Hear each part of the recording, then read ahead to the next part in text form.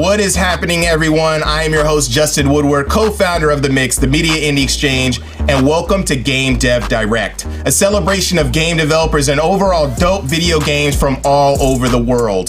The Mix was created as a platform by developers, for developers, and fans of game development as an art form in general.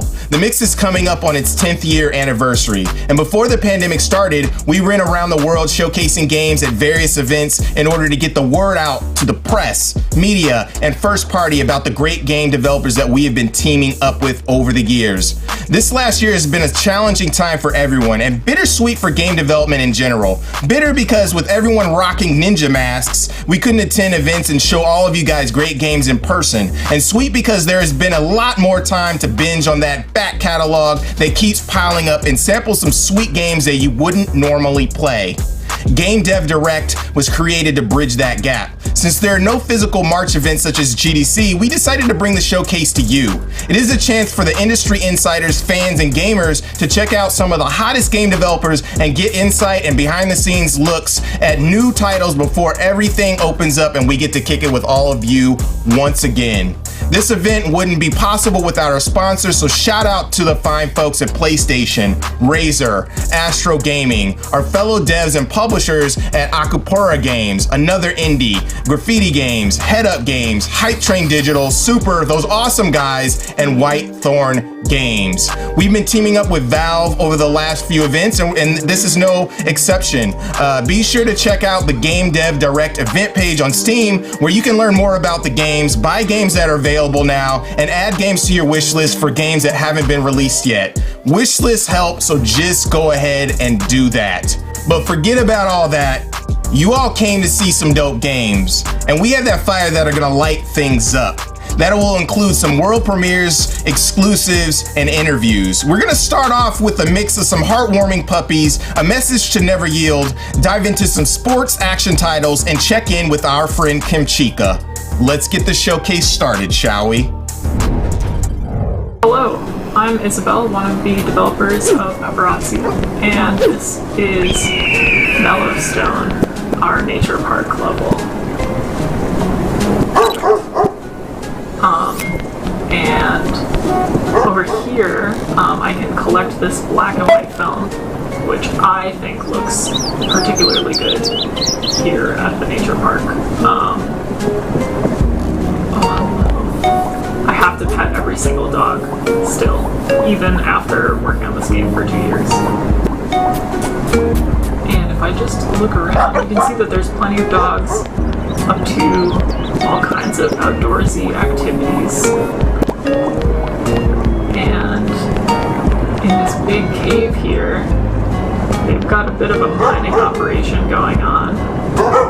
Or they think they do, maybe.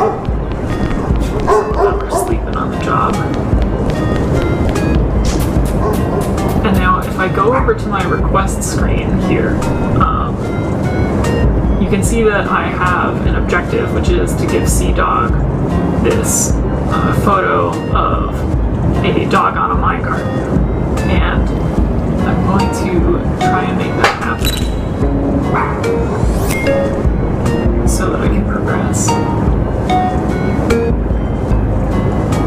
Alright, so I've got this fisheye lens from him, which I can go over and edit my camera and add that fisheye lens.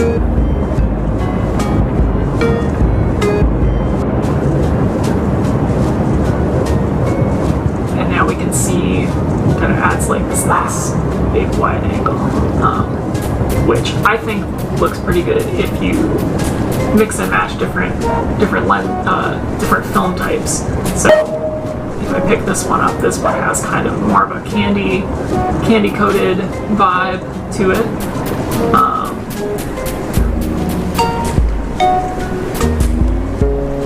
I just want to line up the perfect shot. So that's Paparazzi. Thanks for joining me, and you can wishlist the game on Steam today.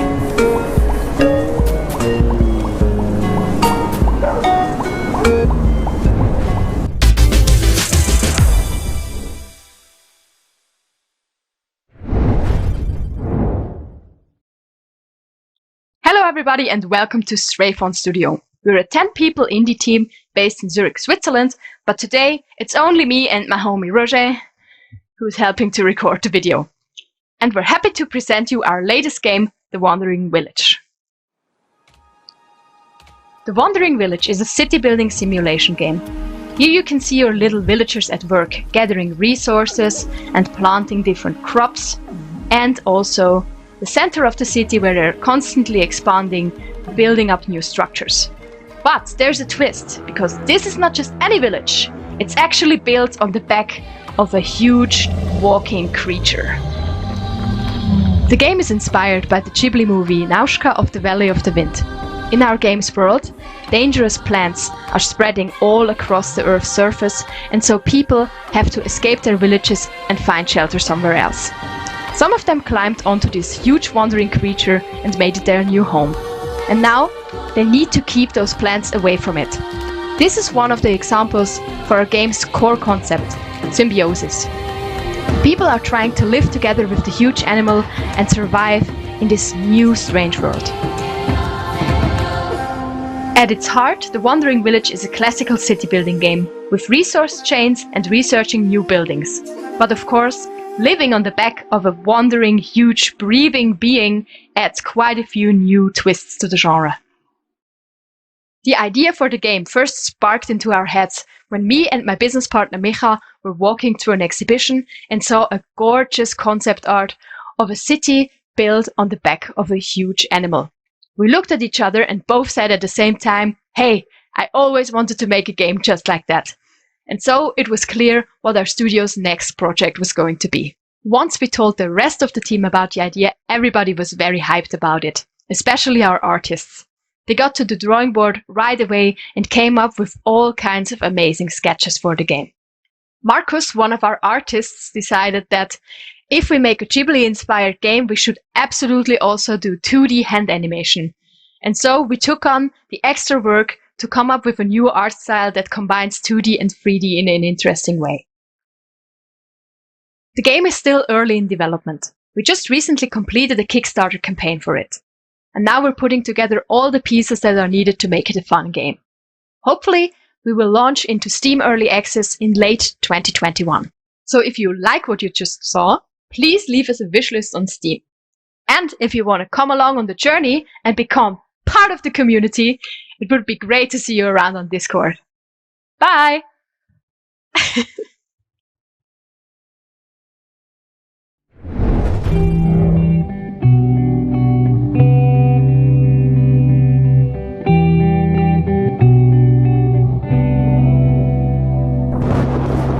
Welcome to Hello Neighbor 2. This is the sequel to the genre-defining stealth horror game Hello Neighbor. In the first game, you played as a kid who suspected their neighbor Mr. Peterson was up to no good and was keeping a secret inside his basement. In this sequel, you'll be playing as Quentin, a local journalist who's investigating the disappearance of Mr. Peterson. Your investigation leads you to an abandoned house that is now occupied by a raven-like being known as the Guest. In order to get to the bottom of this mystery, you'll have to break inside the house while avoiding the Guest at all costs. Just remember, breaking in is easy, getting out is a whole different challenge. The Guest has more than one trick up its sleeve as it tries to prevent you from getting inside his home. You see, the Guest is a self-learning AI.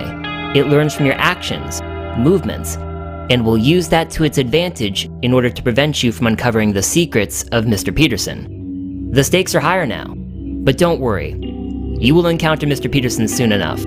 Oh yes, Mr. Peterson is back, and he has taken additional steps to guard whatever he is hiding. And while the first game was limited to just the neighbor's house, Hello Neighbor 2 takes the story and its secrets and expands it to all over Raven Brooks. I hope you enjoyed this brief introduction to Hello Neighbor 2. If you'd like to playtest the game, you can find the Hello Neighbor 2 alphas on Steam and the Microsoft Store. Be sure to follow and wishlist the game on Steam to keep up with future alphas and the eventual release of Hello Neighbor 2. We'll see you in Raven Brooks.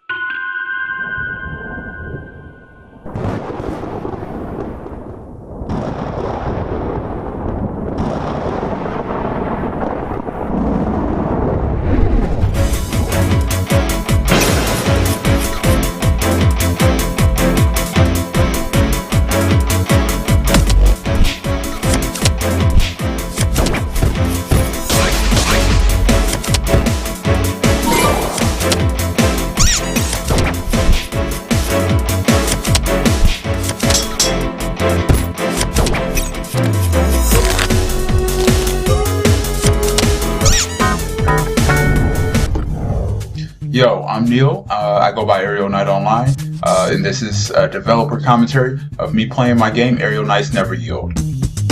Alright, so let's just get going. Hop right to the first level. You can see we have different difficulties.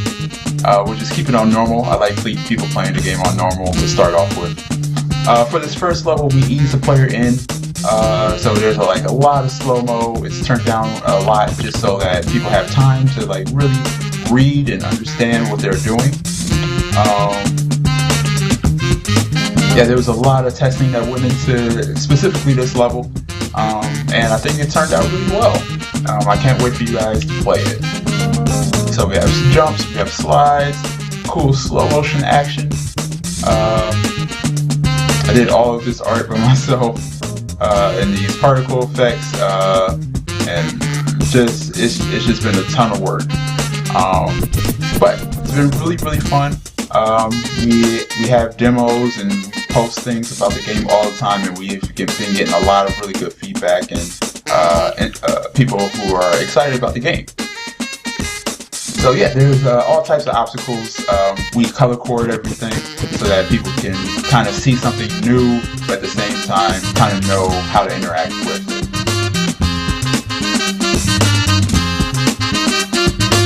So yeah, I put all types of cool moves and acrobatics in the games just to mix things up so it wasn't the same jump and the same slide every time.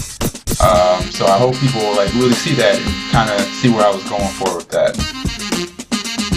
Yeah, so as you can see, the levels just getting faster and faster with the slow motion being less as people learn what's going on or learn how to interact with the game. And really generous with the checkpoints, which I'm super thankful that I did, because I am not the best at this all the time.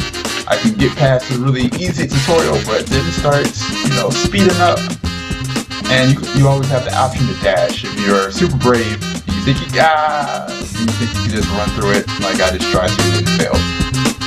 But I hope you enjoy this look at Aerial Knights Never Yield. You can follow me on Twitter at Aerial_Knight. I post things about the game all the time. We have a lot of really cool announcements coming up. I hope you stick around and play the game when it comes out.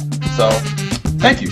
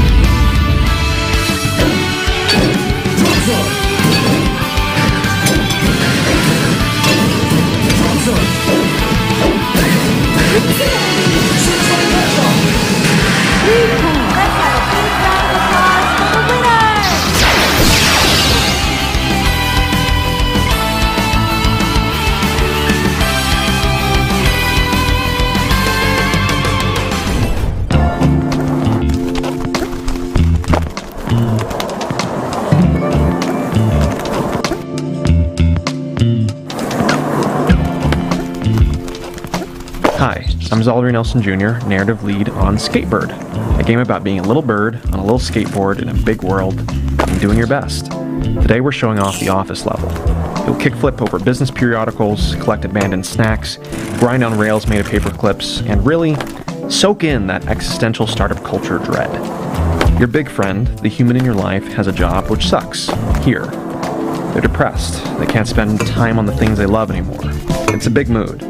So, at this point, about midway through the campaign, you have found a way to infiltrate the office where they work in your quest to make their life better, and make space for your big friend to find time to play with you again in the process. In case you were wondering, Those are not wine bottles you're grinding on. They're special juice. The major focus of the project has been finding a way to blend the shenanigans of a physics game with the smooth, satisfying gameplay you'd find in something like Tony Hawk's Pro Skater. Launching yourself off a ramp, panicking midway through, being certain your fingers or the controls might fail you, and somehow landing end over end. Safe. Coincidences and mistakes and happenstance and split-second ideas resulting in magic. Speeding away with your combo intact, even if it seemed that shouldn't have happened in the first place. You're not quite sure how it happened, but you can't wait to do it again. This process of discovery and messing up and trying again anyway is the heart of skateboarding, because sometimes doing your best just means trying it all. Skatebird is coming soon in 2021, and this is just one of the many incredible levels we've got in store for you. So, wishlist it on Steam and keep a lookout. Thanks so much for watching. These blocks are a familiar sight during March.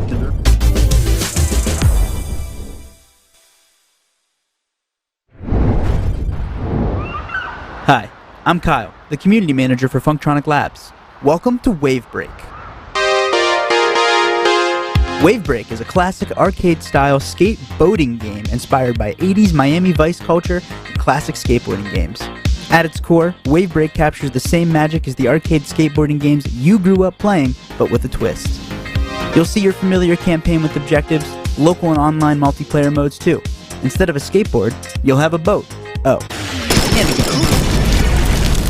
Wavebreak will include a 5-level single-player campaign, an original soundtrack by notable 80s-inspired synthwave artists, multiple multiplayer modes, and full Steam Workshop support for user creations. But more on that later. We have a lot to talk about.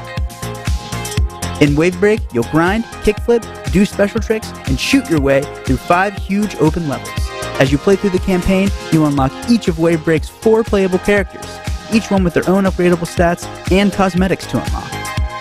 After you've mastered the single-player campaign, dive back into any of the levels and mix it up with a custom game. Casually explore in free play, compete for the highest top score in time attack, or go guns blazing in deathmatch. Any character you've unlocked and customized can be brought into online play to show off your unique style. In time attack, the highest score wins. Be sure to defend yourself during a sick combo with your shield, or ruin your friend's flow with a clean headshot from your pistol. In deathmatch, you'll land tricks for points to spend on a variety of deadly weapons spread throughout the level. Kills are what count in this game mode. We plan to implement new content and improve upon what already exists, giving players new places to skate, characters to upgrade, cosmetics to show off to your friends, and balance updates, based on player feedback. Wavebreak will be launching with a full park creator. Choose from a huge variety of ramps, objects, and NPCs, or use the custom rail and ramp tools to make whatever kind of sweet jumps you want. Choose from a variety of sizes and one of 6 visual themes for your park, and create the skate park of your dreams. Share your own parks online, or download and tinker with someone else's with full Steam Workshop integration. Upload custom decals to decorate your park, or even 3D models. Oh yeah, you can also do this with your friends. Just like the other multiplayer modes in Wavebreak, you and up to 8 of your friends can create their own level together. Each of you will be able to freely switch between editing the park or skating the park at the push of a button. Want to place ramps for your friends while they jump across? Sure.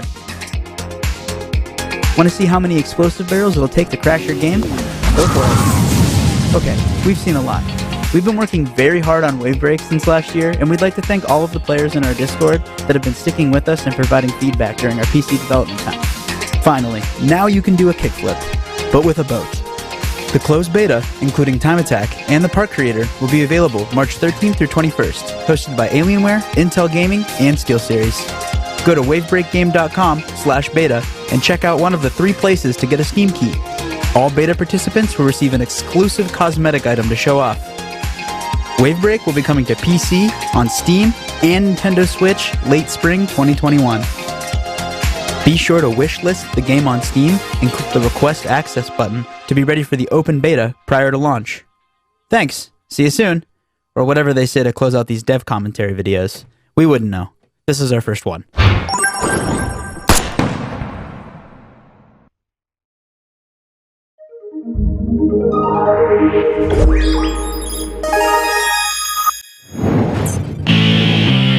Hey, this is Dave Horn, executive producer of Action Arcade Wrestling. And this is Eugene Tukro, lead programmer and designer of Action Arcade Wrestling. Action Arcade Wrestling is a fast and fun, over-the-top wrestling game, paying tribute to the golden era of arcade wrestling games like WrestleFest, Saturday Night Slam Masters, and WWF WrestleMania. To capture the look and feel of those great 16-bit wrestling games, we went with a cel-shaded visual style to capture the retro feel and colorful backdrop of those glory days.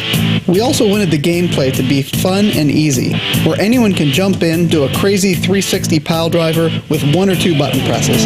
We also tossed in some handy power-ups to give you the edge and save you in a pinch, especially when you need to kick out of a certain 3 count.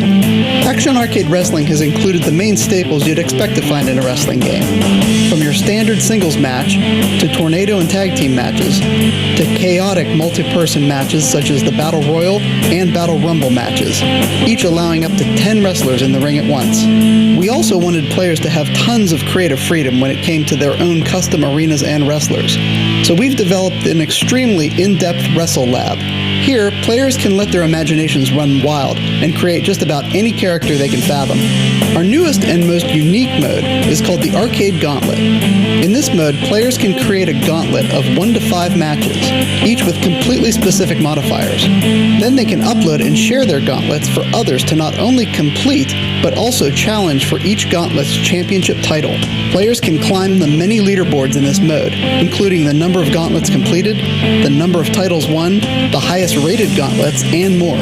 We really wanted to bring back the hilarious fun times when wrestling games were more about fun gameplay, with ridiculous moves, high-flying maneuvers, and colorful wrestling characters. It was really important for Action Arcade Wrestling to have that familiar arcade feel, while still having dozens of different attack, grabs, and slams to perform. Action Arcade Wrestling will be coming out to Xbox One, PlayStation 4, and Nintendo Switch this spring. We hope you enjoyed this video. Thank you, and we'll see you in the ring soon. Hi, my name is Jenny Wyndham, and I work on the indie games side of the games industry with studios and companies like Rose City Games, Kowloon Nights, and Softnaut Week. I also work on the content creator side portion of the industry, creating videos, short-form content, and live streams that center and focus on indie games, and that's under the handle Kinchika. I'm excited about a lot of things that are happening in the games industry right now, but there are 2 that come to mind that I wanted to share. And the first is that the lines are continuously being blurred between AAA and indie studios, and to another extent, the lines are continuously being blurred between genres of games. That's really exciting to me because we not only have more and more indie studios seeing the levels of widespread popularity and recognition normally reserved for studios that have larger budgets and or teams, but it also signals to me that players are increasingly excited to reach out of their comfort zones, try a wider range of titles, experience more stories, and be excited about blending genres together and see what else this medium can come up with, and that's really inspiring. I'm also excited about and hope to see more of increased attention paid towards representation and accessibility throughout all facets of our industry. Not only within the games themselves, through elements like characters, the stories being told, accessibility options again so that everyone can play our games, but taking a look at the teams who make the games that we play. There are already people consistently speaking up about practices in our industry, whether it's looking at hiring practices, retention, crunch, equity among teams, and we're absolutely still working towards progress, but I'm hopeful because, again, especially over the past year, I've seen those efforts being made in various spaces with people speaking up, standing up, and really trying to make sure the industry is a safe and sustainable place for everyone so that developers can continue making the games, we can get even more voices and stories in here, and players can enjoy that wider range and that richer experience that our developers have to offer. Thanks, Kimchika, for hopping on. She has been so instrumental in our streams. So much love there. Definitely looking forward to playing all of these games. Paparazzi has mad personality. Windjammers was an arcade classic from my childhood, and the sports action genre was popping back in the 90s and early 2000s. So that's dear to my heart. So it's cool to see Skatebird and Wave Break killing it out here, preserving the legacy of these type of games from independent game developers and just the best in the business. We wanted to start off with something upbeat and fun, but now let's switch our mood to something that's a little more edgy and then talk to our friend Cup of Noodle. Let's hop back into a nice dosage of more games.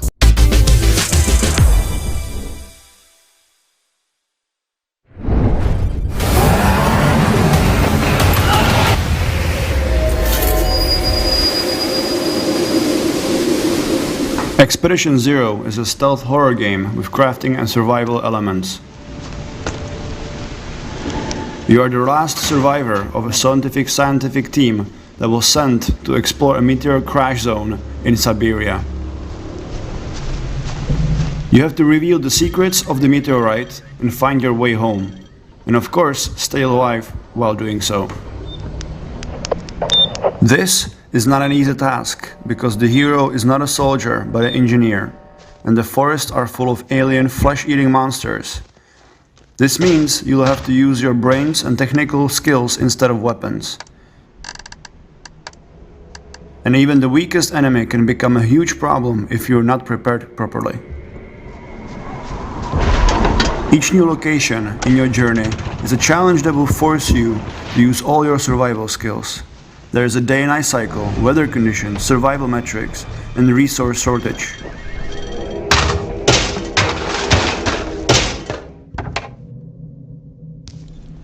You have to keep in mind many factors when you plan your actions, and even if you're ready, you always have an enemy AI that hunts you.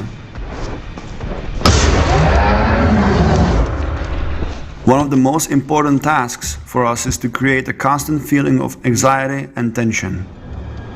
We rarely use screamers to scare the player, but spend a lot of time creating a heavy and unsettling atmosphere with sounds and visuals.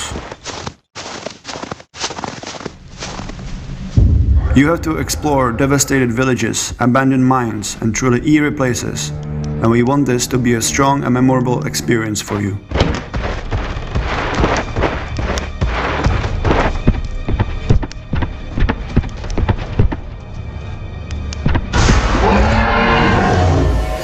If you want to try Expedition Zero, the demo is available on Steam now. Make sure to follow and wishlist the game to keep up with news and updates.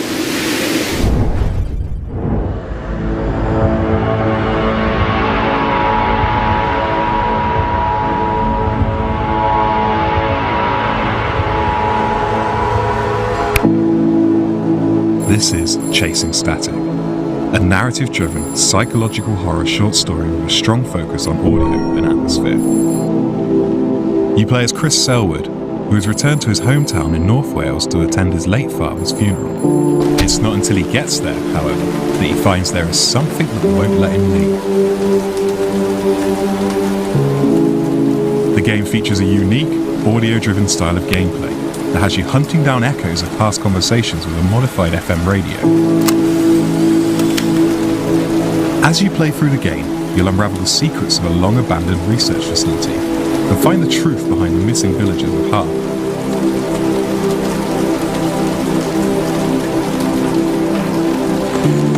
I hope you enjoyed this short gameplay review. If you'd like to try the game for yourself, there's currently a demo available on Steam for a limited time.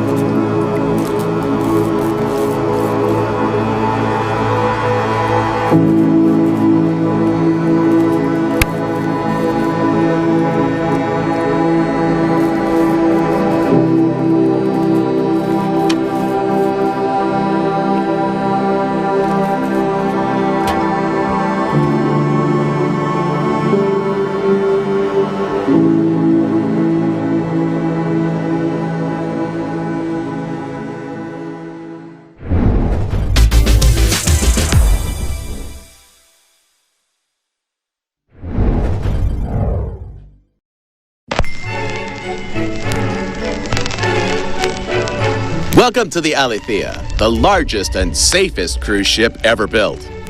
Our luxurious cabins and amenities have been built with comfort and safety as top priorities. And our service-minded staff have gone through extensive training. But even a perfectly designed space vessel can experience anomalies. So, in case of an emergency, please follow these simple guidelines. Number 1, panic is not classy. Number 2, in case of a hull breach, oxygen is your friend. Our patented oxygen restoration system will soon take care of you. We recommend holding your breath.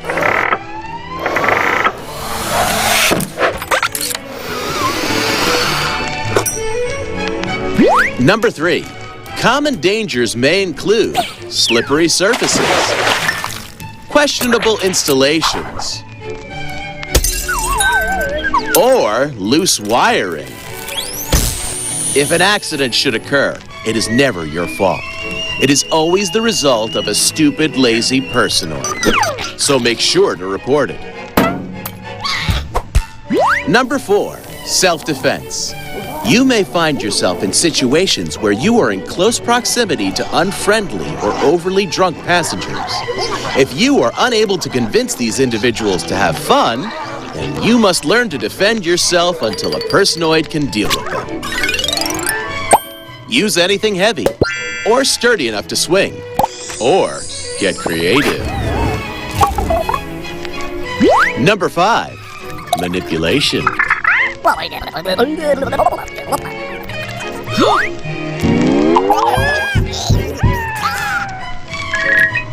Goodbye. It seems she couldn't be trusted to have fun. Having fun is the most important thing on the Alethea. And our crew of friendly personoids will ensure your safety, health, and vigor along your entire journey. Stay fun. First Class Trouble, where cocktails last longer than friendships.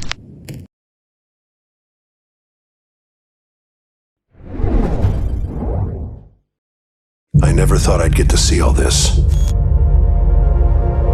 My colleagues and I didn't think there would ever be an actual bridge. A top executive from one of the world's biggest tech companies was found dead in her apartment this morning. Who would have thought that a concept such as the unconscious could ever be seen so clearly through the lens of neuroscience? While the police say that everything indicates suicide, they are not ruling out other options until an investigation is made. It could be a turning point. For all humanity.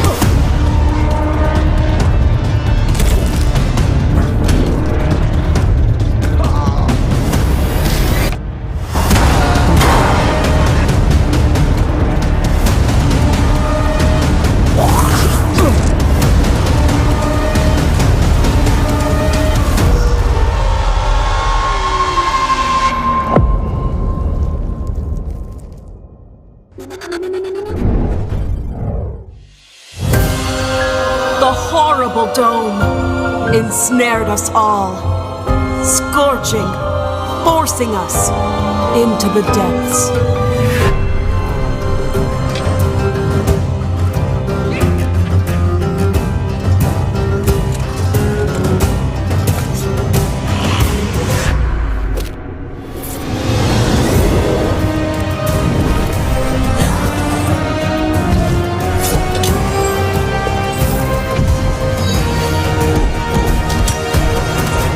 Delve into the deepest chamber.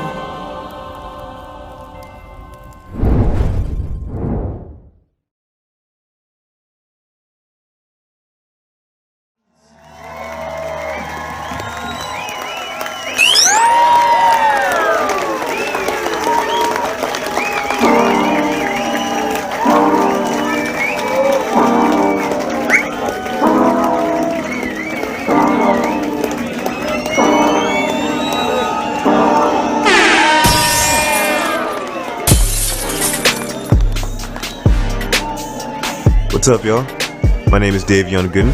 I'm the creative director over at Studios Veer and the creator behind She Dreams Elsewhere. She Dreams Elsewhere is a surreal adventure RPG about dreams, nightmares, and self-identity. You play as Dahlia, a young woman who must confront her own inner nightmares, find a way to wake up from an everlasting dream, and discover just how exactly she got herself here in the first place. Throughout her adventures in the dream world, Dahlia will come face to face with a variety of fantastical beings, each one more dangerous than the last. But not to worry, she'll still have a few familiar faces to help her out along the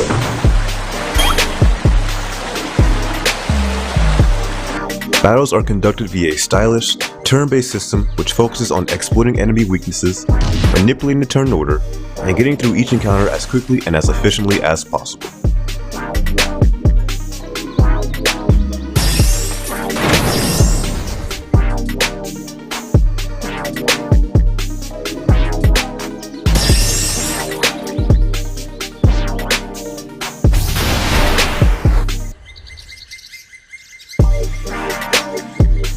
But fighting can only take you so far. If Dahlia truly wants to awaken, she'll have to explore surreal environments, get to know the people within them, and figure out just exactly how this dream world reflects herself. Ultimately, She Dreams Elsewhere is a game about keeping up hope even in the darkest of times, and realizing that it's okay to not be okay. We're all trying our best out here, so it's important to take things one day at a time, you know? There's a ton more to share in the coming months, but until then, I hope you all look forward to the game's release later this year. Peace.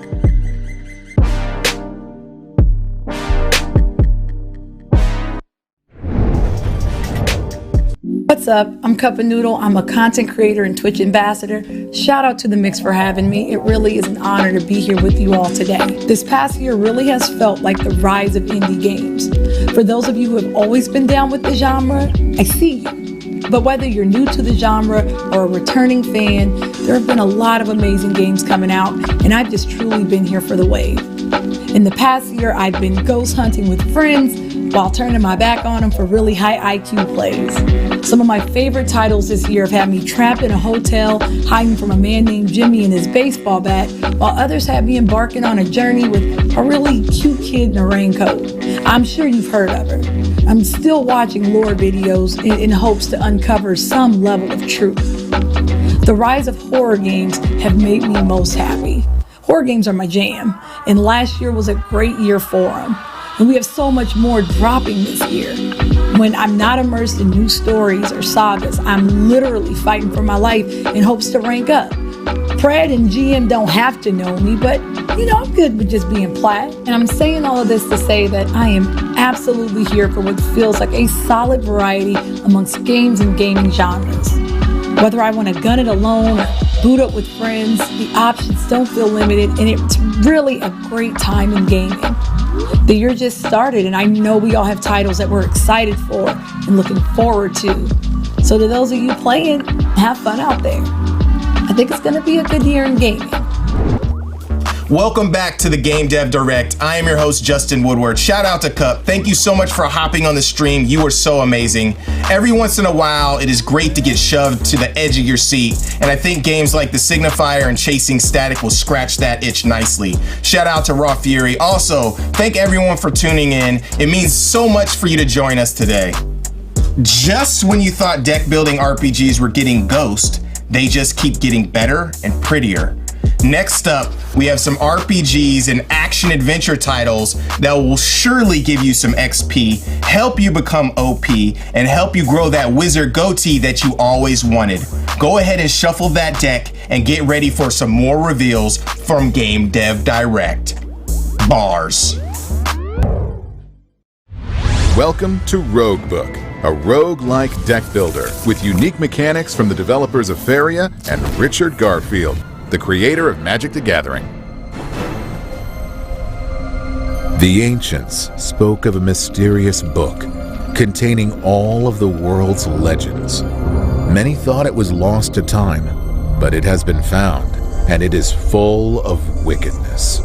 You are trapped in this accursed grimoire, and turning each page represents a new challenge. Roguebook is an exciting mix of adventure and card games. Death is permanent, and content is randomly generated. Use your cards as weapons to defeat your enemies. Choose between 4 unique heroes, each having their own special deck of cards and unique abilities. Start your journey by picking 2 heroes, but be mindful of their strengths and weaknesses. Maximizing their synergies could mean the difference between life and death. In battle, the position of your characters is vital. Only the hero at the front of your team will take damage. Strategically use your cards to put your defender up front and protect your damage dealer. Sequencing your plays according to the enemy's positioning and next moves is the key to victory. During a run, you have many opportunities to draft new cards and assemble powerful combos. The more cards you add to your deck, the more talents you unlock, but the harder it is to control your growing tower of a deck. You can also find gems to socket into your cards, increasing their power dramatically. Build the most powerful deck and destroy all of those in your path. The chapters of the Roguebook are composed of hexagonal tiles and are randomly generated for a unique challenge every run. Win brushes and inks by defeating enemies and use them to reveal new tiles in different patterns, allowing you to explore deeper into the world. There are hundreds of cards, gems, and treasures to be found in the world as loot, via merchants or special events hidden on the map. When you think you're powerful enough, or if you happen to run out of ink, you can face the chapter boss. Emerge victorious to enter a new chapter with harder challenges while keeping your deck and items. But if you die, it's game over, and you must start your adventure again. But all is not lost. Your heroes level up, unlocking new cards. Pages of the Roguebook itself can be spent to unlock permanent perks. The Epilogue system offers challenges matching your skills. It's up to you to see how far the story goes.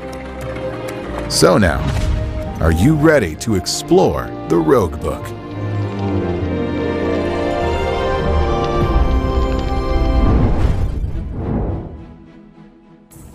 Today we present Doors of Insanity. First up, the multiplayer PvP mode. Each match begins with a timed shopping spree where you can tailor your loadout by buying cards, equipment, and artifacts. Leftover gold can also be saved for any gold-consuming cards if you choose to buy and use them. Players exchange blows, and we encourage you to rack very high absorb values up before ending your turn. The reason is, the damage here will be much higher than you're used to in the single-player dungeon. Each player has their chance to build their own deck and their own set of artifacts to use against you. Feel free to chirp your opponent a little bit along the way using the chat box in the bottom left-hand corner near the HP and mana pot. There's really no end to the unique possibilities or to the characters you can build using this new mode. We hope you love it. For single-player combat, we're showcasing the Sanctuary. It's like the dark side of Sunday school. Here is where the difficulty for our game really ramps up. Your success or failure really depends on how well you built your character, built your deck, what artifacts you brought with you, and what kind of HP you carry from the previous areas into this zone. All the enemies have higher HP and damage. Many of them can even regenerate HP, so you'll have to manage to fight differently and get your kills quickly. It can be deceptively challenging to pass through this area alive, but if you toss a little holy water on these creeps, maybe they'll go down before you do. I wonder who lit all these candles. If the moon calls to you, lay the werewolf card, transform into a frothing beast with boosted crit. Hey, maybe even bring your friend Little Jimmy along for a boss kill. The choices are yours. We'll see you in Purgatory.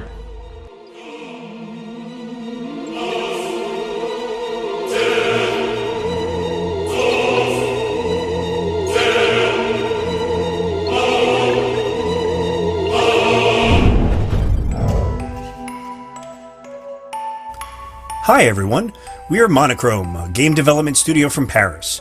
We are working on our new game called Tandem, A Tale of Shadows, which is a game combining adventure, puzzle, and platformer elements.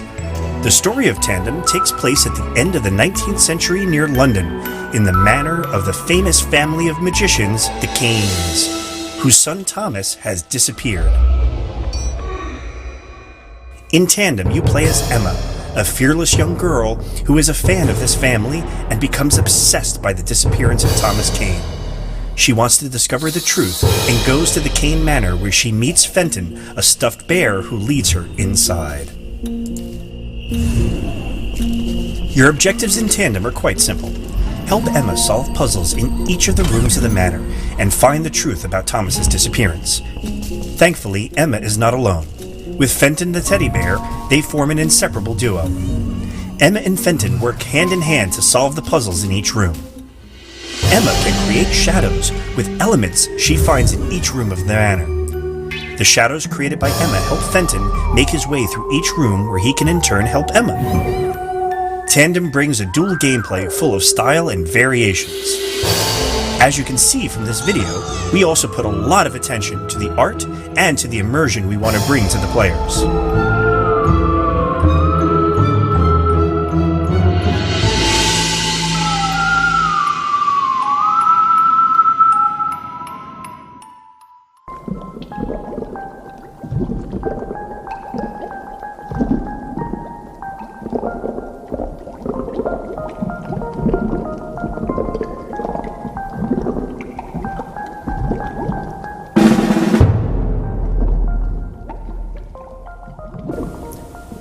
If you like this video, don't forget to add Tandem on your wishlist on Steam.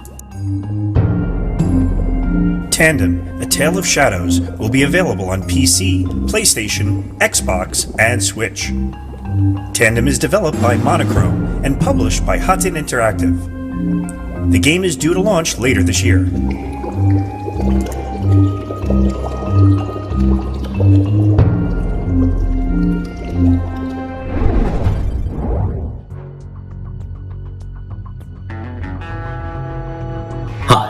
I'm Cord Smith, Marketing Director at Clever Place Studio, and I'm here to talk to you about our upcoming co-op spy adventure, Operation Tango. Featuring asymmetrical gameplay, Operation Tango was conceived to appeal to people who love the story and intrigue of games like A Way Out, as well as puzzle fans who enjoy collaborating in games like We Were Here Together and Keep Talking and Nobody Explodes.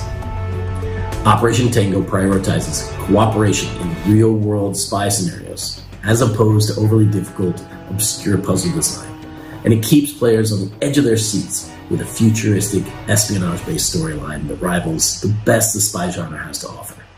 Much like the heroes in those films, you'll find yourself tackling missions in exotic locations all across the globe.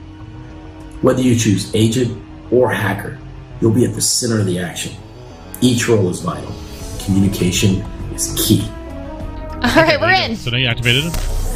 Ooh, oh, there's lasers!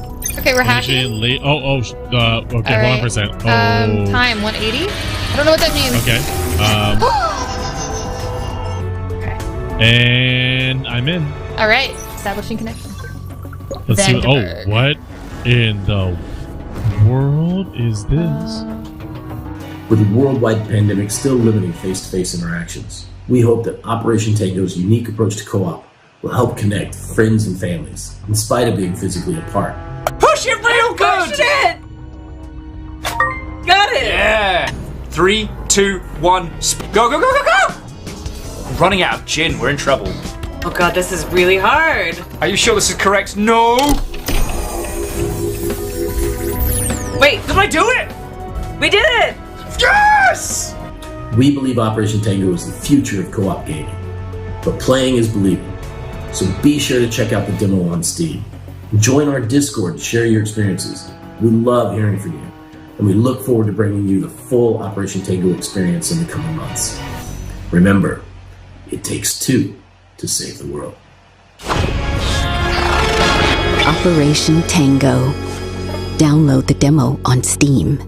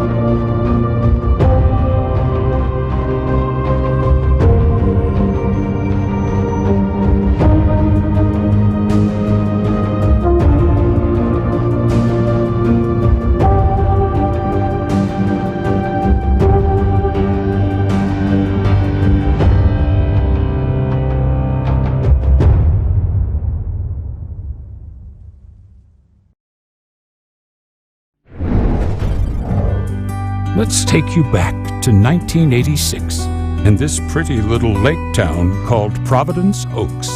Meredith Weiss lives 3,000 miles away, but she's coming back to her hometown to fill in for her dad, a mail carrier. Do you really have to? 2 weeks is a lifetime. That's her boss. Yeah, Steve, I really have to. It's quite a change from her big city job. Different pace, different people. I think it's a toy bear. That's local cat lady Mildred Jenkins. Bit of a nosy posy, aren't you? That's Robert, the lumberjack. And then there's Maureen, who runs the diner. Ashley, it's pancake time! Meredith's 2 weeks in Providence Oaks are quite relaxing. Or are they? Will she reconnect with her best friend Kay? Brings back memories, doesn't it? Any memory in particular you're thinking of?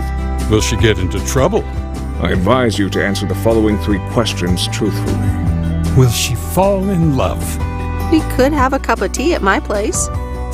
What will she do after her job is done? Go back, stay, or something else? It's all up to you. So return to the 80s and spend 2 weeks delivering mail in a town by a lake.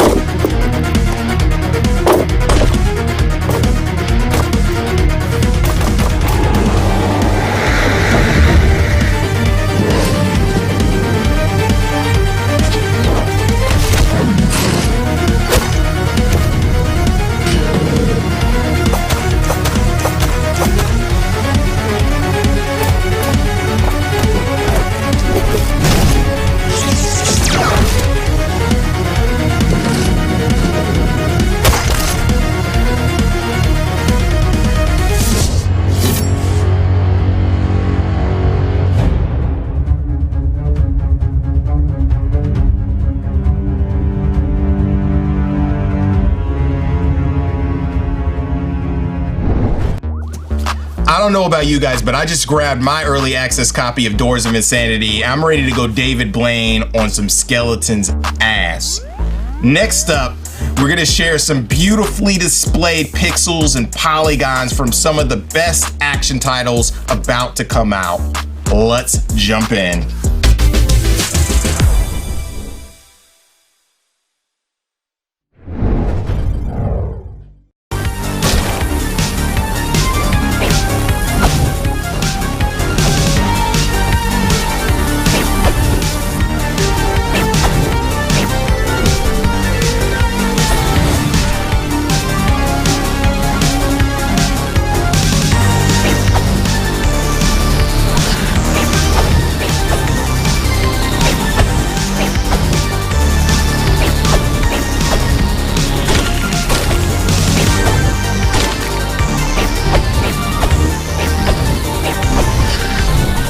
Hello, I'm Natalia Montero, producer at 2 Awesome Studio, and we're working on Aeon Drive. Aeon Drive is a speedrun action platformer set in cyberpunk Barcelona. Your objective in Aeon Drive is to retrieve 5 cores of your engine that broke off when your spaceship crashed, and these are scattered around the city of Neo Barcelona. These scores are about to go critical and will wipe out the whole city if they explode. Thankfully, your trusty advanced AI friend can create a time dilation field and put the whole city in a 30-second time loop until you reach the cores and stabilize them. So, get ready to run through 100 levels on a 30-second timer, which you can see at the top right corner of your screen. Since Aeon Drive is all about time and speed, we gave the player the best mobility tools we could think of. You can jump, wall jump, dash, stomp, and also our main signature ability, the teleportation dagger. Throw the super fast dagger and instantly teleport to where it impacts. Master the art of the teleportation dagger and fly through the levels at speeds that wouldn't be possible on foot. And today, we are showing for the first time, and as an exclusive in the mix, a new game mode. We know games are fun, but they are even better with a friend. Hand over a second controller to a friend and play Aeon Drive in co-op mode through the 100 levels in the campaign.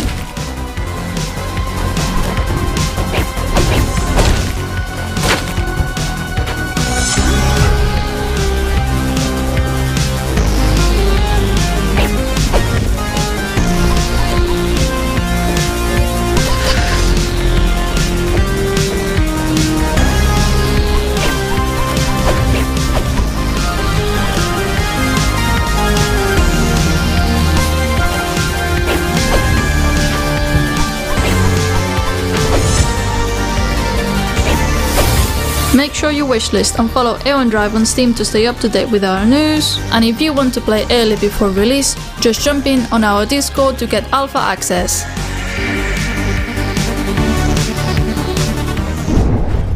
Hello everyone, this is Sandrine from Tribute Games. I'm here to present to you some game footage of Steel Assault by Zenovia Interactive. You might have heard of the Kickstarter project a couple years back, and we're happy to be releasing the title later this year in 2021. The game is a 16-bit style action platformer set in a post-apocalyptic America.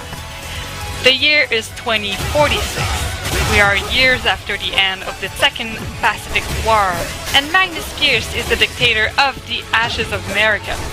Look at what Times Square has become.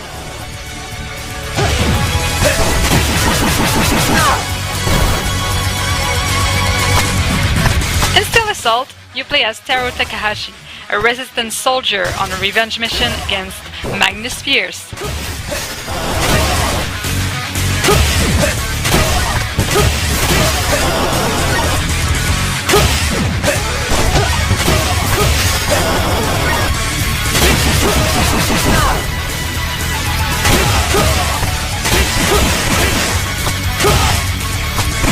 Some new footage of a level called City of Shattered Glass.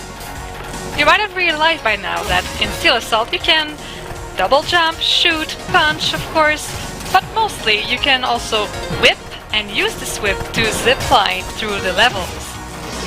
The zipline is a new twist on the classic grappling hook mechanic. You can zipline in 45 degrees angle or 90 degrees angle to be able to reach new platforms or walls that you would normally not be able to reach with the simple double jump.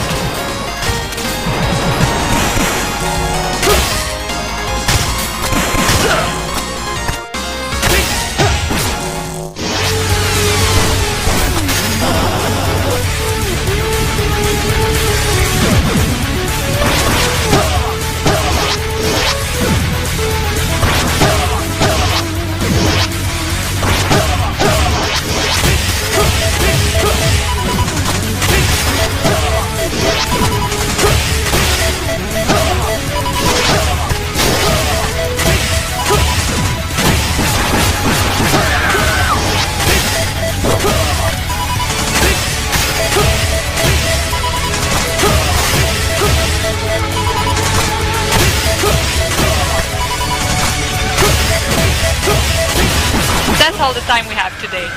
If you want to know what happens next, wishlist the game on Steam. Or if you're a console player, please follow our social media at Tribute Games. Some kids just don't fit in. They don't have goals. They don't have ambitions. They don't try much of anything. Kids like us.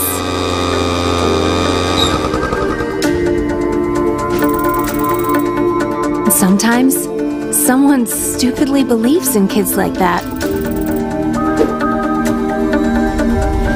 And when someone like that disappears, when they're taken from your life, you'll do everything. Anything you can. To save them. It doesn't matter what stands in your way. Not monsters, not armies, not even each other. People who believe in you, who believe in us.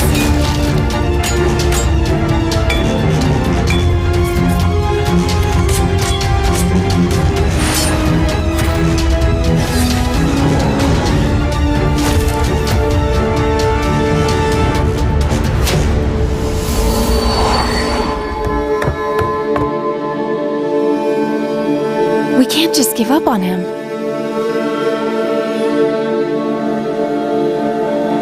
No matter how long it takes.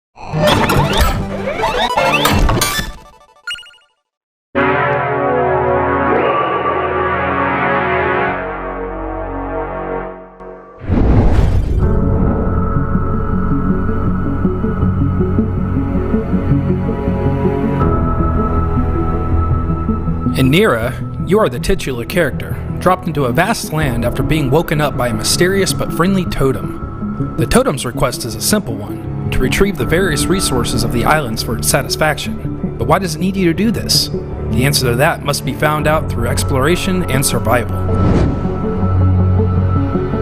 Once you arrive in the land, you are given your first retrieval task and left to your wits.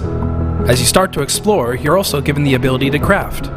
When you're harboring resources, you can choose to spend them at the totem to continue leveling up, or you can use them to craft. On any given day, you could be crafting anything from a house and fire pit to cook your food on, a tool for chopping down trees or hammering apart rocks, or even a weapon to protect yourself from enemies out to keep you from your resolve. As you collect more and upgrade, you can craft stronger tools and a larger home, among many other things. It's obvious that the crafting and harvesting of resources will play a vital role in your survival. By crafting transport, you can travel faster to various parts around you to find items unique to certain areas. Want to get across the water quicker and avoid the dangerous sharks below? Craft yourself a boat and get sailing. Try traversing the landscape by taming a nearby animal. Maybe they'll let you hitch a ride. Or if you have a need for speed, you can even craft a biplane and take to the skies. All of these methods of transportation will help you greatly in your journey. Speaking of the many perils around you, it's important to note that survival isn't just a game of keeping yourself fed and in good spirits. There's a lot of creatures around who would love nothing more than to make you their next snack. To give yourself an edge, you're able to craft various weapons, including crossbows, guns, and swords. When the night falls, the hunt begins, and you're the prey. Some encounters may feel pretty tame at first, but don't get too confident. The situation can always get hairier, so stay on your guard. And when you feel powerful enough to take on a challenge, you can enter the dungeons, where you'll take on waves of enemies coming at you from all directions. The rewards for these trials can be great, but the risk is greater, so come prepared. Over the many days you'll spend here, it's always wise to maintain your living by leveling up. Completing tasks for the totem and offering resources helps get you there. Once you have achieved these things, the totem will imbue you with power, helping you reach your full potential and granting you new abilities. This is the key to not only surviving, but thriving in Nier.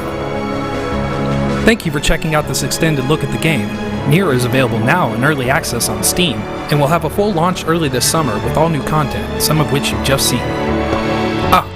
Thanks, Nier, I almost forgot.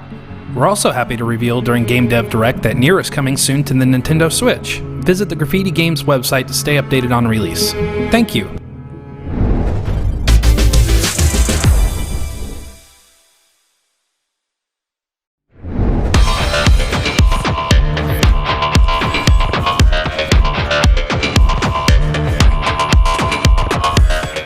Hello! Despot's Game is a game about a team of brave heroes. Hey, stick to the script. Despot's Game is a game about a great artificial intelligence who created a stunning maze in which a company of puny humans tries to survive, but hilariously dies all the time. There is no joke. It's not funny. How about that? Ow! Now, read on. Despot's Game is an ingenious blend of auto-battler and roguelike. You have to build a team of puny humans, buy them items and mutations, and let them fight automatically. Ouch! Why? I just like to shock you. Please continue. The dungeons are generated from scratch every time, and each game session is unique. This is true for all roguelikes. Why would I even say that? Ow! Nobody asked you to think. Just read the text.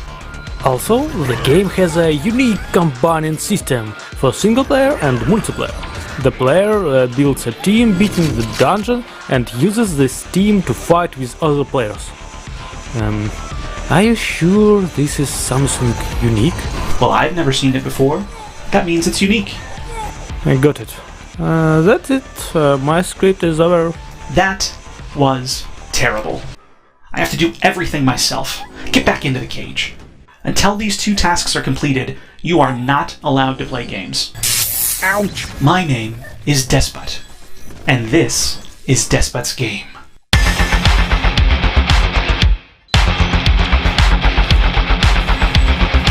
Auto-battler roguelike with fast-paced battles, cool music, and juicy pixel art. You'll control a crowd of puny humans who will constantly die fighting their way through hordes of monsters, and in the end, if they survive, fight the puny human teams of other players in the arena. Also, the game has quests and random events, and every playthrough is different. And there's just a ton of stuff in this game. You can find tanks hiding behind refrigerators or coffins, throwers of shurikens and stale pretzels, and even cultists with creepy tentacles shooting out of their arms. I mean, it's a great game! Go and test the demo. It's available on Steam right now. And see for yourself.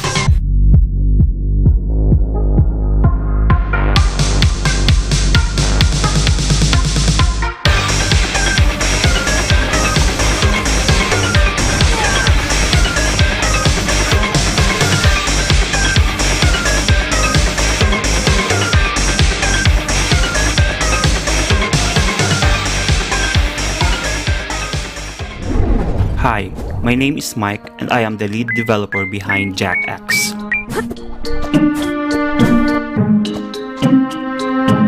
Jak X is a 2D open-world platformer game where you can explore each level freely to your heart's content.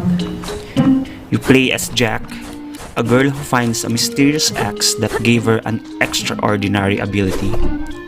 With the help of your axe, you can perform a dash and chain it with some clever moves. Push objects, solve puzzles, and maybe have fun with some minigames. During your adventure, You will encounter a bunch of challenging levels and find hidden gems across the map.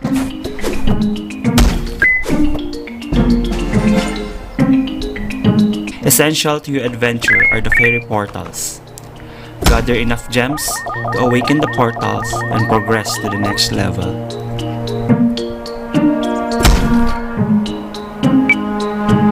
You can also collect coins that later on can be used for customization and play some minigames.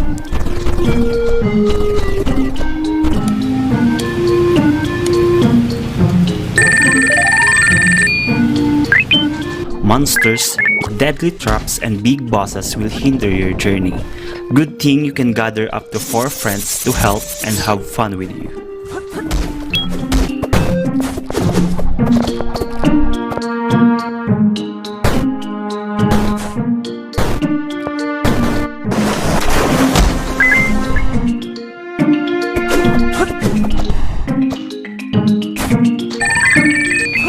You can also access Assist Mode to modify the gameplay and practice your skills.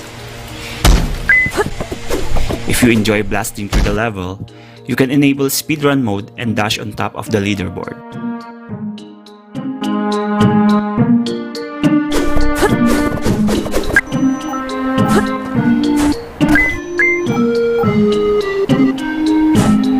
Don't forget to wishlist Jackaxe on Steam and join our Discord, discord.gg/AI, as we will be launching Jackaxe Trials, a speedrun event where the winner will get mentioned in the credits and be an Easter egg in the game. I can't wait to see you axe and dash in Jackaxe.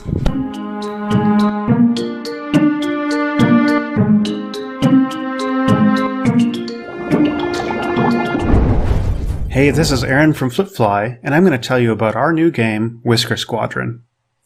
Whisker Squadron is our take on forward-moving aerial combat.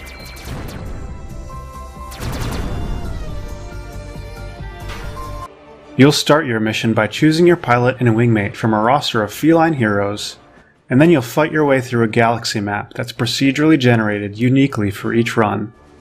Whisker Squadron was developed from the same core technology we used to create Race the Sun, so you can expect an experience that's smooth and exhilarating. Each pilot has their own unique special abilities and characteristics. Here we see Olivia using her lock-on missiles to take out multiple targets at once. As you traverse through the galaxy map, you'll have several paths to choose from. As you travel between worlds, you'll encounter special events where you'll make tactical choices that will affect the rest of your run. In this event, we're offered a choice of upgrades from a friendly base. You'll also be presented with weapon and ship upgrades with each run that will appear in shops along your way. These vary from primary weapon upgrades, like these rockets, to more exotic upgrades, like this electromagnet, which lets you pull in nearby power-ups when you execute a roll. Each run through the game will take about 30 to 40 minutes for experienced players, with lots of secrets to find and items and pilots to unlock. One of the elements of Whisker Squadron that we're most excited about are the procedurally generated boss fights, which are a first for this style of game.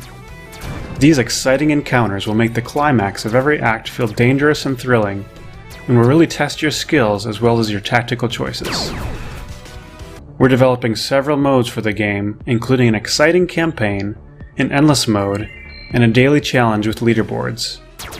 We're also adding lots of ways to customize your experience and take on new challenges as you level up your skills. Whisker Squadron is coming to PC and consoles in early 2022. We'll be launching a Kickstarter campaign this April, so be sure to check out whiskersquadron.com for details. So many great games on the show. It's so awesome to have these guests and friends showcasing. It's definitely an honor. Please let us know what games you are looking forward to checking out, and please support the developers by wishlisting their games, following them on social media, or just pre-ordering their games in general, giving them feedback. They'll definitely appreciate that. That being said, we want to shout out our broadcasting partners for today. Shout out to Twitch, GameSpot, Valve, and of course IGN. If it wasn't for your support over the years, this definitely wouldn't be possible. We love you guys. Thank you so much. Shout out to all of our sponsors. Here they are in all of their glory. So it's so awesome working with all these folks and these publishers and developers. We have a dope segment coming up with some of the games that I've been waiting for, and some of them we've actually showcased at live events. We often work with publishers that make the quality of life for devs easier in order for them to focus on their craftsmanship, and this pub is no different. Check out some awesome games from Hype Train Digital.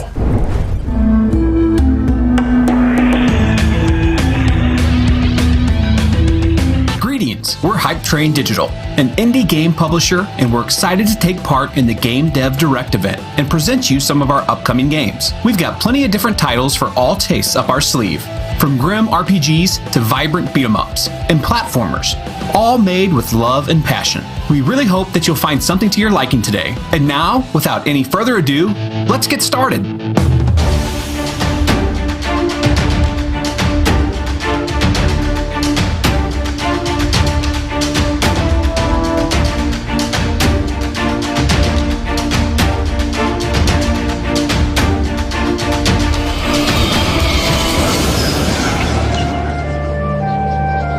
Black Book, a fusion of card-based RPGs and adventure games. Black Book is a haunting tale of a young sorceress who gave her life to serve the dark forces.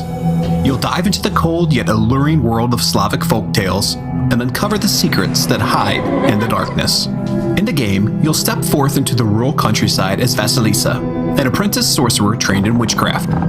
She decides to throw her fate away and marry her beloved one, but that dream is shattered when her betrothed dies under mysterious circumstances. Aching for her lost love, Vasilisa seeks out the Black Book, a demonic artifact said to be powerful enough to grant any wish to the one who uncovers all 7 of its seals. You'll step into the shoes of a devil-fighting sorceress and travel the province of Cherden to unseal the Black Book and solve the plights of people in need. To unlock each seal of the Black Book, you will have to battle otherworldly forces using a unique card-based combat system. Each turn, you can pose a spell by putting together multiple cards, each with its own special effect. To grow stronger, Vasilisa also relies on the aid of demons, whom she sends out to do her bidding. You will have to recruit demons and pick out ones with the right abilities to get the job done properly. Black Book has a free prologue available on Steam, and the full game is coming to PC and consoles later this year. Make sure to wishlist Black Book on Steam right now.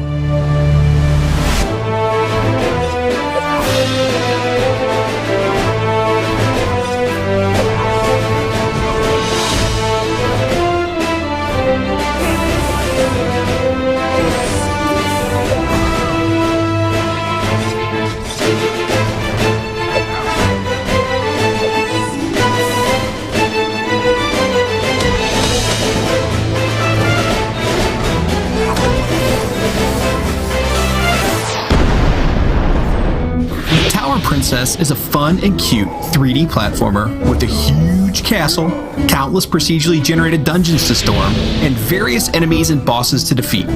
But there's even more to it. Once upon a time, in a faraway land, an evil dragon took prisoner every royal heir he could meet. Lots of worthy suitors of every kingdom tried to face the beast without success. Now it's your turn.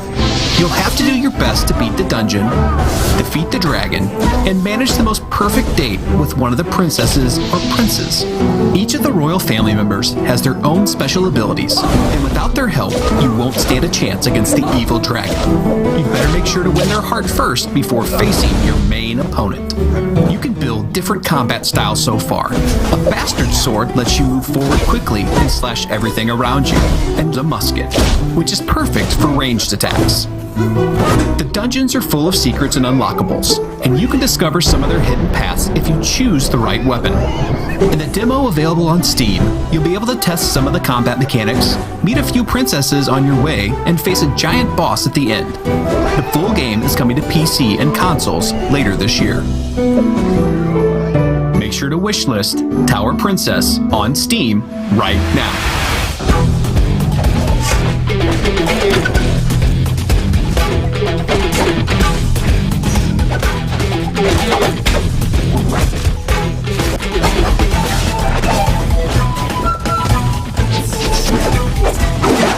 Toonche is a 2D hand-drawn beat-em-up in the style of action classics such as Final Fight or Streets of Rage, with some modern hack-and-slash mechanics and roguelike elements.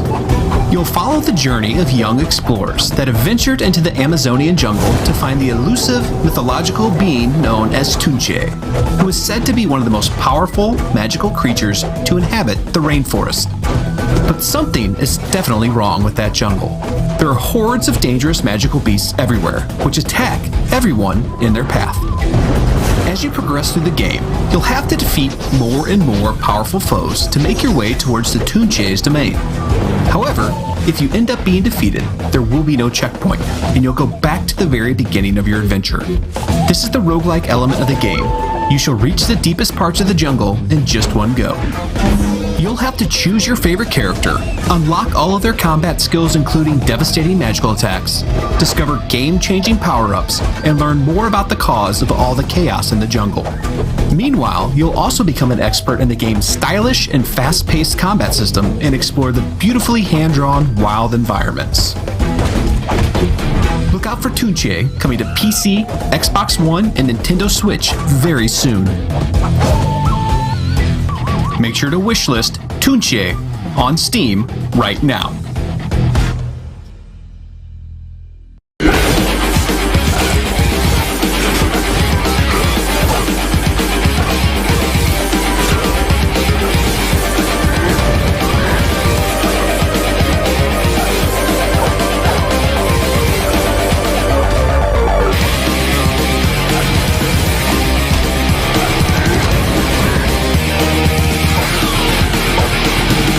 No Light is a brutal action-adventure set in a grim underground world ruled by the mysterious cult, Church of the Great Hand. Years have passed since the global catastrophe that eradicated almost the entire human population. The remaining people live deep underground now, within the last bastion of humankind, ruled by a severe religious cult that provides them with protection and safety, yet for a bloody price. To embark on a dangerous journey through this hostile world and find a way to bring your only child back, who was taken away by the church. In the dreadful world of There Is No Light, you'll face dozens of enemies and horrific bosses that have inhabited the underworld for thousands of years. The gameplay centers around an aggressive fighting style resembling a deadly dance where any mistake can be your last. One of the key features of the game's combat system is instant weapon switching, using 4 different weapon types and skills. You'll be able to perform various combos. And don't forget about the karma system. Thanks to it, the in-game world will react to your actions and decisions, so it can make your playthrough a little bit easier or much harder. In the current demo available on Steam, you'll be able to complete 2 locations with a giant boss behemoth waiting for you in the end. There Is No Light is planned for release on all platforms at the end of this year. You can wishlist There Is No Light right now on Steam. Thank you for checking out the games we are working on. We have one last project to share with you. And with that, we are handing it over to Ed Paris of So Romantic Studio. Hi folks, I'm Ed Paris, lead developer on Jackmove, our upcoming cyberpunk-themed JRPG. The game features a gritty story, cyberspace battles, stunning modern pixel art, and a wicked soundtrack. You take on the role of Noah Solaris, a sassy young hacker. Whilst researching digital reanimation, Noah's estranged father is kidnapped by the overreaching Monomind Corporation. They want to get their hands on his technology for their own nefarious schemes. You have to help Noah find her dad as she finds herself along the way. As you take on Monomind, you'll be helped out by Ryder, Noah's best friend and tactical planner, as well as her uncle, Gwyn, a suave ex-corporate spy. I'm sure they have some tricks up their sleeves to help you on your journey. Of course, you'll be battling all sorts of ruffians and corporate flunkies on your way, as Monomind try and stop you from rescuing Noah's father. Jackmove features beautifully animated and tactical turn-based battles. We get to see how Noah's specially boosted nervous system and cyberspace deck are interpreting the world. From here, we can choose which software abilities Noah will perform and watch them play out in a virtual version of real life. When in cyberspace, Noah fights alone, but her cyber combat skills are powerful and adaptable. She is able to swap out her installed software mid-battle in order to best deal with the situation.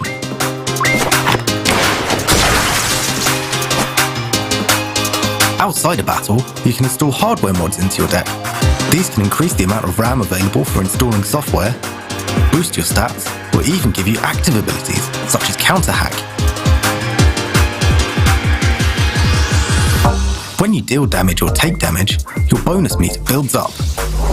When it's full, you're able to bust out a powerful Jack move. These super special moves require a little skill to execute, but with the right timing, you can deal a ton of damage.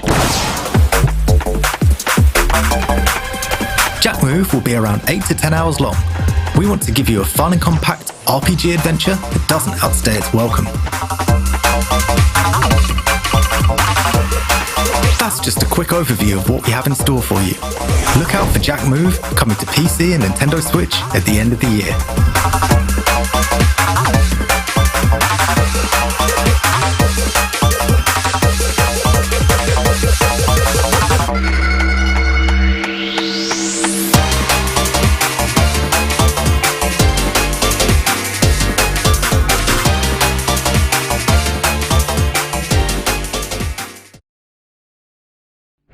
Welcome back to Game Dev Direct.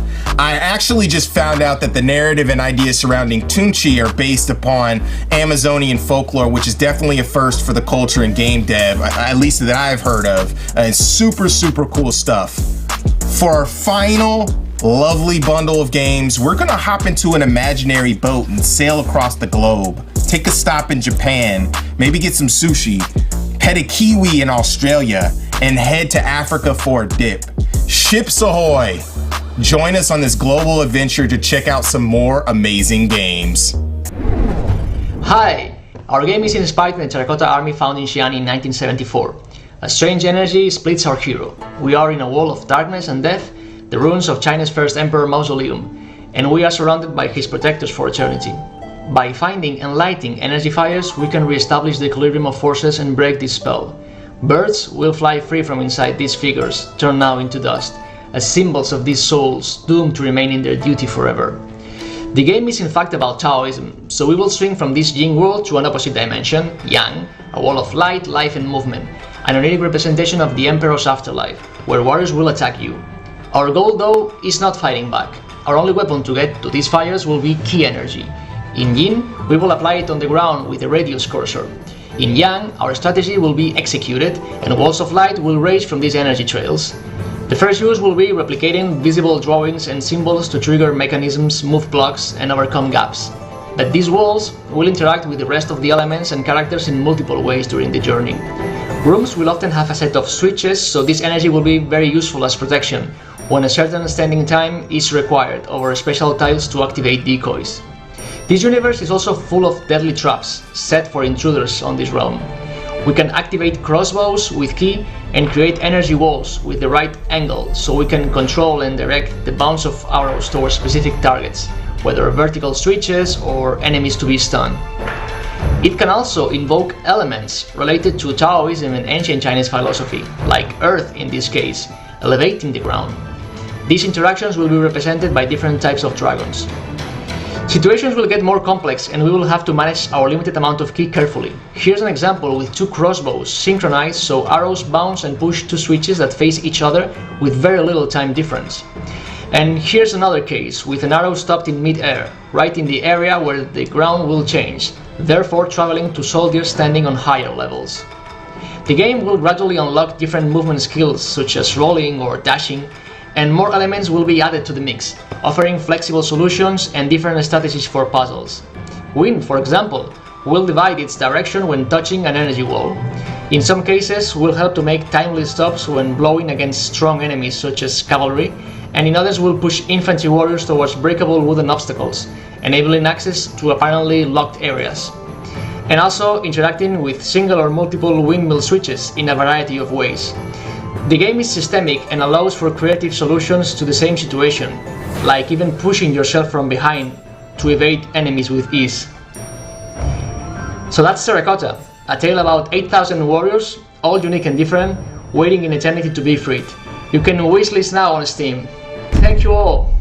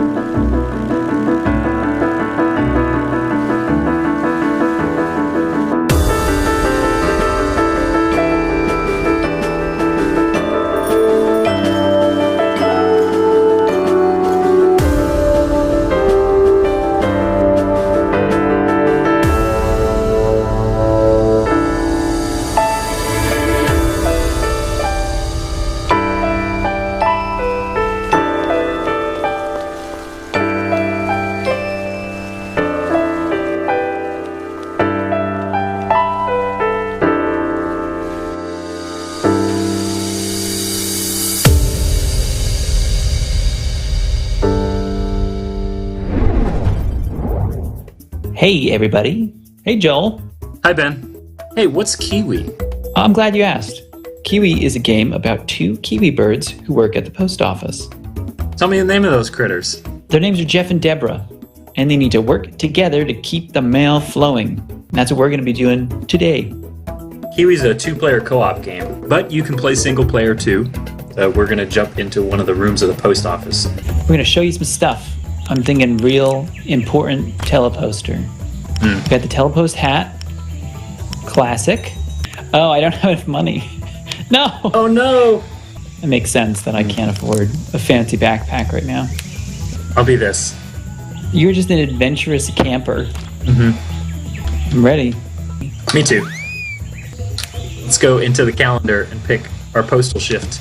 So in this level, we're going to be transcribing customers' audio messages onto paper, ransom note style. You pop it in, I'm going to hit the button.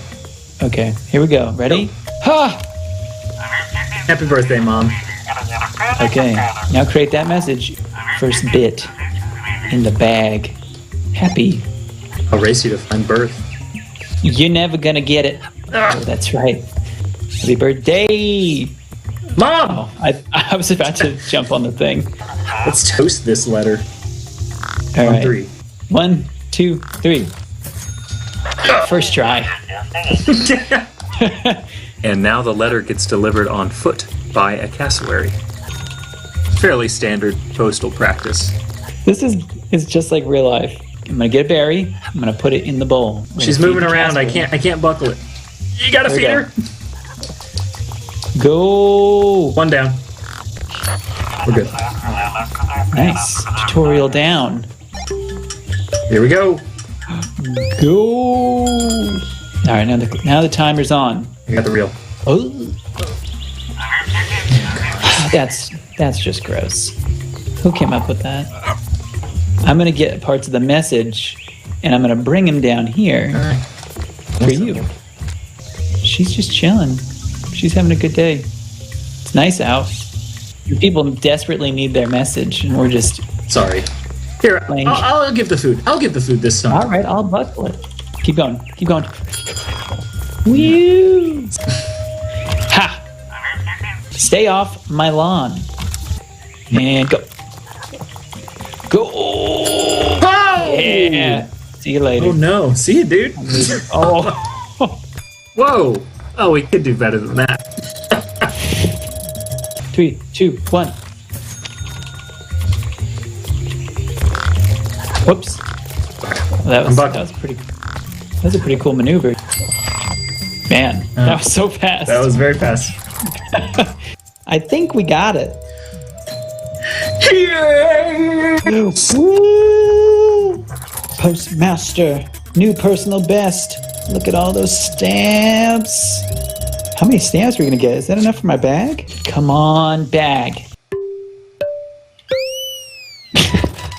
All right. Sandstorm. Sorry, Sandstorm, but we got to break the rules here to say something more important. It's gonna be in blood red. Send them out. Is this not how you spell Sandstorm? Thanks for watching. If this looked fun, follow our progress, and we can't wait to have the game ready for you later this year. Thanks for watching. Let's get out of here, Ben. Let's cheese it. Bye.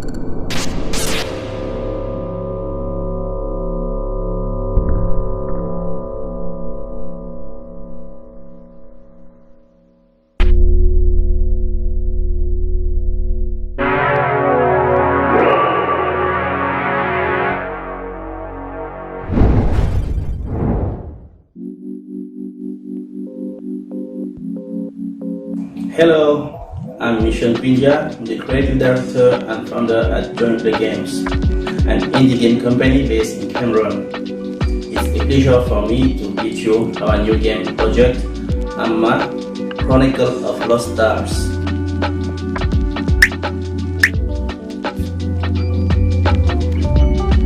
Amma, Chronicles of Lost Stars is an Afro-fantasy role-playing game set in an ancient world inspired by the Dogon mythology and cultures.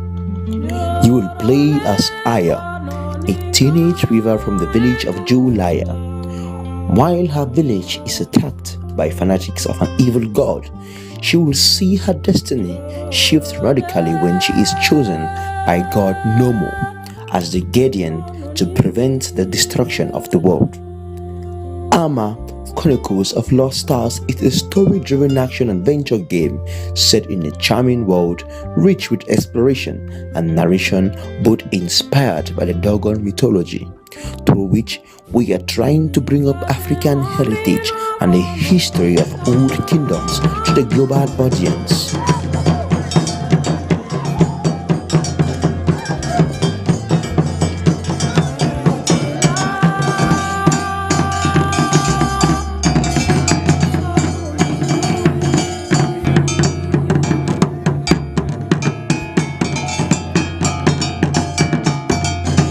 main key features are exploration. The game is inspired by African mythology, allowing us to create diverse levels of location, demons, characters, and bosses. The team wants to tell a story set in Africa, which has rarely been done before in the video games industry. We visited some special places in Africa, especially in Mali, Senegal, and Cameroon, where we gathered inspiration for the game's universe. Arma Chronicles of Lost Stars invite you to discover a unique and original experience where you will take part of the secret of the origin of the world in a magical universe driven with awesome soundtracks. Strategic and dynamic combat. Experience a rich, fast-paced combat with various types of melee weapons and moves. Use ranged weapons combined with magical elements to inflict a variety of damage on enemies. The game is developed by a versatile and creative team in love with African cultures based in Africa and dispatched all over the world. We use the power of the internet to manage the project, define deadlines, and facilitate communication between collaborators.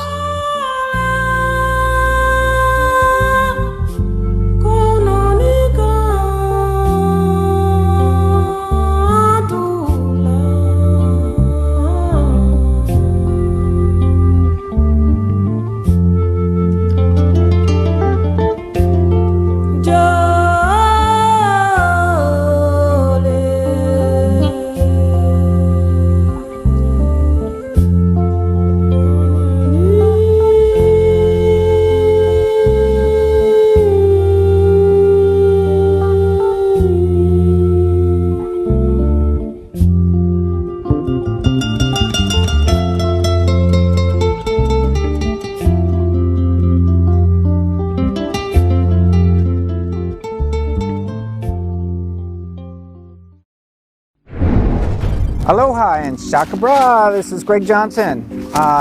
In Lahaina on the island of Maui. You can see behind me there, that's the island of Lanai. I don't know if you can see that.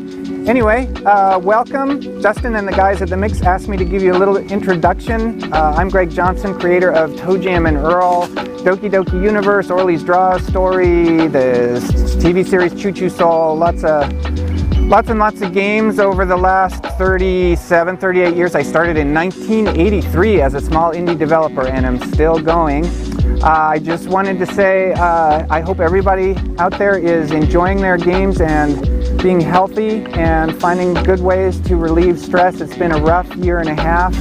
Also, I hope you're still taking good care of yourself, wearing your masks, washing your hands, keeping your distance, and hopefully we can all get our vaccine sometime soon. Crazy as this might sound, it's actually been kind of a good time for indie game development. We've all been through a rough time this last year and a half, but there have been a lot of interesting things under development this past year, and hopefully you'll get to see some of those soon. So yeah, take a look for something fresh and new. I'm sure Justin and the guys at The Mix have a whole bunch of things to show you. Enjoy, relax. All right. Back from our magical journey. We miss traveling so much and seeing everyone at our live events. I can't wait to get back to connecting with devs and folks in person and traveling around the world. Thanks to Greg Johnson for being a part of the show. Can't wait to visit you in Hawaii.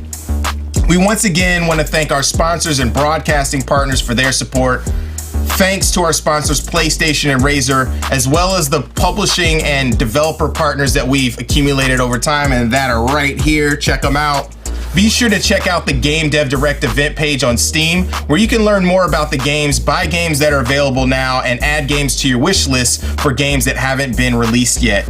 Wish lists definitely help the developers, so make sure to do that and follow them on all their social platforms.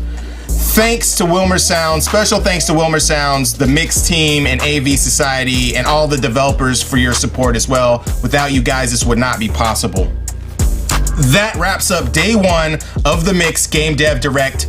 Later today, we have our post-show where Katie Williams will be joining me for some interviews and exclusive gameplay sessions with some amazing devs and overall dope games.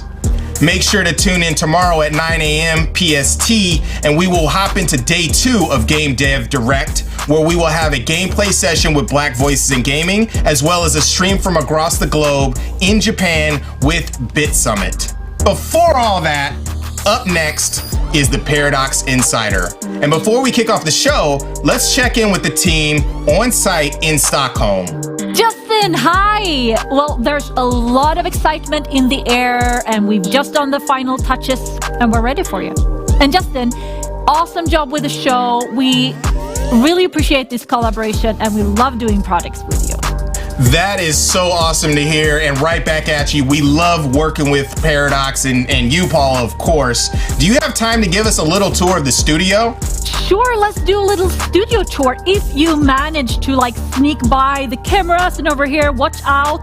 Over here, there's a little mystery pyramid going on. Troy is sitting here relaxed, but in a few seconds, you're gonna work your ass off, right? This is a lounge area where we're gonna have some guests dropping by, and yeah, you can see what we're doing here, right? Over here, though, there's a more of an intimate setting. Hi, we're just dropping by, and we're gonna have some guests calling in. I'm gonna talk to Brenda Romero there, for example, in a second. And finally, the third stage, guys, come on over here.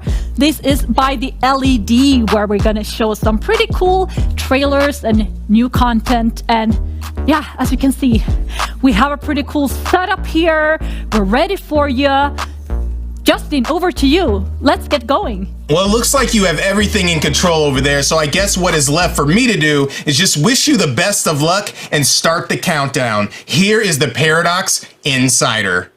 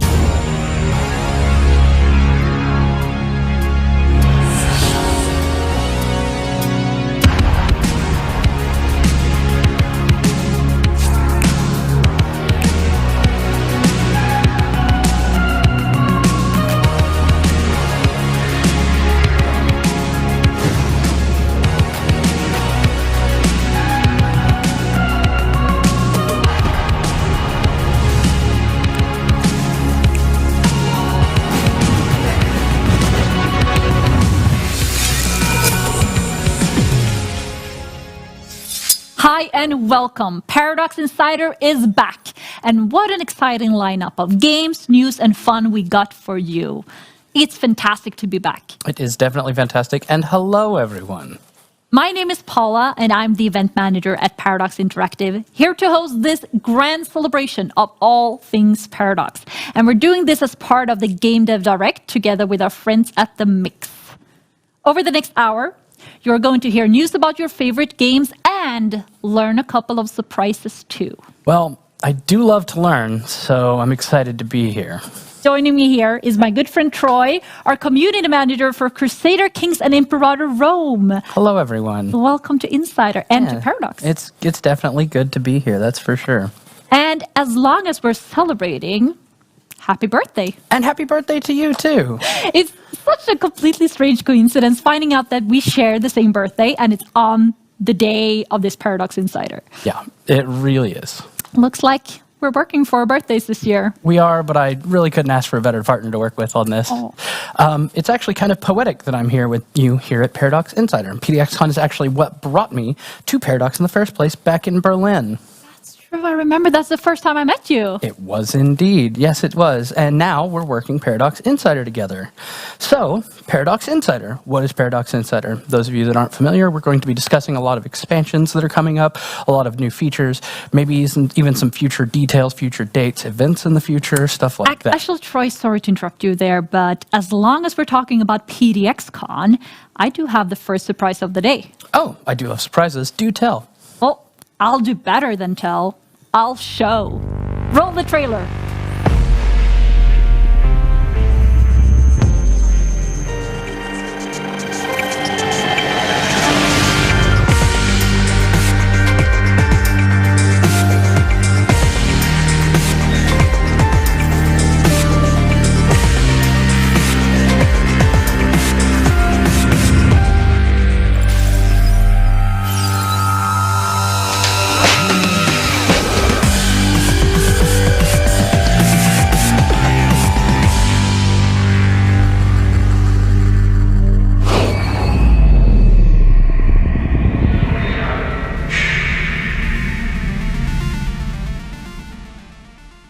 I am so happy to personally get to announce this all-new, all-digital PDXCon event in May. So in just over 2 months, literally around the corner. And there will be activities taking place during the whole month of May, but the main event is happening May 21st to May 23rd. My heart so full of joy and probably more cholesterol than it should have. Well, I'm happy to hear at least about the first part. Well, radiological discussions aside, I'm very excited about PDXCon Remixed and want to hear more. So, Paula is going to go over with Eva and Shams to tell us more. So, see you later, Paula. Bye. Have fun. Bon voyage. And I am joined now by our Masters of Ceremony from PDXCon, our CEO, Eva Jungerud, and our Chief BizDev Officer, Shams Georgiani. Welcome. Hello, Paula. How are you doing? Hi, I'm doing great, and I'm so happy to have you here. Very exciting to be here. Yeah, and that we finally get to talk about this, right? Finally. PDXCon Remixed is happening May 21st to May 23rd, and it's completely free for anyone to join. Let's get back to the core here, because we've been doing PDXCon for several years now. Why are we doing PDXCon in the first place? Well, I mean, for me, it's very much the essence of who we are as a company. It's a place, and as a game developer, really, it's where we can show our values and the culture of the company. It's, of course, where we can show our games. It's where we can meet with fans, and when fans can meet with us. And when we've asked in the past, when we've asked what's been the best part of PDXCon, it's been very much that. Meeting with us, meeting the devs, the favorite person at your favorite game, etc. So super cool. And that's why we're kind of bringing it to Stockholm, Berlin, Taipei, Shanghai, everywhere in the world, a digital fan event. Everyone's invited and it's free. Yes, and it's called PDXCon Remixed. Why are we calling it that? Well, it's digital, first of all. It's our first, or not our first, but it's our biggest digital event ever, which is super cool. I also think there's an aspect of all our games being there, and we can mix it up a little bit between the games, remixed. Of course, in the future, we ideally would like, and this time as well, we would like to do things physical because it is very much about the meeting. But for obvious reasons, it's not possible this year. So we think that it's a great way forward for us, and in the future, maybe we can mix both. Yeah, one day. Yeah, and it's also a little bit of, we want to take a little bit of the old and add a new kind of collaborative twist to the entire thing. No, that's actually a very good point because the fan contribution is such a big part of the concept. Shams, maybe you can dive a little bit deeper into that. Sure. I mean, fan collaboration has always been super close to Paradox DNA in many ways. We make the games. You tell the stories. Yeah. Exactly. So the idea is to bring that to PDXCon this year. We have a bunch of ideas of what to do, but we want to bring in the player ideas of what kind of panels should we hold. And the best of all, we want people from the community to actually host the panels, organize. Maybe they have ideas for tournaments. Maybe they want to present mods, stuff like that. Their contributions of how to make the world a nerdier place. Yeah, and fans can take action starting right now. Yes, the website is open, so you can go on there and register. That means you'll get updates on when we release stuff about the schedule, etc., etc. But it's also the place where you can contribute, or you can both come with suggestions on what you want to hear about, and also what you yourself might want to contribute with. Yeah, and submissions are open until April 9th. After that, we need some time to go through all of this content. We're hoping for a lot of content. Yes, we do. But what else can fans expect from PDXCon this year? I mean, we're going to have all the standard stuff that we usually do. We'll have our award show that we always do. But for those that don't want to necessarily be in front of the camera, there's tons of stuff to do as well. To listen in on panels, participate in voting. We have community challenges, tournaments, a lot of ways to kind of be interactive with your favorite developer if you want to.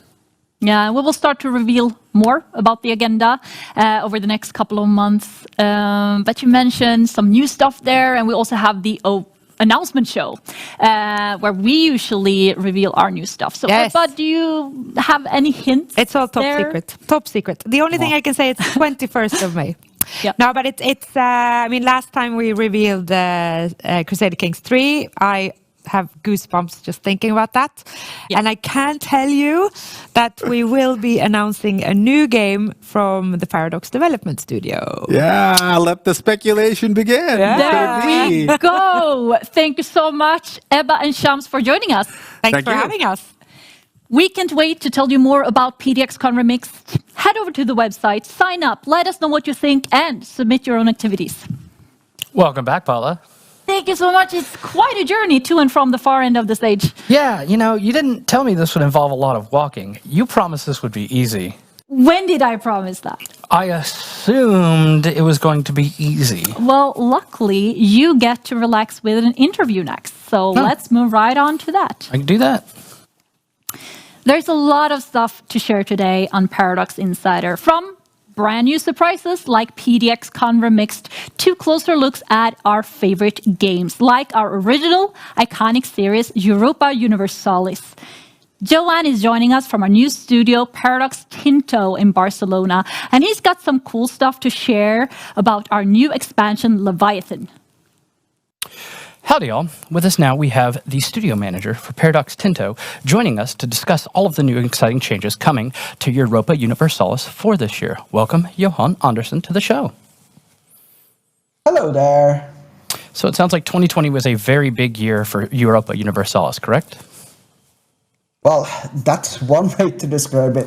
Yeah, it was a pretty awesome year. It was absolutely great for EU. I mean, first of all, we released Emperor, which was a huge success, arguably, or no, not arguably, it's definitely our most successful expansion we've made for the franchise.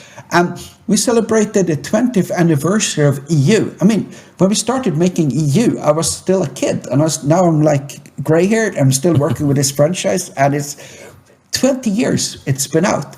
And what's cool, really cool, and probably a little bit cooler for me personally, is that we've started a new studio here in Spain called Paradox Tinto, which is just awesome to work with because I'm coding and designing and have a kick-ass team, and I just love working with them. It's just super fun. Well, I'm very thrilled to see what Paradox Tinto is going to bring us in the years to come, and I know our community is as well.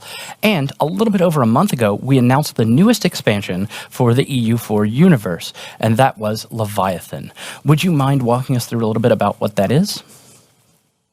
Well, one of the things we want to do in Leviathan was to strengthen the concept of playing tall. There was one thing that we have not been entirely happy with in EU4 so far. With playing tall, I mean that you're playing a country that's small up to mid-sized and you want to stay that way and not just necessarily conquering everything you see just because you can. But it's a legit strategy to create a powerful country that is not just used on a map, but used internally. So we're adding 3 new features. First of all, we have concentrate development, which allows you to move development from your territories or from your subjects into your capital, creating one of these huge cities like Paris or London or Constantinople or whatever huge city you want to create. And we all synergizing nicely with that one is the second feature, which is centralized state, which will decrease the governing cost of that state, because governing cost is connected with the development of a state. And the governing cost will be reduced, and this by spending government reform progress. God, we have much of similar names in this game. And finally, we have the expand infrastructure, which allows you to stack manufacturers in a single province, multiple manufacturers, almost as many as you want if you keep expanding infrastructure. But while all of this is super cool and makes playing tall very good, that's not really why we're here today. We were here to talk about another big thing, right, for Leviathan? Yeah, isn't that the diplomatic options that the community are looking forward to so much? Yes. One thing we wanted to do with the diplomatic system was to make it more fleshed out, and with that one we looked at the feature we added in a previous expansion called favors. Favors were something you gained from allies over time, so that when you had been allied with someone for a few years or a few decades, you could call in the favors to have them join in offensive wars that you were not necessarily interested in joining in the first place, to help you out. So we thought, how can we expand this? First of all, we added a new diplomatic action called Curry Favors, where you use a diplomat to gain favors over time with that nation. And then we could use all of these favors to stir the pot, so to say, without necessarily declaring war. So you'll use these favors to have them abandoning their allies, or have them return a core province to you, maybe a province they had gained from you earlier. And you could also have them damage relations with the third party, effectively destroying blocks that were forming against you. Oh, yeah, I could see how that would be a real game changer, especially in multiplayer, instantly sabotaging an AI to turn against one of your human opponents. Ugh. Yeah, I mean, this is definitely going to transform the diplomatic side. I mean, it will be a slightly less purely war and military at times, and it will give an advantage to nations with lots of diplomats or other diplomatic types of ideas. Oh, yeah, I'm really excited to see it, honestly. It sounds really interesting and really complex, and thank you so much for sharing all of those Leviathan updates. But we also have something else to discuss today, the EU4 subscription plan. Yeah, I mean, during the last 8 years, we released quite a lot of expansions, content packs, music packs, and we're perfectly aware that not always everyone is able to buy them upfront, even if they want to play them. So in 2020, we started with early test of our subscription model, and now we're happy to announce that for $4.99 a month, you will be able to access all current and future content as long as you have an active subscription. And it will go live on Steam on March 18th this year. March 18th sounds like a big day. Yes, March 18th is the first big date for EU this year. Excellent. Well, thank you again, Johan, so much for chatting with us about everything. I know we're very excited for Leviathan and for all the changes to come to EU4 this year. Can I add something? Oh, yeah, sure. Please go ahead. I mean, first of all, I want to thank you to all the guys in the studio for doing this work in these hard COVID times. And I also want to thank every single team at Paradox because of all the awesome work you're doing. I want to make a special shout out to Tinto team here in Spain, because I love you guys and you're doing a great job. And finally, I just want to say a huge thank you to the community, because you're awesome and I just love making games for you. I mean, I will never stop making games because it's so fun to make games for you guys. That's right. And thank you again, community. Without your passion, we would not be where we are today with EU4. We hope that this year to come will be exciting for you, and we hope Leviathan helps you to enjoy EU4 for years to come.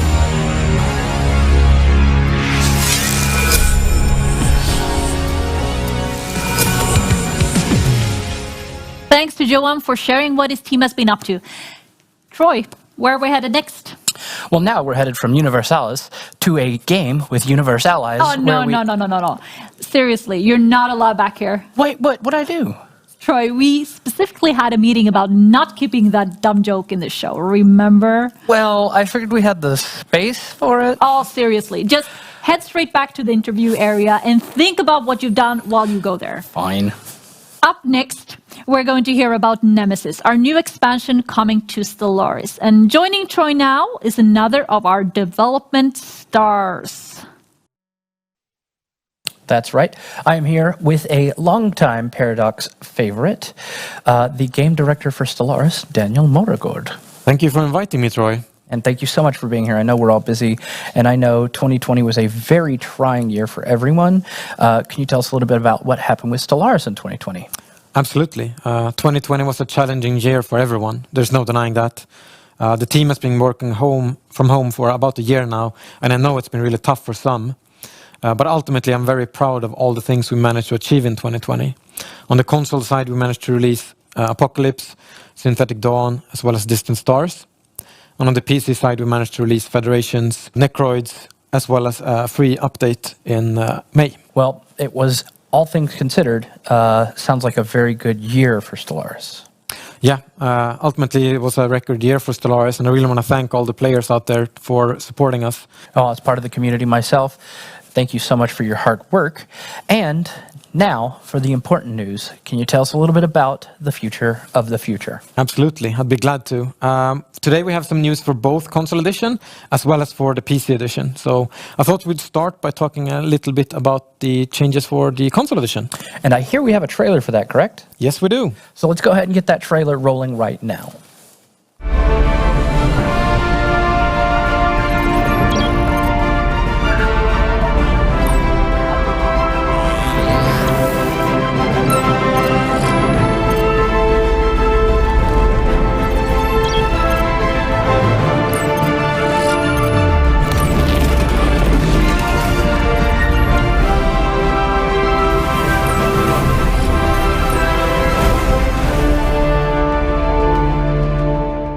So together with Tantalus, we're continuing to improve the experience for the console edition players in 2021 by adding a lot of free additions to the game. So by bringing the game to the 2.6 Vern version of the game, we're adding Galactic Community as well as archaeological sites, which will improve the diplomatic and discovery aspects of Stellaris. But we also have some more exciting news to share, actually.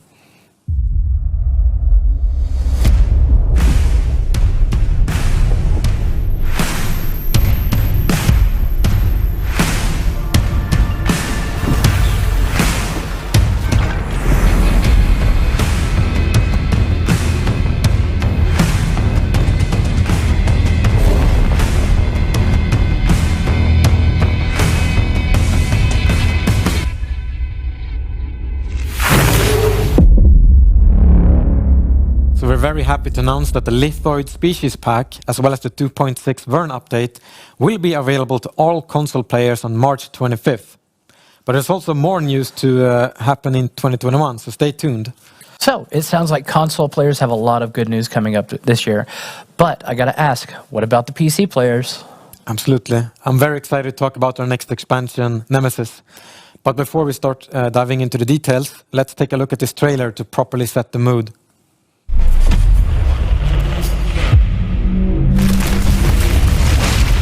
Following the destruction of the entire Oblogon system, not even the squabbling diplomats of the galactic community could ignore the encroaching darkness.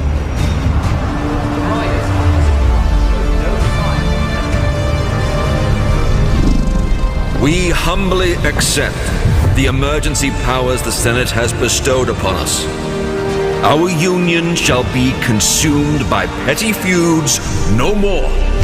As custodians, we will lead the charge against this terrible crisis that threatens to end us all. Our differences shall become our strengths. Beginning today, we stand as one. And so, we rally to the custodians as a beacon of hope. They alone seem to stand between us and utter oblivion. And yet, the brighter the light, the darker the shadow.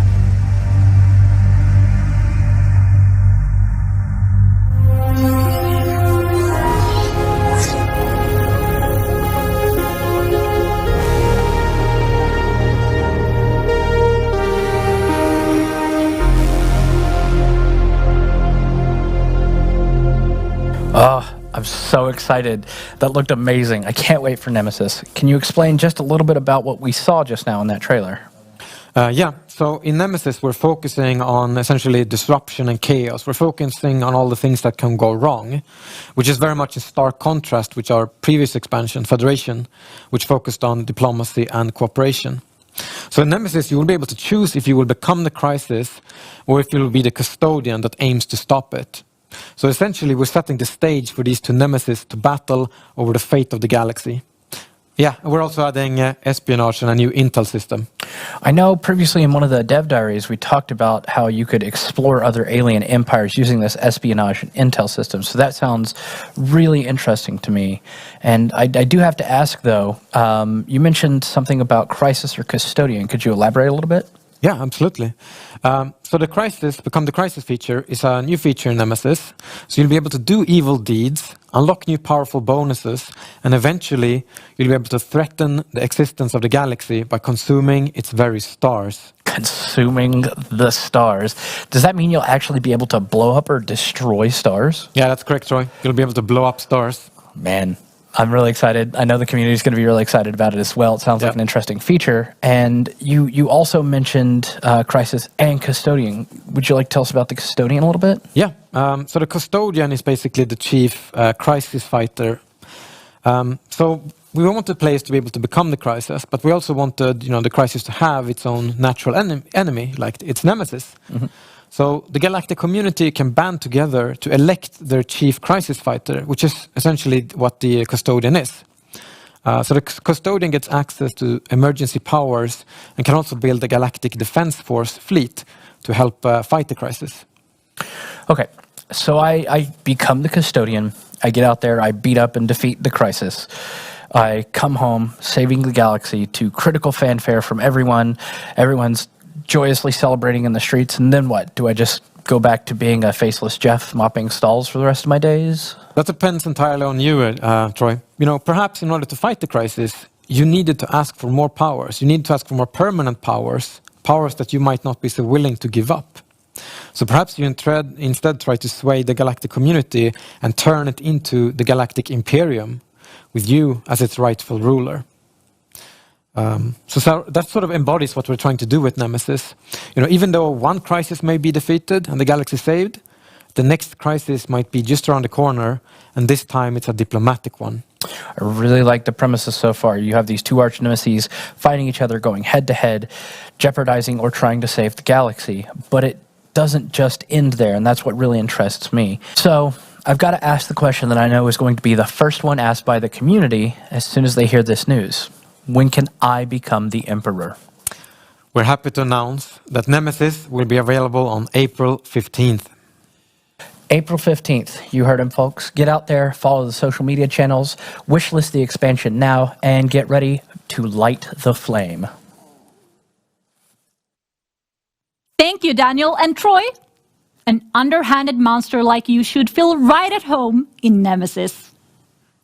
We have plenty more in store for you today on Paradox Insider. Coming up, we're going to talk to Brenda Romero about Empire of Sin, and Alexander Altner is going to share some new stuff that is coming to Crusader Kings 3.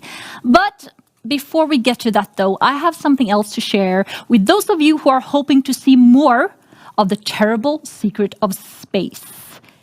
Paradox have a surprise for you located right here in our own galaxy. Let's have a look.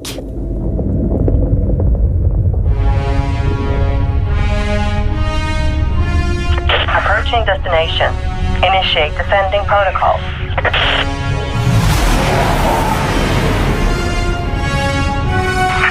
Look at it. This view never gets old. Imagine everything we have left to discover here.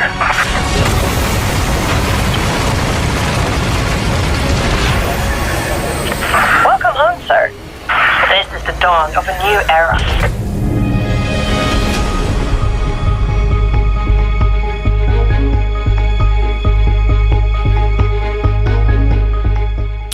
That's right, we're returning to the Red Planet. With me today, I have Magnus, the product manager for Surviving Mars. Hi, Troy. Howdy. So development has resumed on Surviving Mars coming 2021. That's really exciting. But for anyone that hasn't tried the game or has been living on a different planet for a few years, can you tell me what the game is about? Sure thing. Surviving Mars is a survival colony builder from us at Paradox Interactive. It's one of the most iconic games in the genre, with more than 5 million players worldwide. We released the game back in 2018, and ever since we released the DLC Green Planet back in 2019, our fans, you guys, have been, telling us that you want more content, and so that's what we did. Wow, new content. Does that mean that there's going to be a sequel to Surviving Mars in the works? Well, just to set some expectations here and now, this is not a sequel. Rather, development has resumed on the game. What I can tell you here today, though, is that there will be an expansion coming out later this year. An expansion. Yeah. Very excellent. Now I'm super excited, but I have to ask, who's working on this new content? I'm happy that you're excited, Troy. So are we. The fine folks at Abstraction Games, based in Holland, they've done a great job so far. And so we believe that you guys have a lot to be excited about. Well, I'm excited. I know the community is now going to be very excited. So I have to ask you the question that I know is going to be the very first one off the lips of everyone of our community. When can we expect this new content from Abstraction? Well, you don't have to wait so long, actually. We're going to launch a free update on March 15th, actually. And that's going to focus on the game's tourism mechanics. So we're going to expand the game a little bit.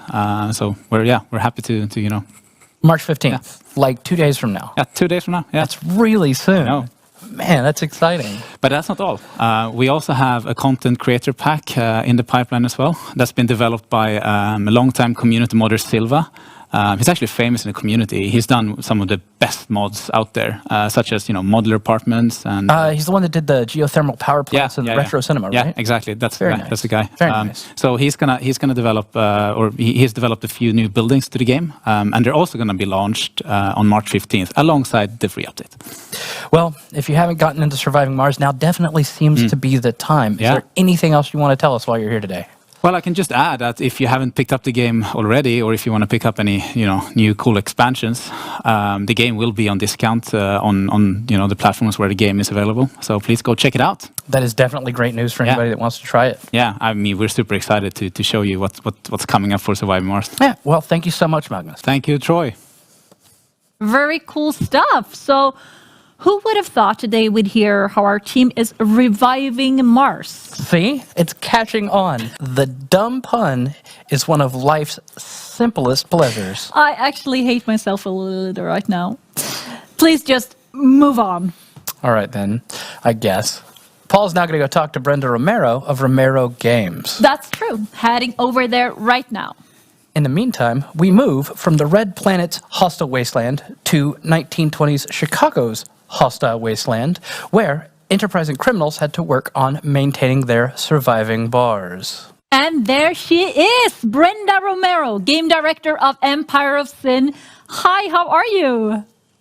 Hi there. Hi, Paula. Hi, Brenda. You released the game right after Crusader Kings 3, so no pressure there, right?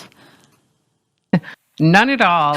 Yeah, we here in the studio played a lot of CK3 when it came out, and we definitely felt some pressure seeing the incredible reception that it got from press and fans. I mean, huge congrats to the team. Yeah, and you released the game in December. Can you tell us a little bit about that release? Yeah, of course. So when Empire of Sin was released, the reception was decidedly mixed. So on the one hand, there was a lot of love for the game. People loved the setting, playing as the different bosses, the gangsters, the blend of RPG and empire builder and strategy. But on the other hand, there was also a lot of feedback for us to consider and a good number of issues to address. So we wanted to strengthen what players loved about the game while immediately addressing the things that were getting in the way of them enjoying their experience in Empire of Sin. In addition to a couple of hot fixes right after launch, we've also recently released our first big update. So it sounds like you have a great community. Oh, we absolutely do. So our players have been invaluable in guiding our post-launch plans. And as I mentioned, you can already see we've jumped on their biggest issues and most pressing issues and taken those suggestions to heart. In fact, recently we announced 2 new things so that we can make the community's connection to us even better. First, we formed a community council, and we call them the family. So it's a group of active, passionate, and most importantly, super vocal players. And they've already given us some amazing feedback and suggestions that we're following up on. So they're kind of the voice of the community, you'd say, and the dev team is right in there with them. Second, we've created an opt-in beta branch so that all players can test out the development build while it's in production. We're looking forward to continuing to work with our community, of course, and we're continuously gathering feedback in Discord and on the Paradox forums. We're pretty much everywhere. Wow, so there seems to be a lot of things going on at Romero Games and generally at the development side of the game. Yeah, there is a lot going on. You know, in Empire of Sin, we believe we have a really great foundation, and we're improving that foundation every day by adding features that players want and building upon the world we've created to deepen the gameplay experience. Players know that we're committed to ongoing development and to support. And like I said, we're in all the forums, we're listening, we've got eyes and ears everywhere. And besides improving the base game, we are really looking forward to releasing our first DLC later this year. So there's big things in store for that. But first, we needed to focus on the 103 and 104 updates. That's very cool. Can you tell us a little bit about those updates? Yeah, so 103 is already out there, and that was called the Safe House. So it addressed some critical issues and exploits that our players, well, they helpfully pointed them out to us, as well as fixes and some quality of life updates that players asked for. So it's a big, long list, and they've really been our immediate priority ever since launch, listening to players and focusing on their requests, making sure that the feedback that they provide is getting to us, getting heard, and getting acted upon. So we're all over the forums and Discord, and we're always happy to hear from players. Our next big patch, 104, is known as the Auto Resolve update. That probably gives you an idea precisely what that contains. It is very much anticipated, and there'll be lots of other improvements along with that as well. All right, so I'm very excited. I'm looking forward for the DLC and all of these updates, and luckily I get to play the games early. That's very good for you. Yeah. So speaking of games, before we part ways, I want to tell you a bit about an announcement we have to make. So I'm really excited to let everyone know that Empire of Sin will be included on the Xbox Game Pass beginning on March 18th on console and PC. So if you have Game Pass, please do check us out. All right. But Brenda, before I let you go, do you have any tips for those newcomer mobsters out there looking to take over Chicago? I do. So first, reload your gun. That's pretty critical. But probably the real best advice I can give is go check out our forums and go check out the dev diaries. There's so much advice, and it differs depending on which developer is playing the game. So my favorite boss is Daniel McKee Jackson, but others have other favorites, and all that information's over on the forums. That's really great advice. So thank you so much for that, Brenda. Thank you. It was great talking to you, Paula. With new content and update coming, make sure to check out Empire of Sin.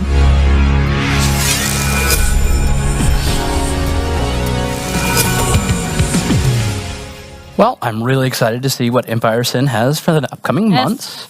But there's just one thing I never understood about that game. You mean, why would anyone think Prohibition would work? Well, I mean, I guess there's that. But really, why does it have to be an Empire of Sin? I mean, it's not a complicated process. You just build up your monthly piety, maybe grab the Defender of the Faith perk, and then reform your core tenets. And then, boom. Prostitution, alcoholism, not a sin anymore. You're good to go. Your empire's great. Troy, this is obviously an excuse to talk about your favorite game. Well, of course it is, Paula. Well, I can see that your next guest has already arrived, so you should probably head over there. I should probably head over there, but I'll see you soon. The first thing we should announce today is that our game design lead, Alex Oltner, is taking over as game director. It's now his ship to steer, and we know it's in good hands. So, congratulations, Alex. Thank you, Troy. And we would both like to thank the community. Without your interest and enthusiasm, the game launch would not have been as smooth or as wonderful as it was. And we hope to increase that enthusiasm with the months and years to come. So, Alex, now that you're game director, does that make you a king or a duke? I do believe that it makes me a king. The old game director, Henrik Fåhraeus, has ascended to the ranks of emperor and become creative director. So I remain his loyal subject. On that subject, we launched the game. One of our goals was to launch it as a complete game experience. That was one of our core values. I think we did a good job, and I hope we continue doing so. And one of our goals is to do that with flavor packs. For those that aren't familiar with flavor packs, maybe you could enlighten us. Absolutely. So a flavor pack is bigger than you would expect a traditional Paradox cosmetic pack to be, but distinctly smaller than a major expansion. They focus on a specific area or a specific culture or region, and they contain things such as graphical assets like clothes, hairs, beards, units, whatever, awesome new music and audio, and plenty of new content to experience, such as events, decisions, or interactions to take. So it sounds like while it enriches and enhances the game experience at a basic level, it doesn't add any core gameplay changes, right? We avoid changing anything major with flavor packs. They are supposed to be smaller and more focused and really hone in on enhancing an area. We want there to be a very clear divide between what is a flavor pack and what is an expansion, so that there is no confusion. Of course, there will be a patch containing a lot of exciting fixes and a few new features. And of course, if you own the expansion pass, you will get the flavor pack. I know the community's excited. I know I'm really excited. And I hear we have a special trailer for everybody today, right? We do. Let's go ahead and roll that footage then.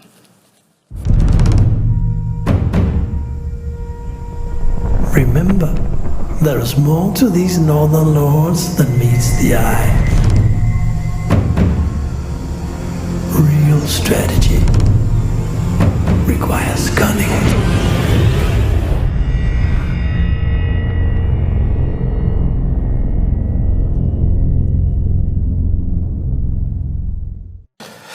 Well, I'm super excited.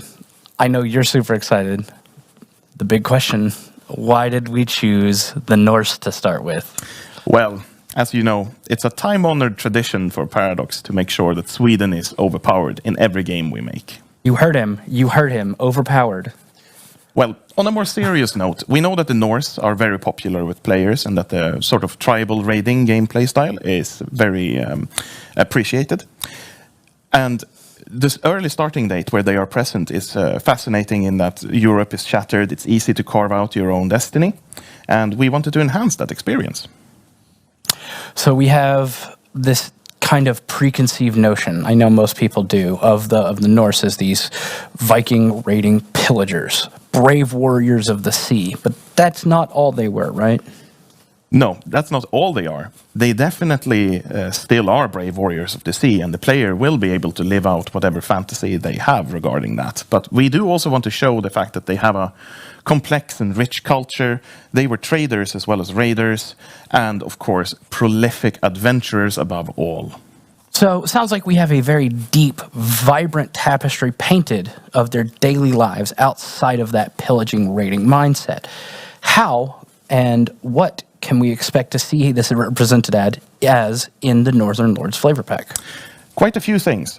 One of the things that excite me the absolute most is the ability to pack up your things and leave your frigid homeland of Scandinavia for richer coasts. You will be able to go on an actual adventure and settle in foreign lands. There is also a new dueling system, which the Norse make prolific use of in a very specific thing called trial by combat, which was a very Norse thing to do to settle disputes. And of course, there's also a slew of new goals to pursue, such as founding the High Kingdom of the North Sea. So it sounds like we have a whole long ship full of new Norse-themed events, escaping thralls, braggart wanderers, duels and curses between, rival court members, shield maidens, stuff like that. That's a lot of new content for the Norse culture and society. Yes, and that's not all. We also have blots, where you can sacrifice your prisoners to the gods. As you mentioned, there are shield maidens that you can designate, or they can come to you, and they will serve in your ranks or even protect you from murder attempts. You have the Jomsvikings, a group of crazy fundamentalists that are as likely to raid you as your Christian neighbors. Of course. If you don't live up to their harsh ideals. You can raise rune stones with exciting motifs, and you can enjoy 2 new Dynasty Legacy tracks, Adventure and Pillage, respectively. And not only that, but we've reworked the Dynasty Legacy system to be more exciting. Oh, I love the Dynasty Legacies so much. And I know we talked about how the Norse aren't just these pillaging raiders, these warriors of the sea. And that's not right? That's not all they were. How did we portray that difference in Northern Lords? Well, we do several different things, and of course, they aren't all raiders. When they go raiding overseas, you might see them instead strike a trade deal with the locals, getting something that benefits both parties, and also more close, down-to-earth things, such as sending poetry, writing poetry, or just enjoying time with your kids and having snowball fights or going sledding. So it sounds very, very in-depth. I know I'm super excited for the content. I can't wait. And I know our community is super rabid for content. They've been waiting months for this. And as soon as this airs, there's going to be one question on everybody's mind. When? We are excited to say that already next week, on Tuesday, March the 16th, you'll be able to get your hands on the flavor pack. And of course, if you own the expansion pass, you will be getting the flavor pack. This week, that's so soon. I know I'm super excited. I know you're super excited. And for those of you out in the community, I know you're excited. So get ready to get out there and live your history. Alex, thank you so much for being here today. Thanks for all the information. And thanks for sharing with us about Northern Lords. Thank you for having me. It's been an absolute pleasure. Thank you, Alex. Hello, Paula. I guess this is the end of my dynastic line. I guess so, but thanks for dropping by. No worries. Thank you. You can fabricate a claim on this content very, very soon. So we had Crusaders and Martians and mobsters. Oh my. Do you feel like you got a lot of cool stuff for your birthday this year? Yeah, I would have honestly settled for a gift card. We've just been getting so many presents today. Yeah, is it maybe too much? Should we have set a lower gift budget? Well, I mean, thankfully, we're not the only ones celebrating our birthday today, so we can share it with our next guests, can't we? That is very true. Up next is City Skylines, our cities management simulator game that is celebrating its 6th anniversary this year. And it's not just us at Paradox that are celebrating. Let's have a look at what the community has to say.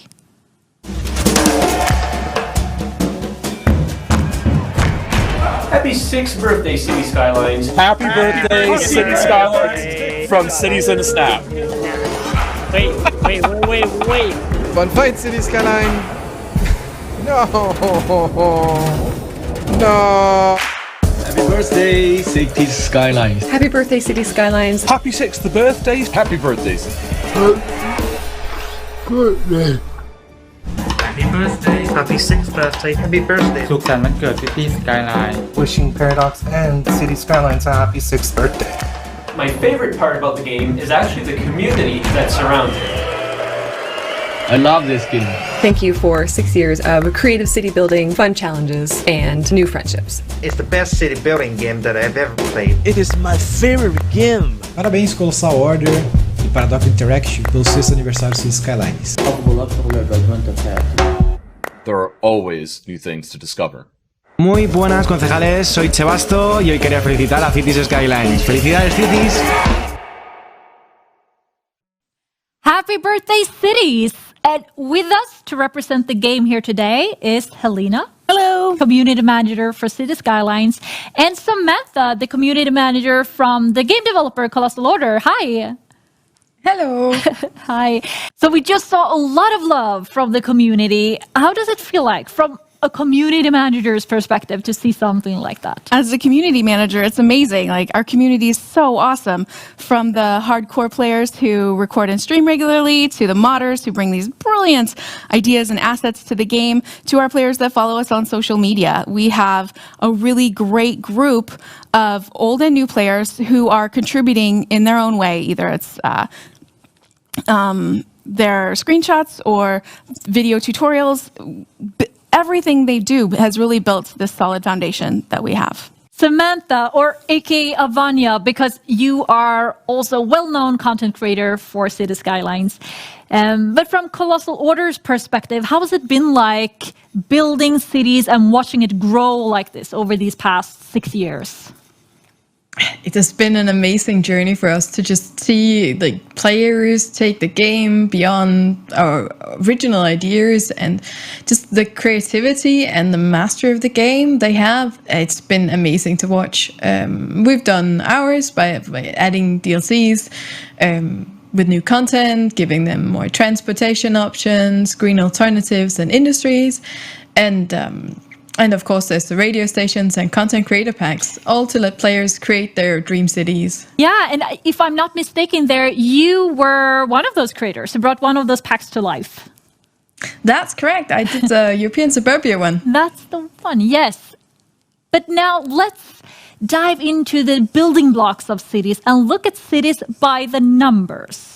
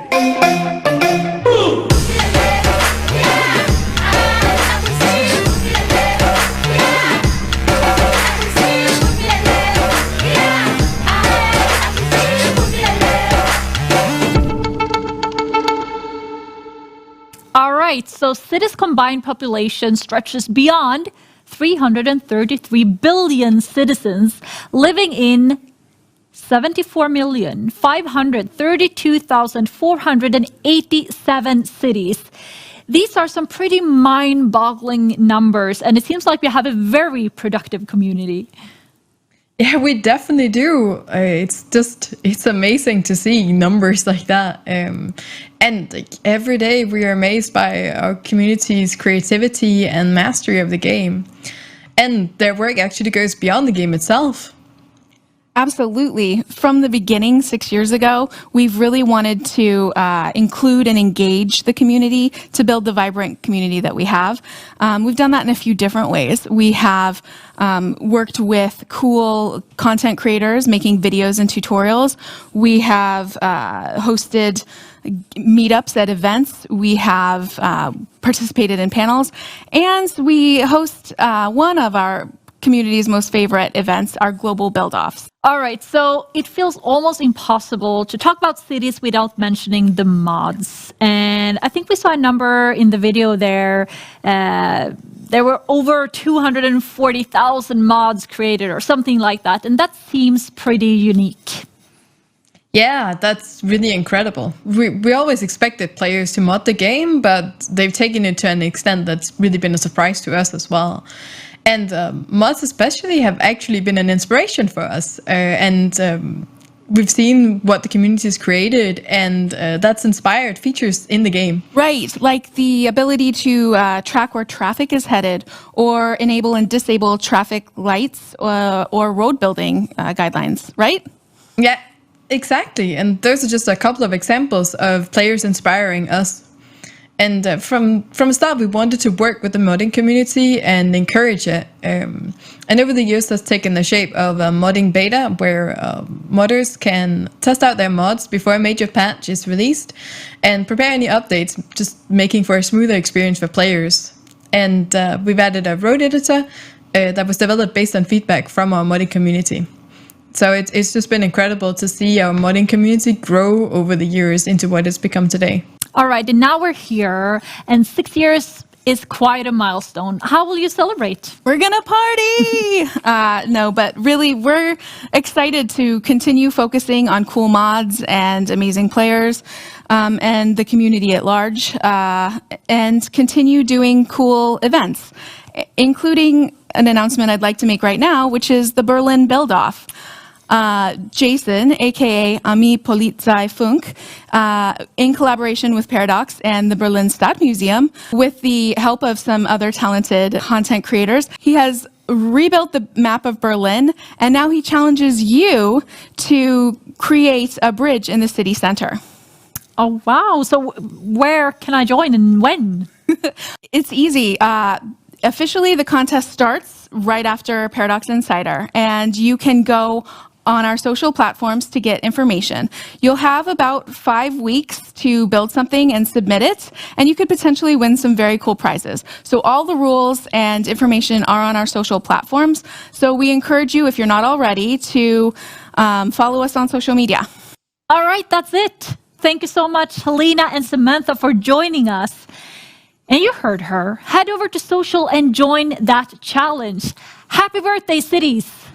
Yeah, definitely. Thanks again to the Cities team. And you know what, Paul? I think that does it. I think that's it for us. I think everything for Insider is now outside. Yeah, and what an awesome show we've had. Leviathan, Nemesis, the Northern Lords, and the South Side of Chicago. Not to mention a return to the untamed surface of Mars. Yes. And of course, we revealed PDXCon Remixed, coming to an internet near you on May 21st. And remember, we want to hear about what you want to see, do, and share, so please head over to the website and sign up. And Paul, this has just been a delightful birthday. Yes, I can't think of a better way we could have spent it, actually. Or better people to spend it with. Oh, thank you. And thank you. We hope that you've enjoyed this Paradox Insider, and there will be news about those upcoming games very soon. But until then, stay safe, stay sane, and go play some video games.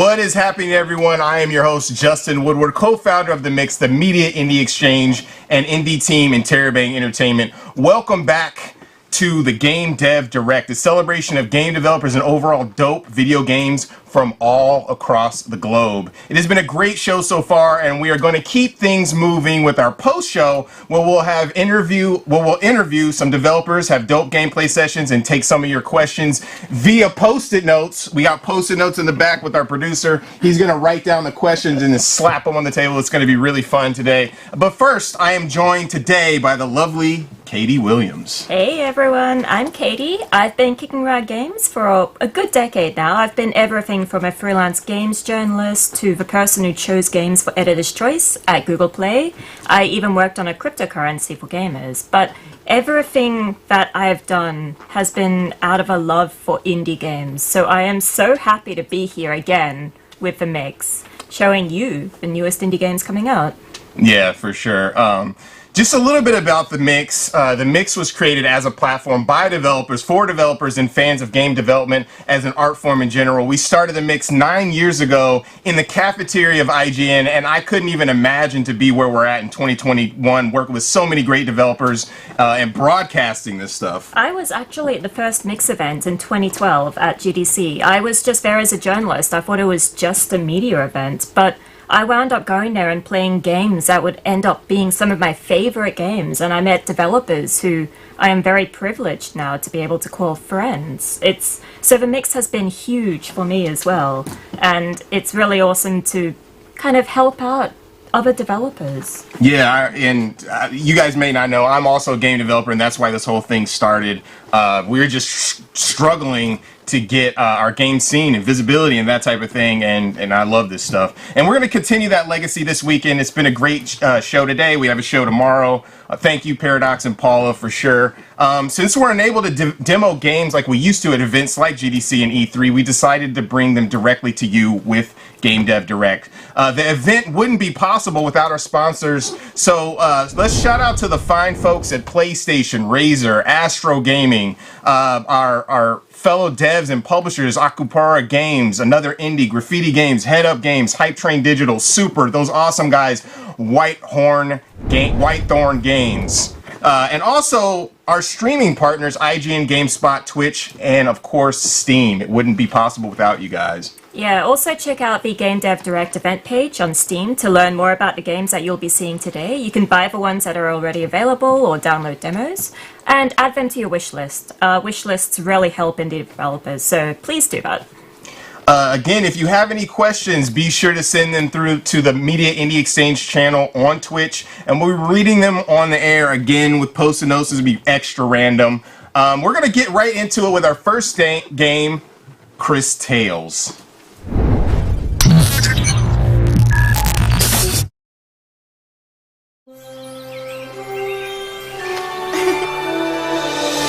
Perhaps you are the hero the lady foretold.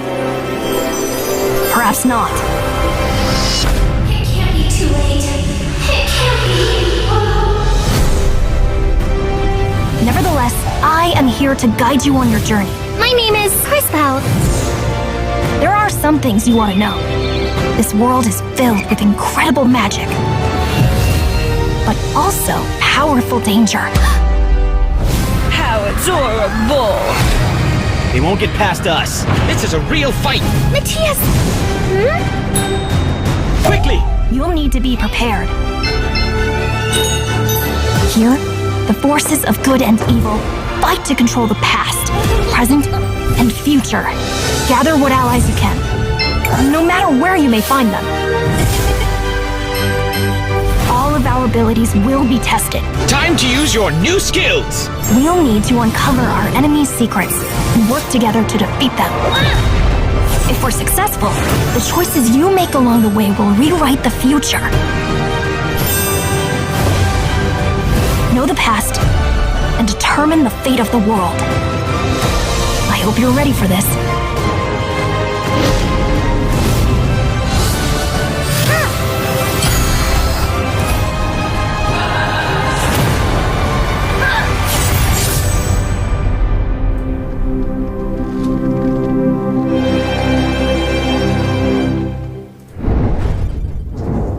How was Chris Tale's trailer? It's so stunning. It's gorgeous. Yeah, I loved that. I loved the music as well. Definitely throwback to JRPGs with a twist. We have Carlos Silva, on the line. What's up, man?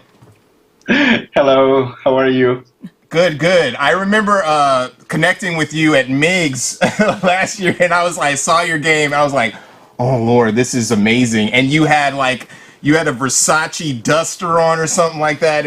You were like the most stylish dev ever.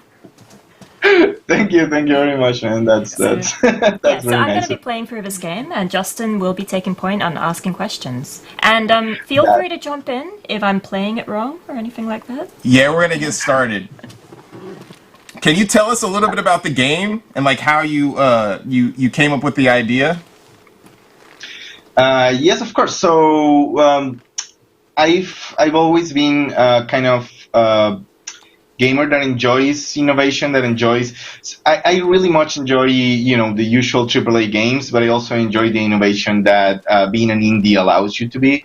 And that used to happen a lot with AAA games as well. So, for instance, the original Super Mario RPG was, to me, very revolutionary because it not only had Mario in a completely different setting, but also it put the pieces to a game that felt very much like a Mario game, but it was also an RPG game. So it mixed a lot of those elements that made both worlds work. So that was absolutely wonderful, and that's kind of how I want to make my games. I've been fortunate enough to work with wonderful people such as the other fathers of Chris Sales, who are Yadir and Sebastian, and both of them, the three of us worked together with my brother, and we came up with this really weird idea. I'm the game designer, so kind of the main mechanic of the game was kind of my idea, and seeing the three elements of time at the same time on the same screen, kind of how you see it in my background. So you can see past, present, and future at the same time. It was kind of a weird idea. So you will actually see it in a few moments. But that's how you play crystals. You divide the screen in three in kind of a triangle shape, and you see how everything changes from how it was, how it is right now, and how it will be in the future.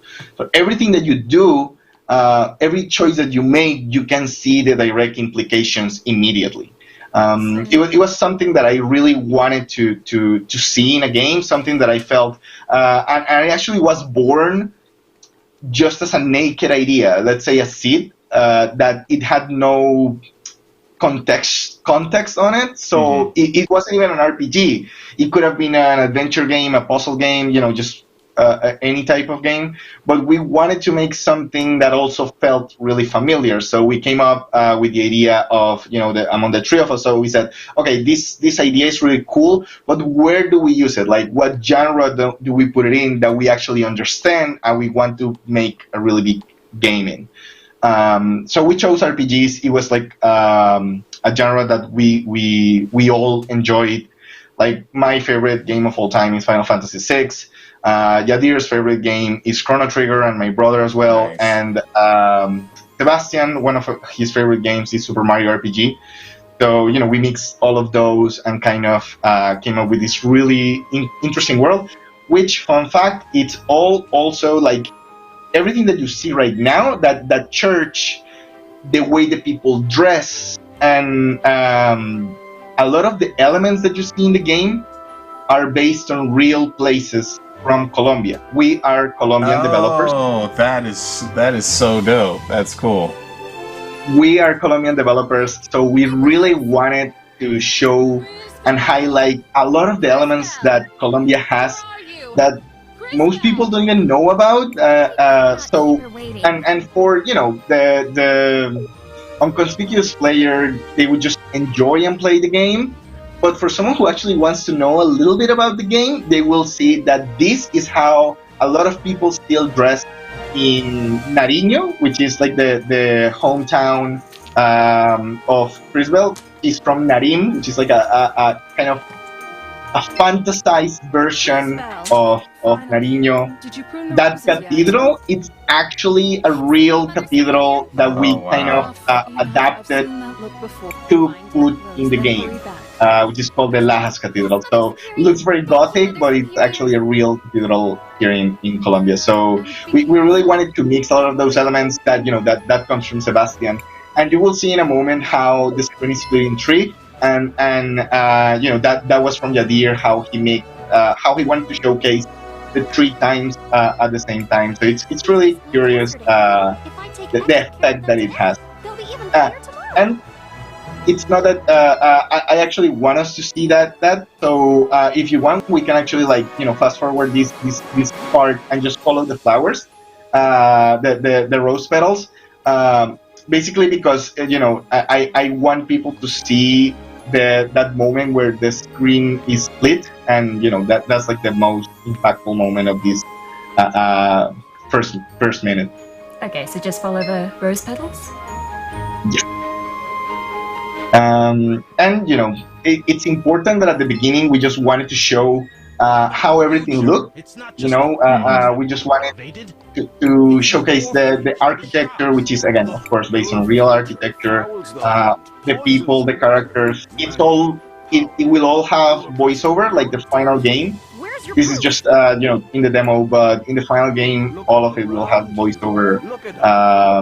That's also something that we really. So we are a love letter to old RPGs, but we want to bring it, to modern era. So yeah, the voice acting work is excellent in this game, as is the art direction. I like the flat shades, and you went ham on the parallaxing for sure. I was like, this has got parallaxing for days as a developer. You know what I'm saying?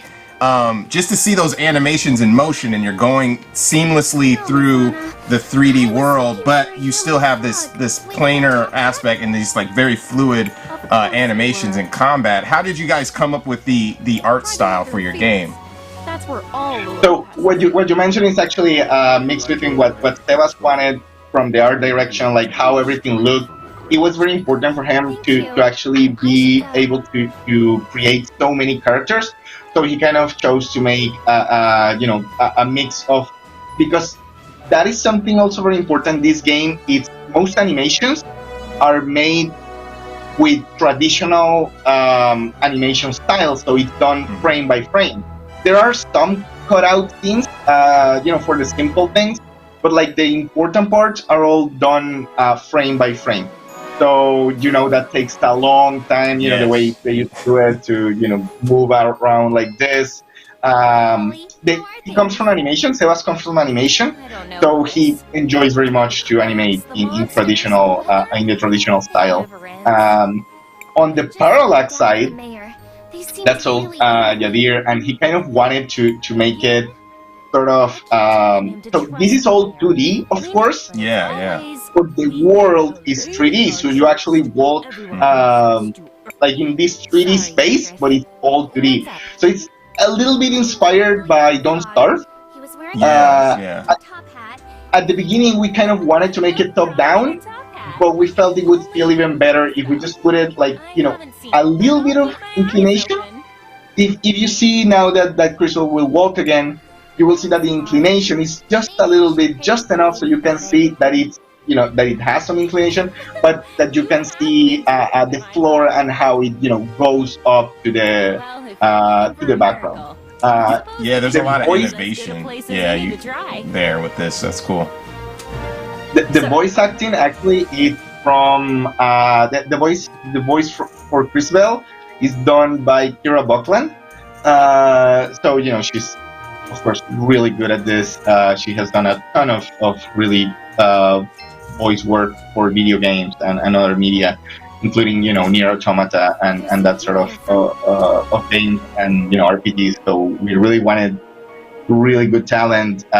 We've gotten help from a lot of people that are very have a lot of experience in the industry. So we're very happy to count with that. Cool. So we have our first question posted. Those questions. Let's slap these on the table and see what we got as we play. Okay, so for Pastor Payne, stunning illustration. That's amazing. It's not really a question, but it's all gravy. RPG0601 says, I can't wait. Left me wanting more. Slap that here. And RPG, is this the same person? Okay, RPG0601, how hard was it to not be repetitive with the effects? Crystals of time, Chris Bell. With the effects, actually that was very hard, but the effects of how to show past, present, and future, it is very hard to communicate how that change happens. So, we have to tell little stories with how we show NPCs. You will see in just a second, but every NPC tells a little story. So we had to come up with a lot of little stories for people to just look at and just theorize what happened, what will happen, what used to happen. So, it's a lot of storytelling without words. It took a long time, basically. That totally makes sense. Okay, we got another one, a post-it note. Man of Leisure. What is the expected length of the game? Right here. So we're still, doing some adjusting, some last minute balancing of the game. But we actually just came out of some testing that we did, and it's around 30 hours of gameplay. So that will be around the final time that people will be able to enjoy this world. Very worried if she saw you. When is the? I'm just curious personally. When is the game going to be released? It's going to be released on July. It's not long, and it will be available basically on all platforms under the sun, except for mobile. It will be on Stadia, Next Gen. So here it is, and you can see how past, present, and future just walk around to the past, and how you will see how everything changes. Don't go there. Just walk around from right to left. So I'm really curious. Does this past, present, and future thing, does that appear in combat as well? And if so, how does that work? Yes. So that's what actually intrigued us the most. So imagine this: you have an enemy right now that is poison. You apply poison to an enemy, so every turn he takes a little damage. What do you think will happen if you send that enemy into the future being poisoned? In our game, all of the damage will be applied at once. Oh, wow. That is so cool. Like, watch how the guy changes as a... He's younger, and then he's like Rip Van Winkle in this piece. Yeah, and then he's gone. Like, gone. That is fouled out. That's super interesting. I like that mechanic. Like, if you stab someone, it could fester. Like, you know what I mean? They could get infected or something. That's really interesting. So here's another thing. So the first boss, this is like a minor super spoiler, but a super minor spoiler. Super spoiler? I'm sorry, a super minor spoiler. Oh, okay. It's from the first boss fight, but you actually do it in the demo, so it's not a big deal. So the first boss fight, you face off against the Volcano Sisters. You actually saw them at the beginning in an in media res kind of scene. So in that scene, they have a big shield, right? So that shield is made out of metal. You can throw water at them, and they get wet. Oh. Okay. What do you think will happen if you send that wet shield into the future? It's gonna get rusty, son. Can you tell the future? Yeah, no. Oh my lord, cause and effect. There you go. So when you attack that rusted shield, the defense of the enemy lowers a ton. Oh, so wow. Imagine the possibilities. Okay, you gotta go, Mr. Producer. You gotta put him closer so I can grab him. I want to shake this jiggly ass table. All right, fast like Final Fantasy or slower like D&D? That's one of the questions. Read the first part. Oh, this So is two-part. it's Okay, real quick. Okay, Pastor Payne. This was on 2 pieces. How do characters level fast like Final Fantasy or slower like D&D? Okay, that totally makes sense. I was like, wow, this is a. Well, what, can you repeat that, please? Here we are. He lives just over there. Go ahead. Can you repeat the question, please? Oh, okay.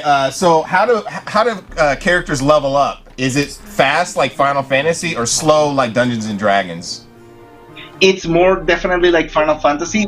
I mean, we are definitely more influenced by Japanese RPGs. Yeah. So you will find a lot more, more similarity to Chrono Trigger, Final Fantasy, even Octopad, recently, Bravely Default, that sort of game, instead of the more Western approach. Nice. Matthias. So where are we at right here in the game? So we're meeting Chris Bell's mentor. You're a child. Who is a child? Oh, okay. Well, actually, he's not really a child. He's Wilhelm the Revered Time Mage, and he's actually quite old. But due to his powers, he has this super youth blood period. Oh, okay. What if you throw water on him? Impossible. It's actually very interesting. Since he has time powers, if you try to look at him in the future, he will be distorted, so you cannot see him in the future, That's in so the past. Interesting. And So that he helps will, of course, that is part of the story, of course. So and he will be part of your party. Okay, so each one of the characters, because I saw, is it Christopher? Is it Christopher? Yeah. Christopher has water powers, correct? He's more of an elemental mage. Elemental. So he has a lot of. So one of his abilities is it's really hilarious. I was Katie and I were talking about this. It was like Chris Tales, and then we got to the part in the story was like talking about crystals, and I was like. Every time I saw it, I didn't even know, because at first I was like, Chris Tales, and then it was like, my mind was blown real quick, and then the character's name was Chris. I was like, is everybody in this game called Chris? You know what I mean? That was pretty good, And really also- punny. Yeah, great pun. It took us quite a while to figure it out, shamefully. And also in Spanish, crystals is spelled cristales. So. Oh, really? That's a good throwback. That's really dope. I love that game back in the day. Oh my god, did you see that? I planted a seed and a tree grew in the future. What do you nice. see in the future? That's a awesome. Tree. It's growing from the Okay, so we got So a couple more everything questions. Everything that you do in the present A glow fruit has to be consequences in the future. We have a particular philosophy in the game. So the base of everything in Chris Tales is learn from the past, act in the present, create your future. That's pretty cool. We got another question. That's very Zen, by the way, and Buddhist. I really dig that. RPG 0601. This dude is on fire. Will there be multiple endings? Yes, there will be. Simple as that. Thank you, Wilhelm. I mean, anything else is not like a spoiler, but I mean, something else that I can tell you is that depending on what side quest you do, things will change in every kingdom. So there are different kingdoms. Each kingdom has its own problems, as is usual with RPGs, and you will have to make decisions based on what you learn. And depending on that decision and the side quest that you did, you will have more information, and you can change the outcome of that kingdom. Nice. If anyone has any other questions, make sure to hit us up, twitch.tv/Media Indie Exchange. We are going to be doing this post-it note thing all day. And if you want to talk about Chris Tales, of course, we're here for a few more minutes. So hit us up. But also free to ask about Justin's hat. You can ask about whatever you want, for sure. No, how could this happen? Here, we actually see how in the future everything changes in the orphanage. That is the place where Criswell grew up, of course. So you will see that the plants withered, that there are no, the orphans are not there, which is a sign of alarm. So Criswell is worried, and she freaks out a little bit, and she talks to the Mother Empress. That is another interesting thing. In this game, we have our own religion in Crystal. Everyone adores the lady, and we have the symbols that are a little bit different, and everything just changes a little bit. You can actually see the symbol of the religion in the Mother Superior Scepter. So everything is just a little different in this world of fantasy. Mother Superior. Let me ask you a quick question. What were some of the challenges of developing the game? Don't take all day. You still have to prune these roses. Well, oh my God, there have been so many. From design, because we have to decide, okay, how will every city change? What will be the problem of each kingdom, and how will that impact how everything looks in the future? So, for instance, here in Narim, you can see how things change a lot for the worse, and that's because there's this debate about keep on with the agricultural tradition of the city, or just go full industrial. And if any choice that you make actually changes how the future of the orphanage, the children, and everyone in Narim lives. So that is really important for the world that we're creating. So that design decision had a huge impact on art, of course. So you can see that art is really, this game is super heavy on art. We had to make everything not only 3 times, because 3 times is what you see right now, but at the end of each kingdom, you make a decision. And if you make a decision that changes things, for instance, right now, you're seeing how a lot of the town is destroyed in the future, right? And you have to make a decision later on after a little side quest, a little quest here, in which you have to fix one of 2 houses, and the other one stays, damaged. But you have to pick one of the 2. So, it's not only 3 times that we have to make everything, but sometimes around 5, 6, even 7 times, depending on the decisions that we allow the player to make. Nice. Well, tell us where we can follow you and where we can find the game. You can wishlist it now, right?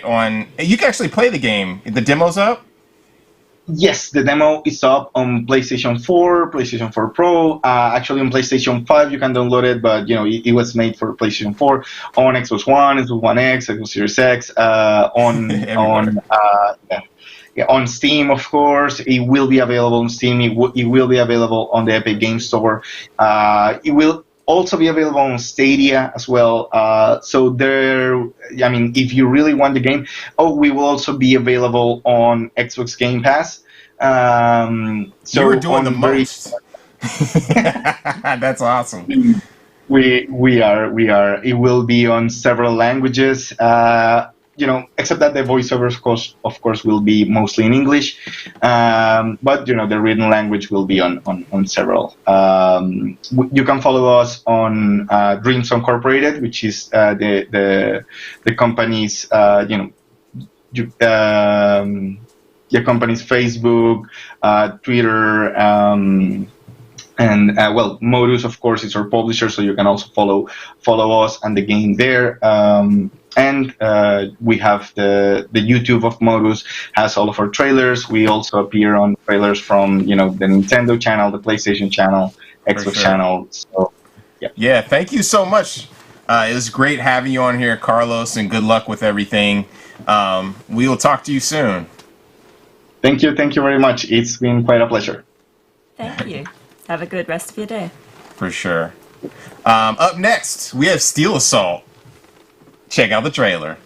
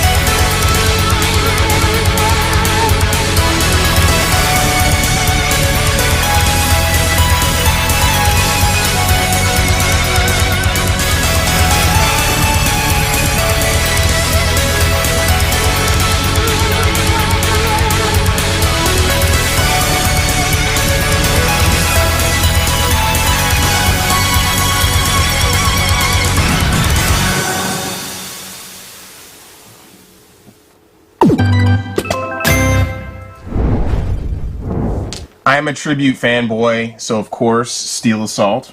I've got to say, that is the most Justin game I've ever seen. Like, if someone built a game just for Justin, it is Steel Assault. I'm going to jump in real quick. This is the first time I'm actually playing this game. I've never played this game in my entire life for 3 hours last night. So, so I'm going to jump in. I'm going to try the hardcore difficulty and just see how far I could get. I'm sure you'll do great. This game is just like such a great throwback to the Treasure games. I'm a big Treasure game fan, of course, Gunstar Heroes, and then the SNK series, Metal Slug, that whole Metal Slug series, Contra. The colors are so great, and the pixel art and animation is just phenomenal. Just trying to figure out the patterns for the enemies. When I was playing this earlier, it was just like that was most of this, which that kind of die. I was gonna say run, die, run again, but that's like a different game. But like I'm about to die. I shouldn't have played hardcore mode, especially on the stream, because I'm getting smashed fantastically. And that's great job. That's the first. Let's see how many times I could get over the play before I get through this boat mode. I had the strategy earlier. And I think you could pick up the demo now. This game is really fun, especially if you like these style of games. See that you have the slot. Why am I even talking? I can't even talk, yo. All right. All right. So we have developer Shri on the line. Yo, Shri, how's it going? I'm not hearing you. Okay, you hear me now? Yes. Yeah, yeah. All right. What's up, guys? Oh, hey, how are you doing? I'm good. I'm good. We're just having a great time You're playing Steel games. Assault? Yeah, and it looks like Justin is having a really good time. Oh, wow. here. Cool. So tell us a bit about kind of what you had in mind when you were developing this. What were you going for? So basically, this is a homage to a lot of different games, but the fundamental thing here was to take the formula of a classic Castlevania game and speed it up a bit and add more moves, essentially. And the game takes inspiration from a lot of classic games. Like you can see some a bit of Mega Man in there. You can see there's a lot of stuff going on. People always ask about the zip line, which I guess Justin hasn't used yet. And it comes partially from Bionic Commando. Let me ask you a question here too. Yeah. And it's hard. I can't even. I love this game, by the way. I'm a big fan of this style of game. Can you use the zip line? This is just a personal question. Can you use the zip line in this area or just in the platforming segments? You can use it anywhere, but it's kind of useless in that area, I think. Okay. Yeah, there's no real use for it on the boat. Okay, Like, I was just wondering if there was some like kind of crazy maneuvers I could do while I'm on the boat, and I just didn't. Nothing figure I out found. yet. Nothing I found yet. So Shri, I know you are basically a one-man developer on this. I know you're working with an artist, but for the level of polish I'm seeing here, that's insane. How long has this been in development? And are you working on it full-time? Is it kind of a side project for you? Yeah, I'm working on it full-time right now, and I'm not the only person who's working on it. That's to be an artist. We have an art team, but they're all part-time contractors from around the world. I'm the only person working on it full-time, aside from, I guess, the people at Tribute who are helping me with it, with the project management and so on. And this game's been in development for, wow, since early 2014, I want to say.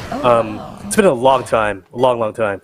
So and do you originally have it was an idea when intended. you'll be Oh, go on. releasing This year, very soon, next couple of months. Oh, for sure. nice. I'm gonna try the regular mode because I'm trying to pay attention and play, and it's like, oh yeah. Try normal mode. Arcade mode's intended for like more experienced players, like people who are like really want to get into it, you know?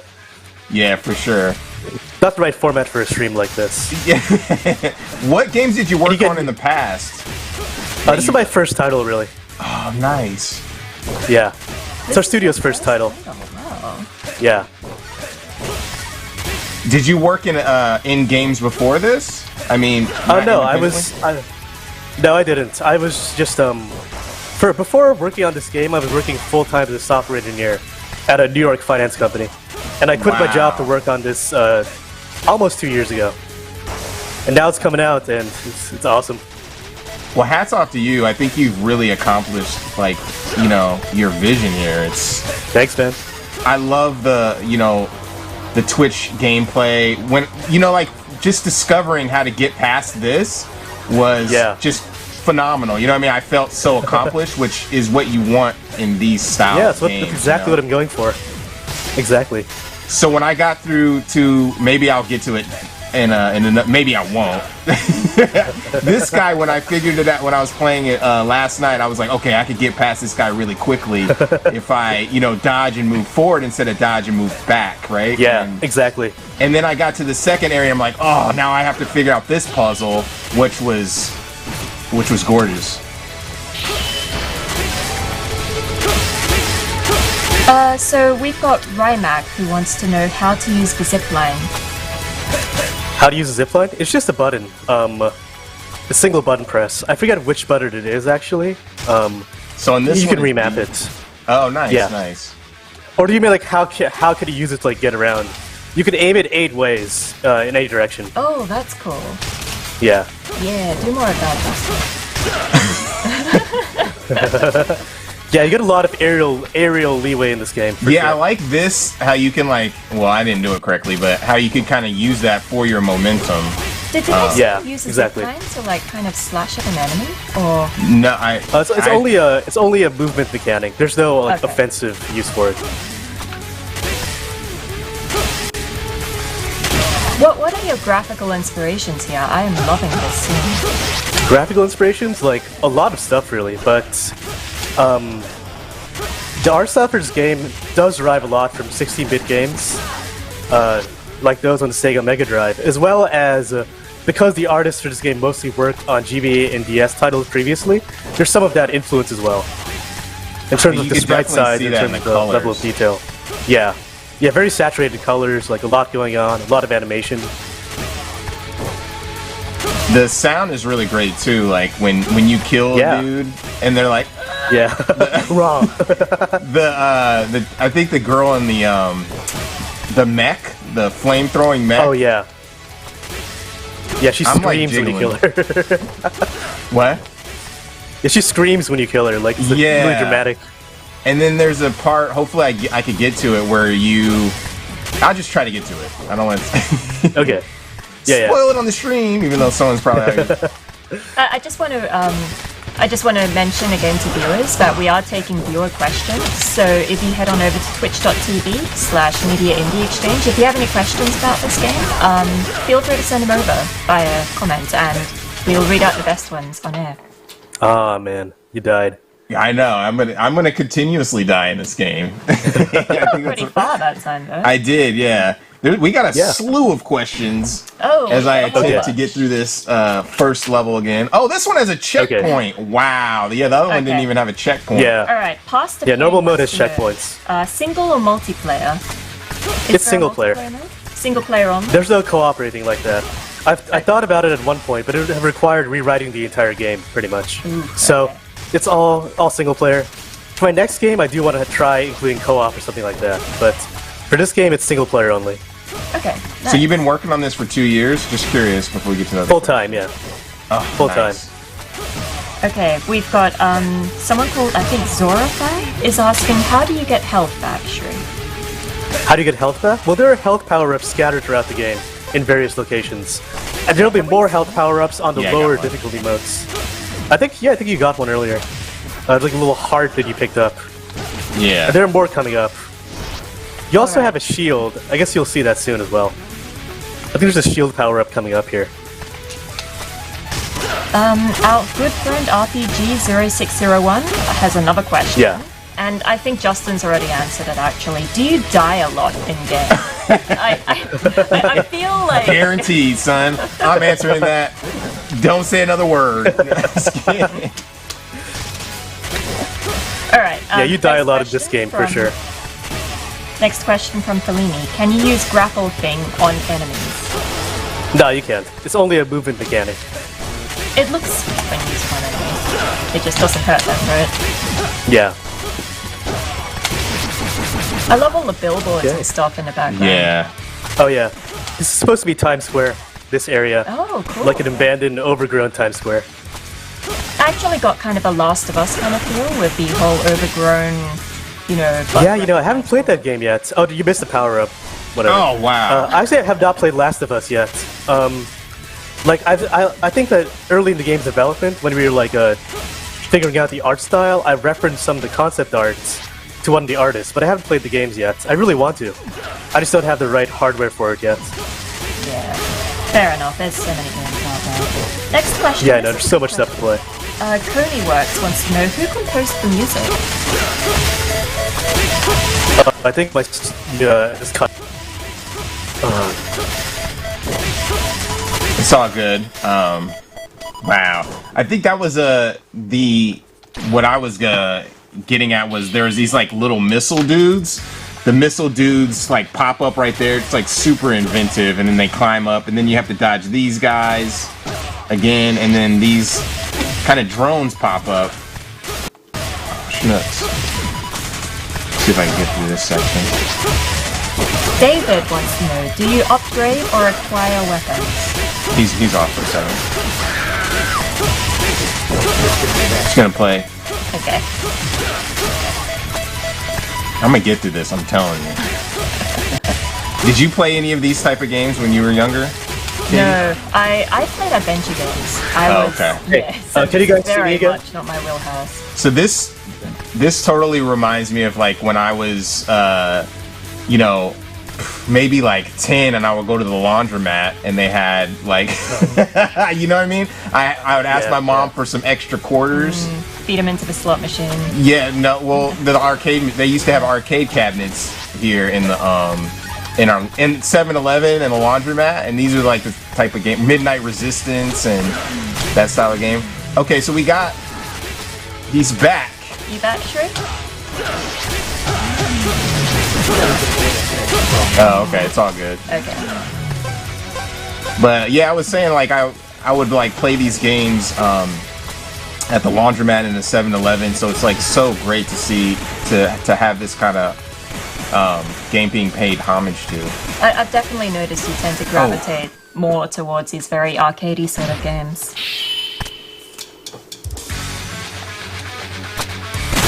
Okay, we've got a couple of questions here for when Shri is back online.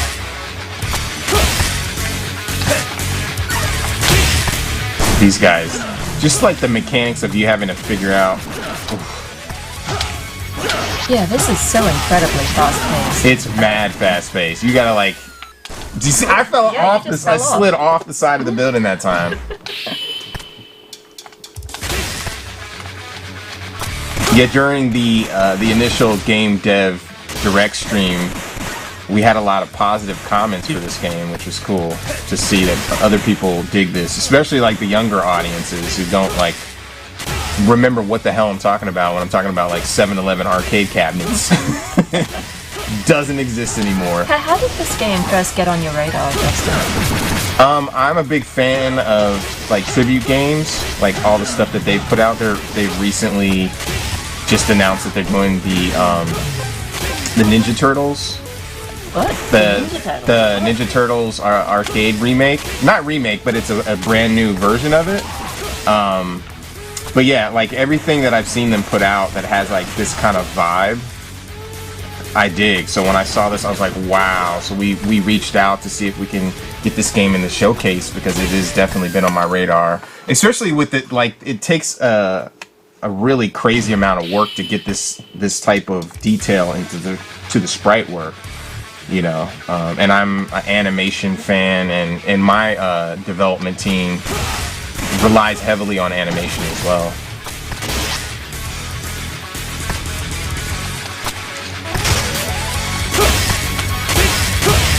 I am loving just all that detail in the background, all the broken buildings.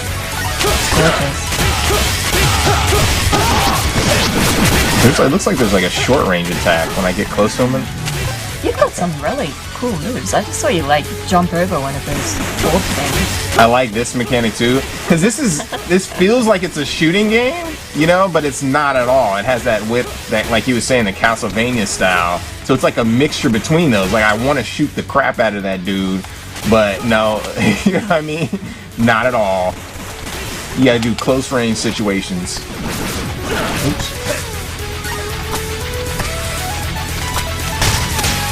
Oh, Schnookums. I done did it. I thought it was extra Jew, that one. Oh, wow. This is ridiculous, though. Arcade mode? Wow, I'm gonna beat that one of these days. Oh. Alright, I think that's it. Boss time. Yeah, and then we cut it out. I'm gonna try it one more time.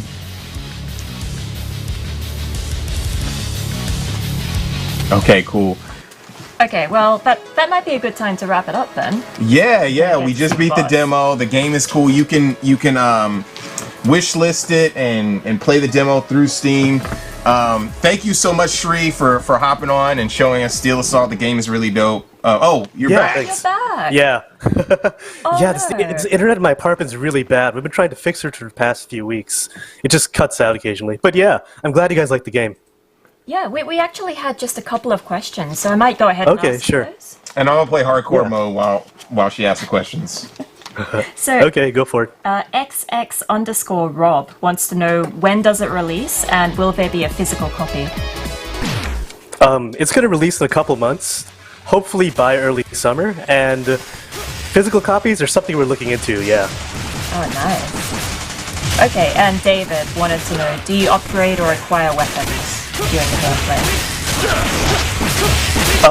You could acquire some extensions to your whip, for example, but it's mostly your only weapon, and you can use it to cancel most bullets that get fired at you.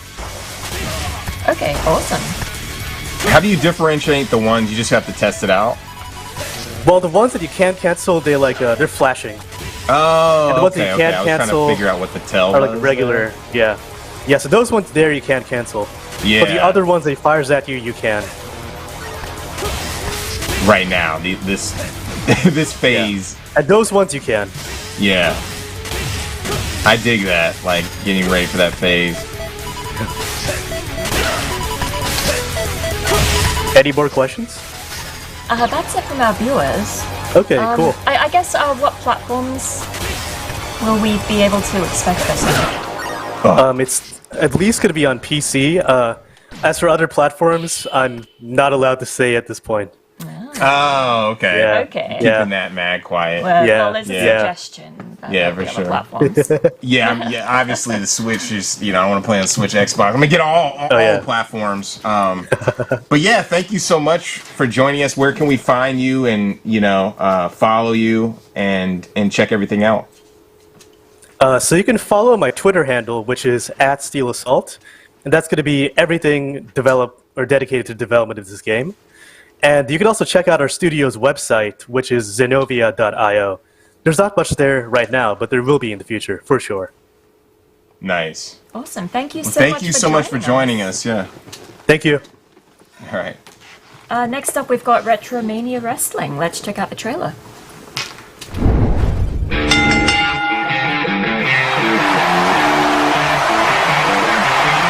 Welcome to Retromania Wrestling!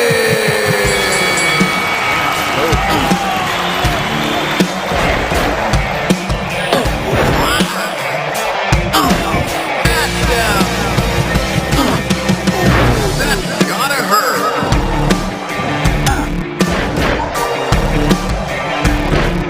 Over 15 unique arenas!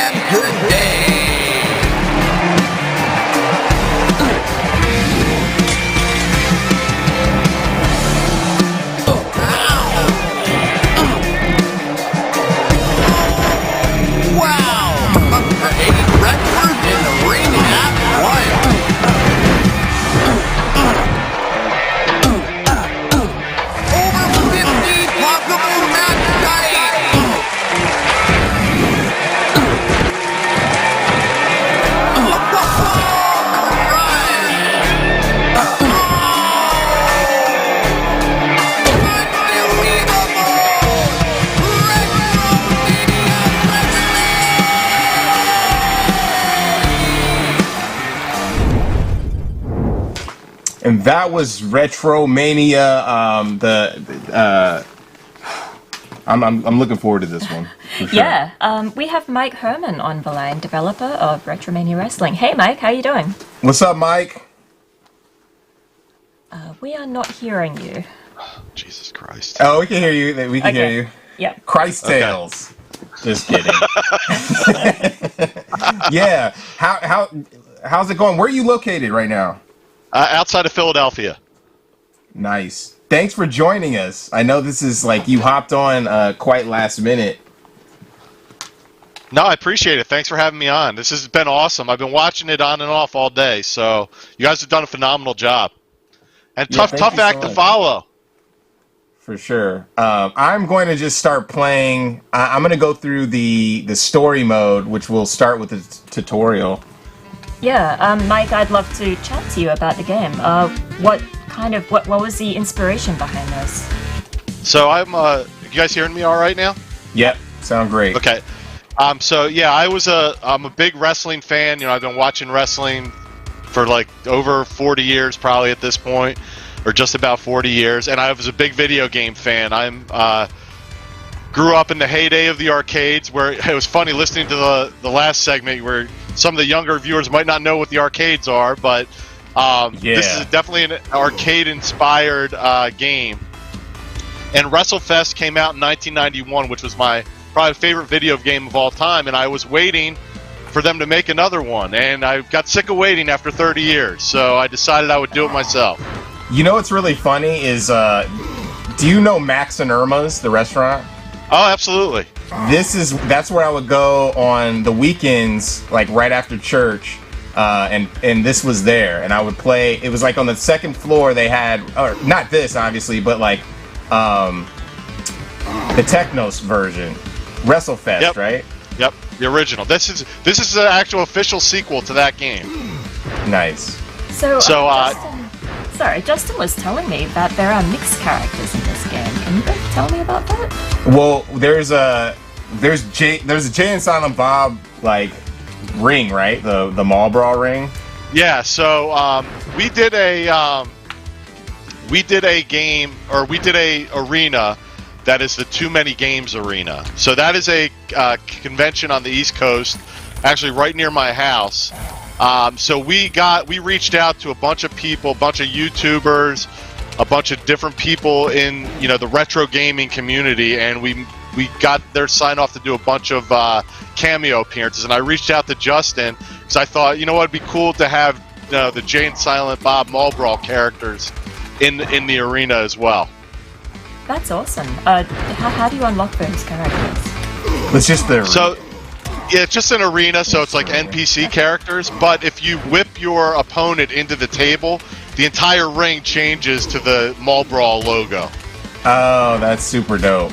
Let me ask you a quick question while we're doing this, because this is, like, I'm not even gonna lie, I'm a button-mashing wrestling game fan. I'm like more of a Street Fighter dude, right? But I love these games. One thing that I didn't quite get is the timing. I would always I was playing this like before, I was playing it last night, and how do I get it so I get the right timing on, the grabs? Right, so for right now, so you have to pay attention. It says win second grapple, and it's flashing real quick. Okay. But you want to use your medium button. If you're using a PlayStation controller, okay, you want to hit X is your Okay, I got you. Or no, A, I'm sorry. No. So there was a medium move. Now it says win third grapple, and you want to do a heavy move. Okay. So to grapple, you just go right up to them. Oh, gotcha. And that automatically grapples. So what for wrestling fans who've played like Fire Pro Wrestling, we use a similar timing mechanic with that, but a lot of the other stuff is button mashing. You'll eventually see a button come up on the screen. Oh, okay. That's when you want to mash the buttons. Gotcha. So right now, for example, when you're pinned or getting kicked out of a pin, you want to button mash to break out of pins and whatnot. So it's really, some people are describing if Fire Pro and WrestleFest had a baby, and this is what came of it. Okay. So, nice. But we were definitely inspired by all the great 2D arcade wrestling games. So Saturday Night Slam Masters, Wrestle War, WrestleFest, Superstars, Three Count Bout from Neo Geo. Those were all like my heyday. That was the games I loved growing up. And I was just looking for another arcade style wrestling game to play. And I decided, you know, like I said, I was sick of waiting, so I formed a team and we started making it ourselves. So to answer your question for the time, it looks like you just got that one. Yeah. So it says when your front foot lands on the ground is right when you want to hit the button. Oh, okay. Yeah, because I was like, I like how it flashes though to help out. Yeah, so anytime you get a green flasher there, you hit the button too early. So it goes to this. Okay, I gotcha. And when it says low momentum, you're doing a move that you shouldn't be able to do yet. So for example, you have a bar up in the top left corner, the one underneath the yellow health bar. Yeah. You have to start out doing weak moves using your weak attack. So it's like a wrestling match where you can't do your finisher right off the bat. You have to work up to it. I got you. So you want to use your weak attack button when you're in the grapples now to get back up to it. Okay, so this is the weak. A punch, that's your weak, yep. Okay, and then the kick is the medium. Correct. And then the drop kick is your strong move. Okay. Okay, so Mike, we have a couple of questions here. The first one is from our awesome producer, Joel, backstage. He wants to know, are there inspirations from Mad Magazine here? The illustration is very Mad-like. Yeah, so that's a good question. I haven't heard that in a while, Mad Magazine, but yeah, I think we were really going for that kind of stylistic look. You know, kind of over-exaggerated features on the wrestlers, especially to convey kind of that over-the-top arcade style of gameplay. So the game moves a little bit quicker than a typical wrestling game. And it's just that arcade style that we really wanted to convey in the artwork. Okay, we have another question from David again. How do you decide which wrestlers' inspirations? I'm not quite sure what that means, but maybe, like... Maybe which wrestler? So all the wrestlers in the game are actually licensed wrestlers. Oh, okay. So, for example, right now we're watching Johnny Retro, as we call him. He's been known as Johnny Impact, John Morrison. He's currently actually in the WWE. We signed him before he went back to the WWE. That's awesome. That's so great. And then the Blue Meanie was from back he was also in WWE at one point in his career. But he was known on, especially right near me, outside of Philadelphia, in Eastern Championship Wrestling, or Extreme Championship Wrestling, as it was later known, ECW. So he's one of the members of the Blue World Order. So how many wrestlers are there? So there's 16 in the game currently, and then we have a free DLC that's coming shortly after launch. Chris Bay he's currently actually in Impact Wrestling. So we have a lot of the guys that are currently in other promotions. We actually ended up signing before they moved on to those promotions. So we have AEW represented, WWE, Impact, Ring of Honor, and a couple others as well, New Japan. Oh wow, that's awesome. I have a question. I am watching Justin having so much fun here. I am wondering, is there like a badass lady character? A badass lady wrestler that I can play? So that's a great question. Unfortunately, due to the size of our team, you know, we had some constraints on, you know, a lot of things we want to still add to the game. So in order to add women properly, we need to do all additional new animations. Hey, he got his first win. There we go. I was getting smashed. I was embarrassing myself for a second. Yeah, we had to do new animations and everything, and we just didn't have enough time to get the game out at the time. But that's definitely on one of the top things we want to add to it as we go forward Is that after something we launch. might see in a DLC? Yeah, that's really what we would love to really blow out the roster and add a bunch of women to the roster. Yeah, that would be awesome. How many? How long have you been working on the game? So we started, you know, it started out as a hobby probably in 2010. So 11 years ago, I started, like, I am a software engineer by trade, but in finance and accounting software. And as fun as finance and accounting software is, I felt like I wanted to do something a little more on the creative side. If you get creative in accounting, you go to jail. So you can't really, there's not much creativity in accounting. So, it started out as a hobby, and I really, I didn't make much progress on it until about 2.5 years ago. I decided to get serious, hired 2 lead programmers, got a bunch of contractors as artists who are previous to the last game. Our artists are around, a team of artists around the world helping us craft the game. So we have another user question. This is an awesome one. Do you have plans to include any old-time wrestlers like Andre the Giant? Yeah, so we would love, for DLC, if you name a wrestler, I'll say yes. So there's a lot of constraints. There's a lot of constraints around who we can get, who basically their license is available. The cost of the license, unfortunately, cost is a concern, at least now. But who is available at the time. The licensing's been the most challenging thing to developing the game, actually. As far as clearing who owns the rights to their own characters, unfortunately, some of the bigger organizations own the rights to the characters, and the wrestlers themselves don't necessarily own the gimmick that they used. So licensing was definitely a challenge in developing this game. And how did you get the license to WrestleFest? Because that seems like a feat in itself. That took a while. So I had to track down. It wasn't too tough once I you had to do a Google search. But so Technos of Japan is the original company that created WrestleFest, Superstars, Map Mania. They also did Double Dragon and a bunch of other games. So they went bankrupt. They were bought by a company named Millennium in Japan. Millennium then sold them to Arc System Works. So you'll know Arc System Works from the the Dragon Ball Z fighters, Blaze Blue series, Guilty Gear series. So they're a big fighting game company, and they actually own the Technos library. So we reached out to them to see if we could get the rights to the Map Mania characters who make a cameo in the game as well. But then it was from a marketing standpoint, and from a passion standpoint. I really did want to do justice to all those great Technos of Japan games that have somewhat gotten forgotten over time, and I wanted to do them justice and pay tribute to them, and that's how we got the licensing to call ourselves the official sequel. It sounds like you need someone full-time just for licensing. Yeah.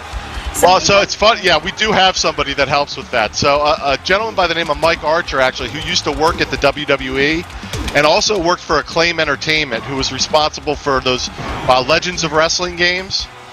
I reached out to him via LinkedIn, and he came on board with us to help navigate through the licensing. That's great. We have a couple more user questions here. RPG0601 again wants to know, will there be couch and online multiplayer co-op? So definitely there is couch multiplayer right now. We were testing it. We have 8 players. You can use the Switch controllers in horizontal mode and play 8 players. Wow, that's great. On one unit. And it's a lot of fun, especially there's other modes of the game. You're playing the story mode now, which will feature tag team, 6-man tag, 8-man tag, singles matches. But there's also a Retro Rumble, as we call it, which is a Rumble-style match where our competitors come out every 30 seconds to fill like a battle royal. And that's a lot of fun playing with 8 players locally. You know what's really As for funny? Yeah, go ahead. I was going to say that was one of my favorite games on the Super Nintendo was Royal Rumble. Like, I played that game all the time. Yeah, it was such a great game. Another one, all those wrestling games from the consoles too. I definitely drew inspiration from for sure. Nice. User David wants to know if there will be international characters, say from Mexico or Japan. Yeah, so right now we have the 2 international stars that are currently over in Japan right now wrestling are Zack Sabre Jr. and Jeff Cobb. And they're both in games? So yeah, they're both in game currently. So they are wrestling for New Japan right now. Okay, and do you have plans to include any other international? Yeah, so we definitely would like to branch out. Like I said before, we'd love to add as many different wrestlers as we can to the game. Great. Yeah, you can have like a crazy roster. That would be so cool. Yeah, we want to definitely build on that for sure. And you touched on this before, but Dars121 wants to know how long did it take to make? Yeah, I think, since we've really hit development, we've been working on it for 2 years. How much more development is there left? Like, when do you... Well, so we're out on Steam currently.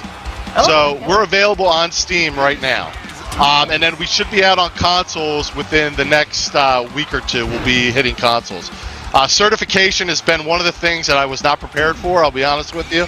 It took a lot longer to get through certification than I anticipated. I totally understand that for sure. I've been through that. I'm actually going through the process now with you, so I feel that. Yeah.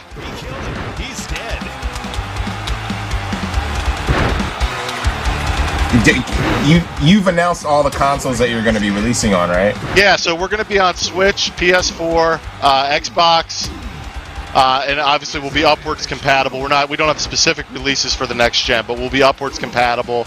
And then we also II Arcade, which is a new arcade platform where you can download your own arcade games as well.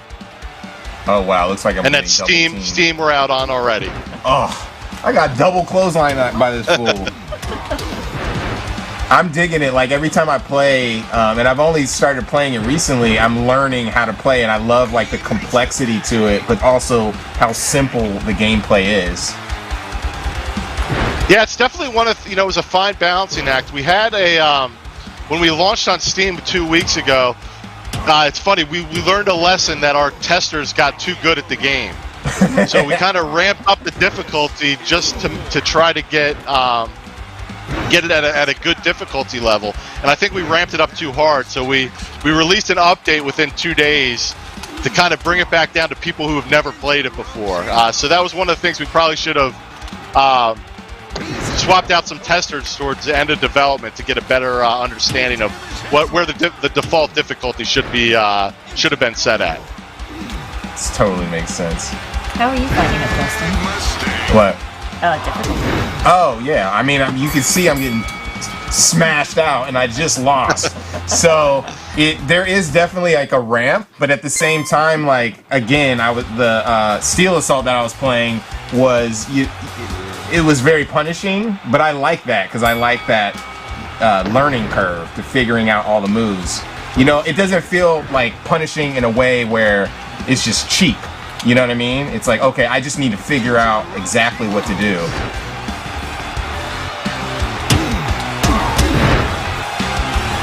Yeah, it's definitely so. One of the things, we have a lot of systems in place that we wanted to add depth to the game. And one of the things with WrestleFest, it was designed to eat quarters. So although we were definitely inspired by WrestleFest, some of the gameplay mechanics were specifically designed just to have you put another quarter into the machine. Yeah. So sure. we had to take out a lot of those mechanics and change things up a little bit as well. Plus, we were inspired by other games in addition to WrestleFest. How do I bring out my tag partner? It's the left shoulder button. Okay. Is to tag in and out. Is there a way, like, how do I get them to do a tag team maneuver together? Do I have to get like a certain amount of... you have to get your opponent in a headlock, and then you can drag them up and make a tag while you have them in a headlock. Oh, I almost got him. But you have to get in the headlock a little closer to your corner, or they'll counter it. You can hear me smashing these I hear. buttons. I was like this before. Like, you should have heard me last night. I was like, the neighbors were like, yo, chill out with the button mashing. But yeah, thank you so much, Mike, for joining us. Retromania. I see is that the cabinet in the corner? Yeah, so that's the II Arcade cabinet. So that plays, they have a store for it as well. So you can download more than just Retromania, but there's Dragon's Lair is on it, Double Dragon is on it, and a bunch of other classic and some soon-to-be new games. I think Dead Cells is coming to it as well. Nice. Well, congrats for everything. Where can we find you guys and check out the game one last time? Yeah, RetromaniaWrestling.com has all of our links, but we're on social media at Retrosoft Studio. Thank you so much, Mike, for joining us. Yep, thanks for having me, guys. Appreciate it. Talk to you soon. So up next is... Let's see what we got up next.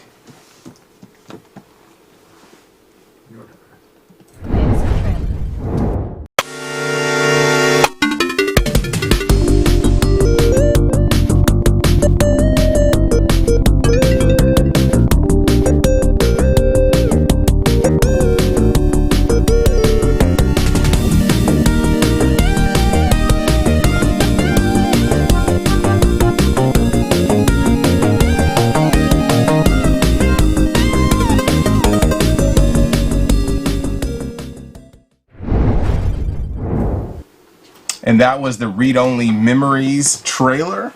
Yep, that's the next read-only memories game, Neurodiver. And we have JJ on the line. What is up, man? How you doing? Pretty good. Nice sunny day here in the Bay Area. Nice. Do you like to be called JJ Signal? Or JJ? Just JJ is fine. Oh, okay. Okay, we won't call you John, Ben. No. Okay. Well, it's great to have you today, JJ. I'll be playing through the game while Justin quizzes you about it. Yeah, Cool. I'm gonna quiz Sounds you hella good. tough. You're gonna have to answer some really crazy questions right now. No, I'm just kidding. How's the trajectory been from making this? You've been doing comic books. You did read-only memories. You've been doing all kinds of stuff creatively. Where did the inspiration for this version of the game come about? So, just like the first game, this is a love letter to adventure games from around like 1988 to 1992 for things like the PC-88, the PC-98, but very specifically like the PC Engine and the Mega Drive. Usually we'll say Snatcher most of the time for our inspiration for a lot of 2064 and Neurodiver. But really, it's just a bunch of things. Like very specifically, I think a lot of people might be familiar with this one with the Nintendo Direct. Famicom Detective Club is a big inspiration to us, as well as Bubblegum Crash on the PC Engine. It's mostly just a love letter to those types of games. That's cool. And you did all the art, and you're also a designer, right? Yeah, so I'm the creative director for the game, as well as the lead artist. Everything that you're seeing here right now is what I drew and animated. It's fantastic. So I played the first read-only memories game, and we were talking about that. We were discussing that yesterday. It was very kind of 8-bit, and this kind of, it's gone a bit more 16-bit-ish. What was the reason for the kind of more detailed graphical upgrade there? It was mostly we just wanted to expand the visuals of it. We wanted to expand the limited view box of the game to kind of put more detail into it, allow people to be able to like read the game better as far as objects and stuff goes, and just having a visual update, but nothing like too dramatic. This is the next generation of 2064. I'm loving the animated portraits. Yeah, they're gorgeous. Yeah. You had the intro where you animated yourself, which I thought was like super amazing. How'd you come up with that idea?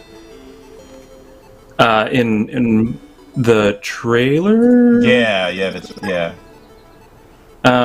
So that was mostly because so I did something similar to that for another show, and it was in the middle of the pandemic. And I didn't really want to like show my room or myself with my hair and everything. So I thought, well, I'll just digitize myself and like throw in a photo I took of the Embarcadero, and just have that as like a thematic sort of framing for introducing the game.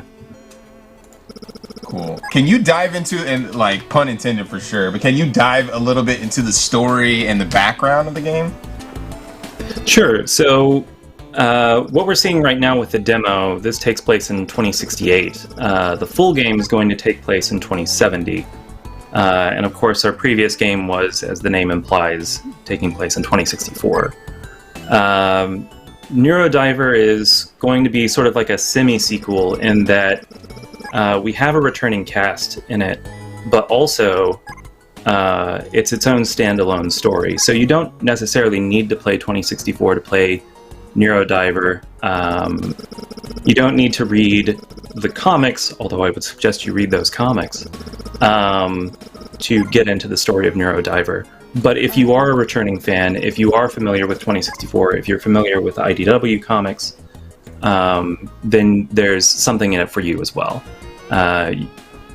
One of the main goals that we have for Neurodiver is, because we have a returning cast, Tomcat, Jess, and Lexi are coming back, we want to really explore those characters, something that we didn't really do in the first game.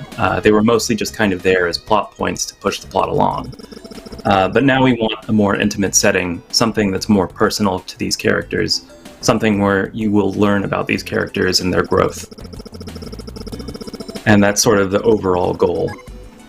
I wanted to ask about the comics that you mentioned. Where can those be read? Are those online anywhere? Yeah, so you can read those on, I think they're available on Comixology, so you can get them digitally there. They're also physically available at to order, or if your comic shop has pickup, you can order them at your local comic shop. And you did all the illustration for those ones too? Oh no. Oh, okay. I would probably be dead if I was doing all of that. No, the illustrator for that is I'm blanking on names now. Hold them up. It's Stefano Simone.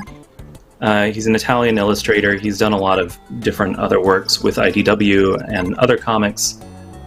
Whenever his work was presented to us, it was just an immediate yes. Like, it's beautiful. In some ways, it kind of makes me think of Aeon Flux almost, in the way that he draws his characters and sort of their proportions and everything. Very elongated and such. Yeah, there's a lot of exaggerated proportions, a lot of really good angles. He has a really good sense of space. Like, I could just fall into the comic panels. It's beautiful. And the person that wrote the comic is Sina Grace. He's responsible for writing for Iceman and a bunch of other things. And he's also going to be the lead writer for Neurodiver. Oh, that's so we have our comic book writer in our game as the lead writer. That's awesome. Yeah, it really helps keep the whole kind of lore connected through all the mediums. Yeah, there's a lot of continuity there. Yeah. Are you gonna also have a more series like animation, or maybe you can't even share this? Are you gonna have like other animations and like that type of thing? I mean, we're looking into a lot of stuff. We would like to try and do another comic, but it's still stuff that we're kind of looking into. Right now, our focus is mostly on just getting Neurodiver done. How long have you been developing the game? So, development for it, it started... Planning stages began around the beginning of 2019. And then development for it kind of went into full swing around winter of 2019 and the beginning of 2020. So it's been a bit of a wild ride as far as everything that has happened through 2020. But we've mostly started working on it around December of 2019.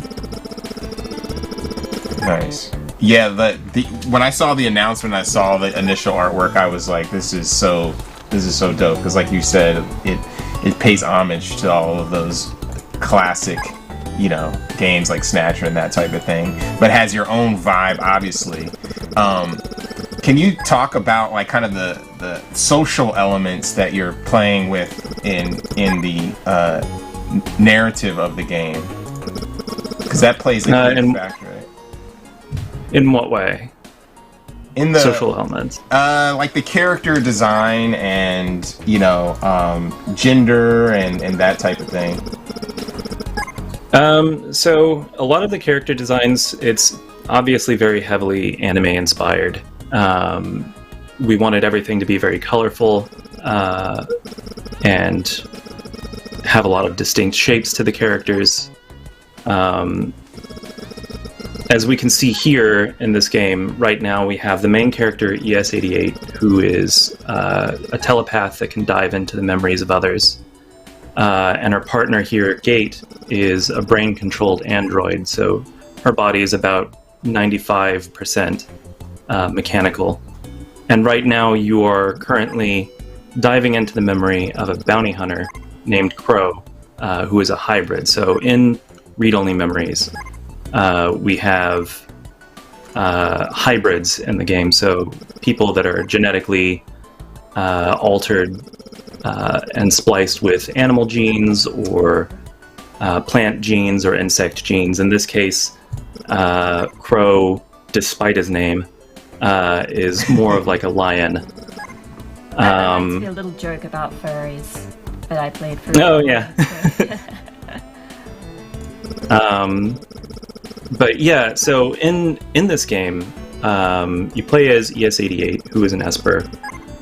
She can already read memories, but she can only read sort of the surface level of them.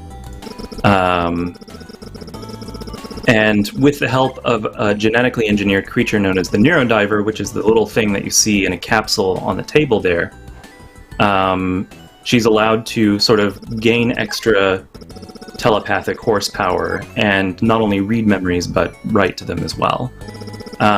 So she'll be using this Neurodiver to sort of help descramble the memories of other characters in the game. In this case, Crow is kind of having an issue remembering a dodgy deal that he made. And it's up to you to kind of descramble his memory and figure out what really happened. Did the trade go down correctly? Did it not? Yeah.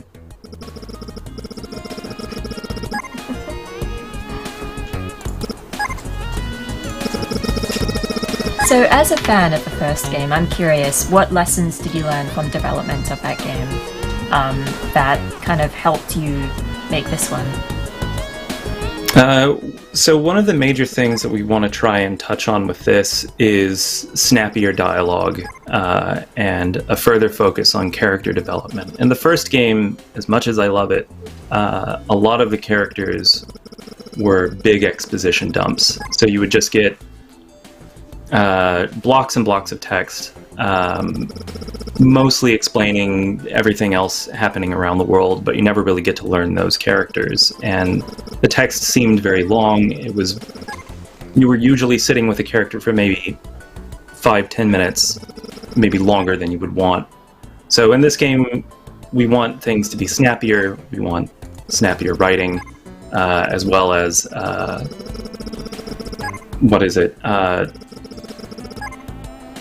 just a focus on character development, learning these characters more personal touch to each character and kind of how they interact with each other. Yeah. That's cool. So where can we find the game?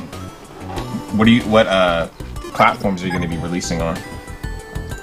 So the platforms that we're releasing on right now will be on the PlayStation 4, Xbox One, I believe PlayStation 5, and also the Nintendo Switch, as well as the Epic Games Store and Steam. And right now, you can find this demo on both the Epic Games Store and Steam.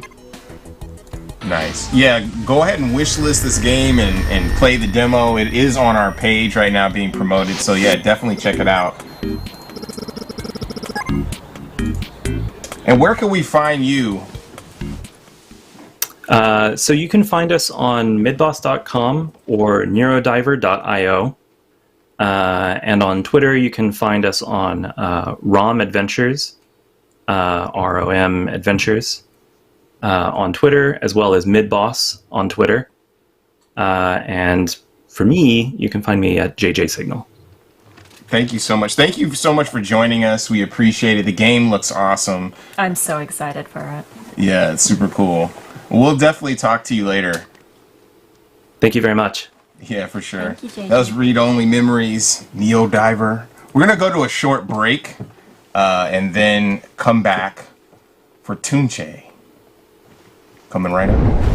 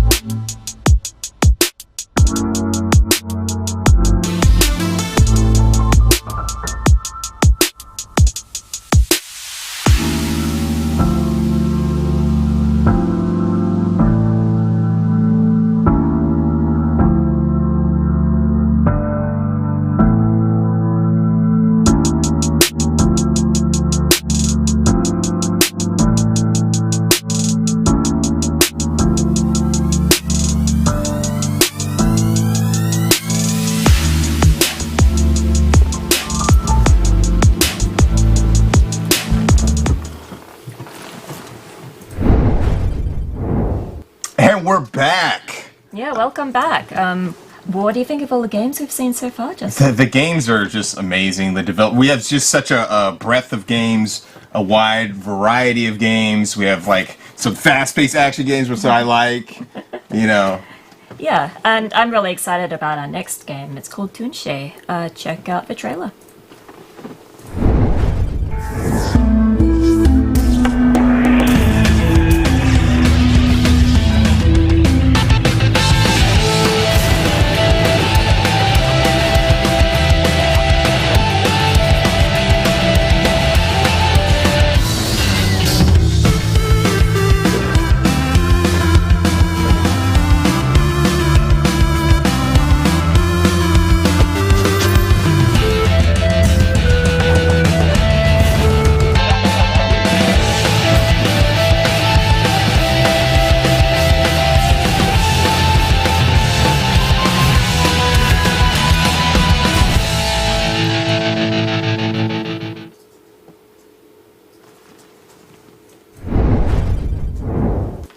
And we have Jorge on the line, one of the developers behind Tunche.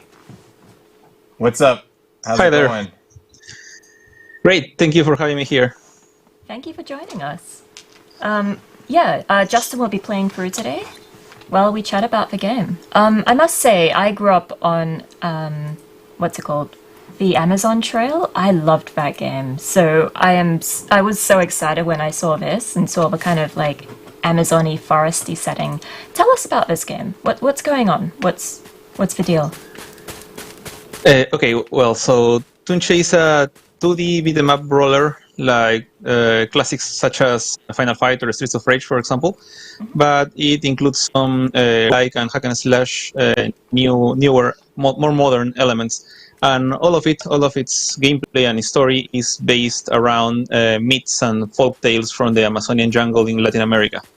So you will meet different characters and also some creatures from folk tales that people from the Amazon tell each other or their children, etc. Cool. Okay, walk us through the gameplay. Tell me exactly where I'm supposed to go so I could just get the party started. All right, so the first thing is you have to pick your character. You have chosen, so far, you've chosen Rumi. She's the first character we created. So since this is a roguelite game, you are meant to finish the whole campaign in one go. So this is your base camp. You can buy some, for example, skills with this guy that's lying on his couch. He sells the skills. And this old lady is the one that sends you into the game. So talk to her. She might have some things to say that are related to the story. Okay. And after all her dialogue, she will invite you, not invite you, she will ask you if you are ready to go into the jungle. That's the combat part of the game. Okay, so I'm going to go to the jungle.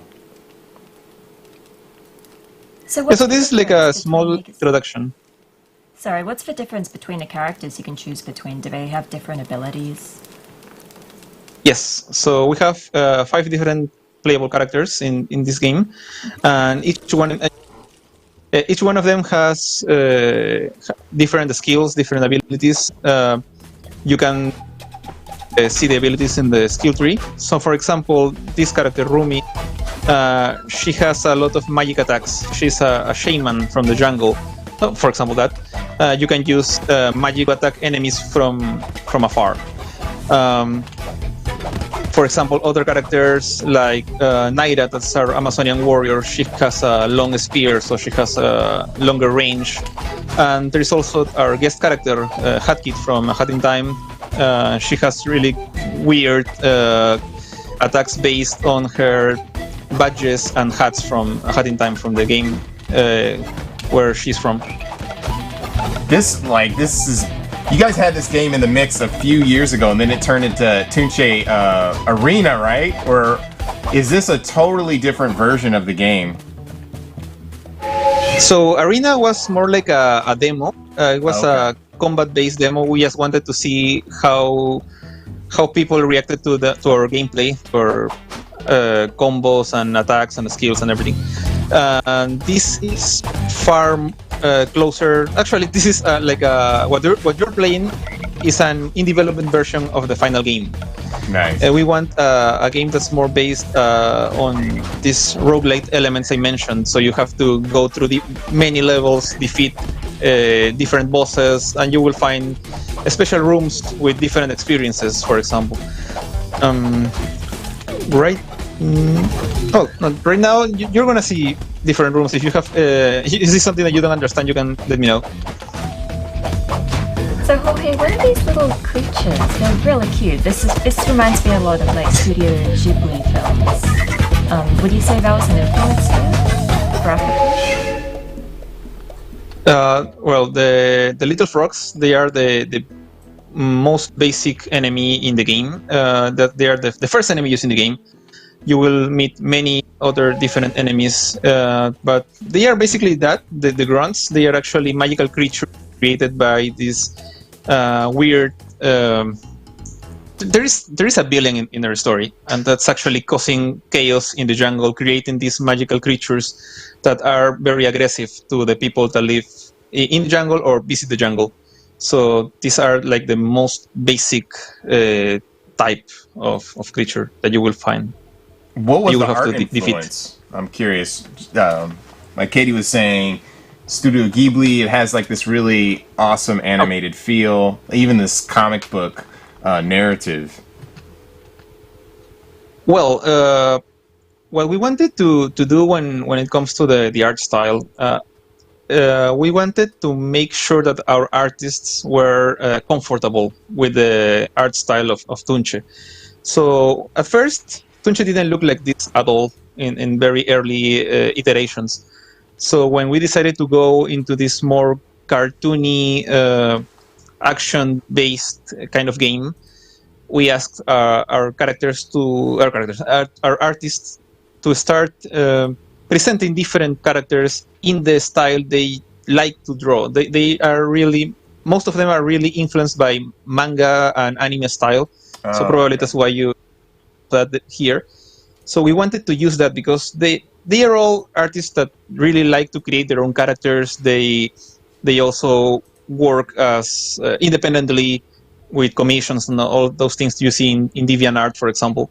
So you wanted them to just be comfortable and create their own characters and their own way of adding it to the world of Tunche with their art style. How big is your team, Jorge? Well, we are around kind of like 10 to 12 people because some of our artists are freelance. They work just on little tasks and we call them back every time we need them. Also, we have 3 programmers that they work full-time on this. Our game designer also, who is also the game writer. I work as both a director and a producer. And we also have an executive producer who is in charge of everything related to marketing and also working with our publisher at Hypetrain Digital. So that plus our art director, our music composer, and sound effect composer, we have grown a lot with a few years of development. So I could say we are around a dozen people. Were you around in the when you guys were developing Squares? Are you one of the co-founders too? Of the team? No, I'm not. I'm not one of the co-founders of Leap Game Studios. I have played Squares. I know about the game, obviously. I joined like around the time they were launching Squares on the PS Vita. Nice. Yeah, I'm just wondering because yeah, like I was saying, you guys have had a long lineage of mix events that you've been at, including Tunche. And one of our team members is Peruvian as well. So he's been like, talking about you guys and that kind of thing. I just think it's fascinating to see, a development team out of Peru. Well, there are many studios in Peru. Not sure how many big studios there are. They are mainly like, I know there's one that's pretty big, but most of them are like us, like 10 people, maybe even less. Yeah. But there are some development studios here. So I just wanted to remind everyone who's watching that we are taking questions from you. If you'd like to ask the developer a question, please head over to twitch.tv/mediaindieexchange and ask in the comments. We have a question from a user here, RPG0601 again. Hello, we're becoming good friends. Does completing a course unlock new characters? Excuse me? Does completing a course or a game, I guess, does that unlock new characters? Oh, no. You will have access to all 5 characters from the beginning of the game. Okay. However, what you can actually unlock is NPCs that will join your camp. So you will, at the very beginning of the game, the camp that you just started in, where you chose your character, will be pretty empty. But you will start to rescue people from these creatures inside the jungle, and they will go to your camp and they will aid you in different ways. They won't be playable, but you will have to rescue them one by one. In what sort of ways do they help you out? For example, the very first NPC that you bring into your camp unlocks the skill tree. So without him, you cannot level your characters up. There is another one that sells you these items we call power cores that they add to your skill list special abilities, like for example producing explosions when you defeat an enemy, or being able to poison them using your magic, so they are hurt over time. There is another one, for example, dedicated to everything that's lore related. So helping her, you will learn more about the enemy, the characters, through comics and also text. Okay. Has Justin unlocked any of these NPCs? Most of them are already unlocked in this version that you're playing. Okay. You might run into some others. Maybe when you finish a room, when you are done fighting, you see these small portals that show up at the end of the room. They will take you to the next room. These portals have like these small icons on top. Each icon means something different. One of them leads you to what we call a rescue room. Inside one of those places, you will find like a red cocoon. Inside this cocoon, there will be an NPC that you can rescue, as long as you don't die inside that room. If you win, if you defeat all the enemies, then you get the NPC. How do I get more help? That monkey is so annoying. I love him though, but he's he's coming by throwing some nuts at my face. That guy. He dies with just one hit. So what I would recommend is just throw. Yes, shoot the monkey. Okay, cool. Awesome. There you go. I like how this signifies. So what is this coming out usually? Sometimes there's like little orbs. We're still polishing this one. Sorry if there was some little bit of a bug there. That flower that appears at the very end of each experience is like your treasure chest, for example. So once you're done, the flower appears, it opens up, and something comes out from it. It can be experience points, coins, for example, a power core, like I mentioned. I think you haven't seen one of those just yet. And those small blue crystals, they are to upgrade your power cores. You will see one soon enough. So if I beat this one, I keep getting smashed by by the tongues and nuts. Can I go back to the campfire and level up? Yes, I believe this character doesn't have that many experience points. We can also use some small development cheats here and there to make him stronger quickly if you want to. I got really excited because I saw avocado, and I'm obsessed with guacamole and avocados. I have to eat it with everything. So this game has avocados. It's all right with me.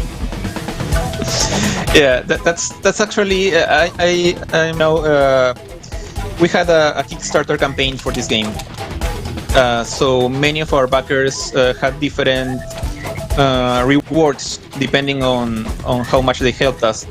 And one of those rewards allowed them to create an item that would appear inside the game. And one of them created a magical avocado. So we had to. That was me. Yeah. Was it? I bet you didn't know that though. Well, just kidding. No, I didn't know that. If you're telling me the truth, that's awesome. This is looking gorgeous. Is this available to play anywhere yet, like as a demo or anything? And when do you plan to release? Well, we had some demos during some Steam festivals. For example, during the past spring and summer festival, there was a demo available. There is also Tunche Arena that's still available, but that's a very, very old version of the game. So when it comes to the final game, we are aiming for a spring 2021 release. So it's very soon. We are just polishing some things, adding some effects, getting rid of some bugs here and there. So it should be soon. Awesome. Thank you so much for jumping on. Where can we find you guys? Well, you can follow Tunche Twitter at PlayTunche, also on Facebook, for example. But we invite you to check our Steam game page. You can wishlist the game there. You can also join our Discord server and join in the fun. Nice. Well, thank you so much. That was Tunche. Thank you for joining us. We appreciate it, Jorge. It's looking awesome. Thank you very much. Thank you for having me here, and hope you enjoyed what you played. Yeah, for sure. That game is really gorgeous. Yes. I can't wait to play. The combo system is really fun, and just the fact that it has that kind of roguelike element to it is... Yeah, all of the details and the animation, just so beautifully, fluidly done. And culturally, Amazonian folklore, I haven't seen that anywhere, so just having that as a part of it is really cool. Yeah. But what do we have up next, Katie? So, we've got our last game. This is a really cool game. It's called Wonhon. Check out the trailer.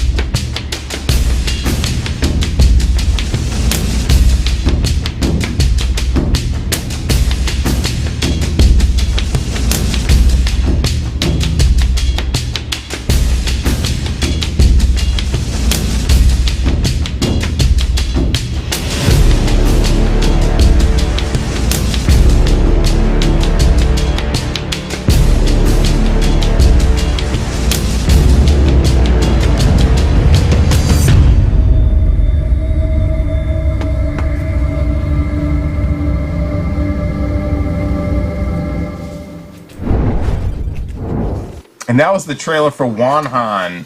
It looks really cool.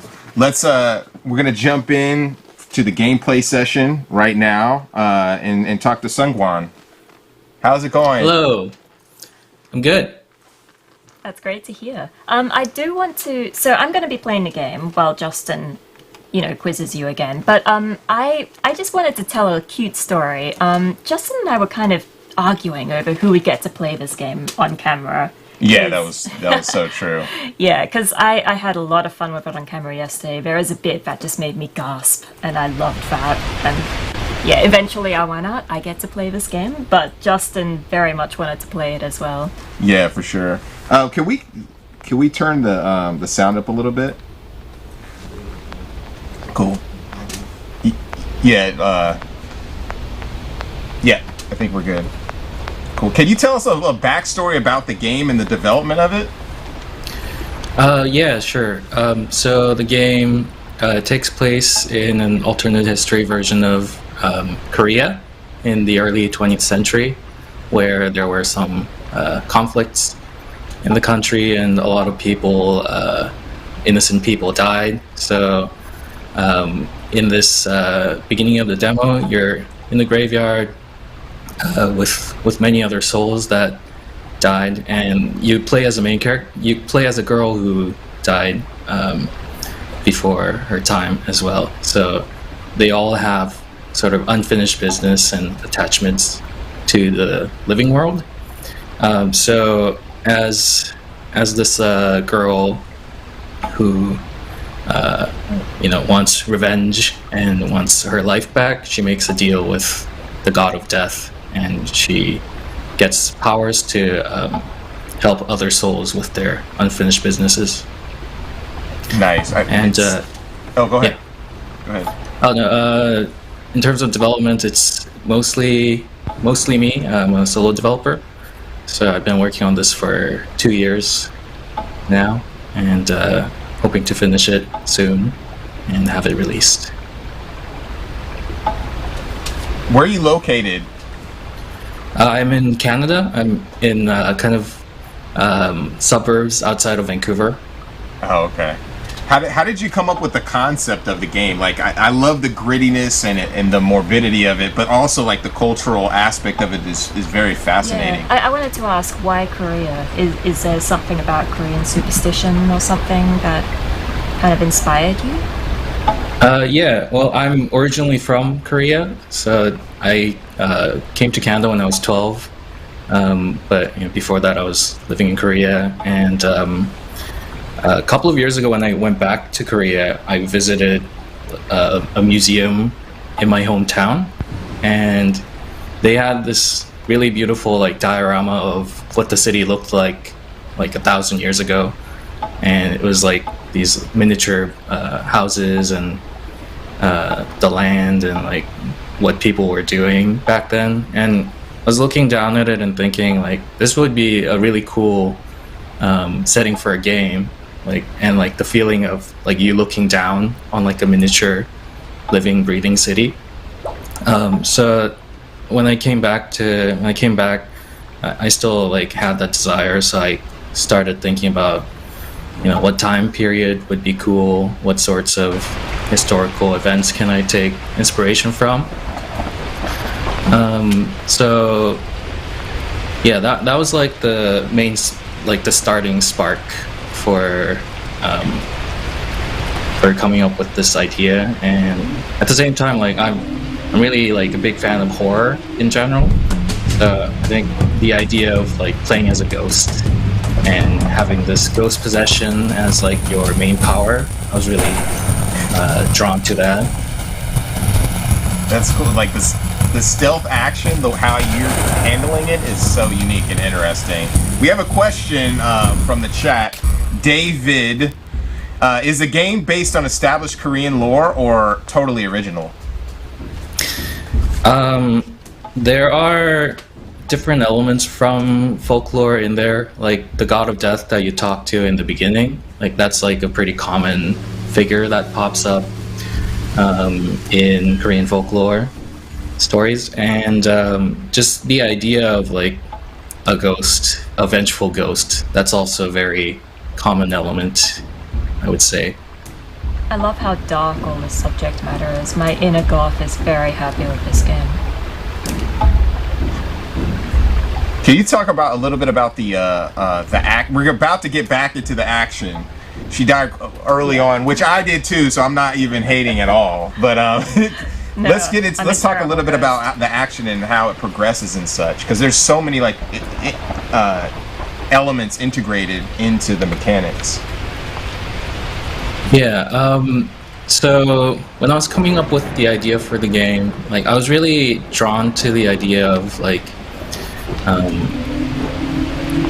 this dichotomy of being a very powerful ghost, but also when your power runs out, you turn into this very vulnerable human that can die with one gunshot. So in order to take advantage of that, I thought the best way to do that is instead of giving player weapons, what if every enemy is a weapon? Every enemy is a different weapon for the player. So that's the main idea for, I guess, the action side of it, where like right now you're very weak. You don't want to be seen. You have to play stealthily, but as soon as you possess an enemy, then you can do whatever you want, basically, and their weapon is your weapon. So that's, I guess the idea of it is like constant switching between being hunted and being the hunter. So yeah, that's the main idea. And what were some of your influences? Did you have like stealth influences that of games that you grew up playing, or that inspired you a bit for the mechanics in the game? Yeah, stealth in general is probably one of my favorite genres, like Metal Gear, Hitman, Splinter Cell. Like I love all those games. So, oh no, he died. You got that triangle on you. Yeah, 3 guys. So, oh no, again. But yes, just stealth games in general. Like I love all of them so much, and also games like recent top-down stealth games like Shadow Tactics and Volume. Like I love those games as well. So oh, nice. Those are some dope indie games for sure too. Yeah, and I think on the action side too, like games like Hotline Miami and Downwell, I really enjoy those games too. So I think when it turns into the action side of things, I think I took a lot of inspiration from those indie action games. I definitely do see the Hotline Miami influence though. What was so? Is this your first game that you developed, or did you develop other games independently or work in AAA? This is my second game commercially. I made a stealth game previously 2 years ago. It was like a time rewind stealth game, and it's called Maruta Escape, and it came out on mobile platforms. Oh, nice. Say that again one more time. Maruta Escape. It's Maruta Escape. But as far as this is my first PC game, so I learned a lot. It was a lot of different challenges and different technologies you can take advantage of making a PC game, so it was really cool. That's so this one is specific. You're like, I'm going to be working on this for the PC. Yeah. That's interesting. Is it going to be at least multi-platform as well? I think initially we're going to do PC first, and then we'll see what happens from there. So we're gonna put the game out on Steam first. Without too many spoilers, what is the? Can you talk a little bit about where the narrative is going and things to expect as far as like the progression of the character? Yeah. So in the story, basically, she gets this really kind of big power to do all these things. So throughout the game, you're probably going to end up killing a lot of people, and and I think the story really heads towards like what price do you pay for that? What sorts of consequences will there be? How will the world change? Those are some of the things that'll come up. Nice. I'm gonna next death I want to play, and then you're gonna ask the questions because I want to jump in because now I'm looking at it. I'm like, let me see what I could do in this piece right now. Yeah, and I'm doing a terrible job. This level's hard. Yeah, I was dying like again and again, but I enjoyed every piece of it. Yeah. What I think what really hit me the first time was when you possess a soldier and get him to kill himself. I dug that too. Yeah, that really freaked me out in a good way. That was just so dark. I loved it. It's definitely not kid friendly. Yeah, I saw that up subject front. matter and disclaimer. I'm like, okay, this is my type of game. It's gonna get grimy.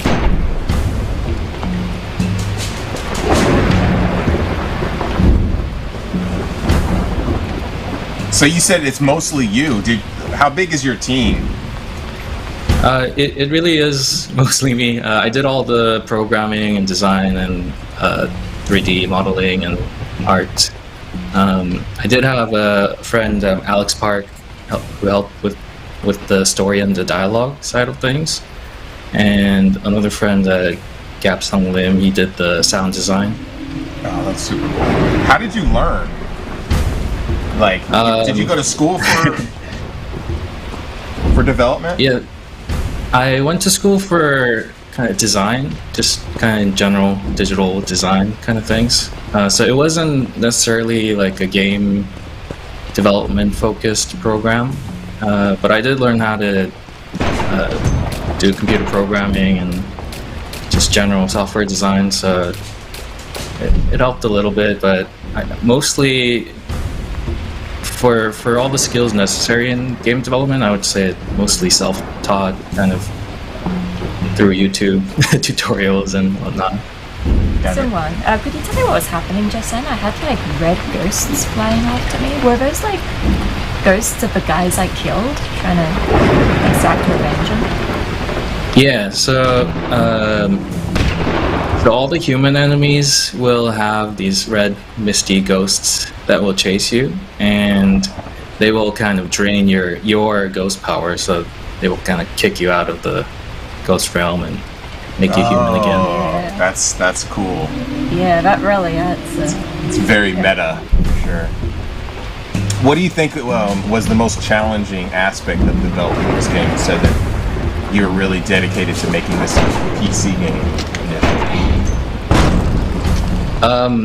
Yeah, I think the biggest challenge really has to do with being a solo developer. So just the volume of art assets you have to make, and even when you have all of the models, you still have to place them. So it really takes a long time if you're trying to do it all manually.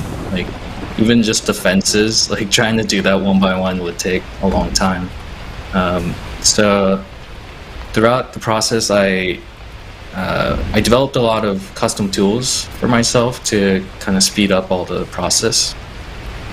So like fences and electrical poles and stuff like that, it's like now I can pretty quickly just block out the level using my custom tools.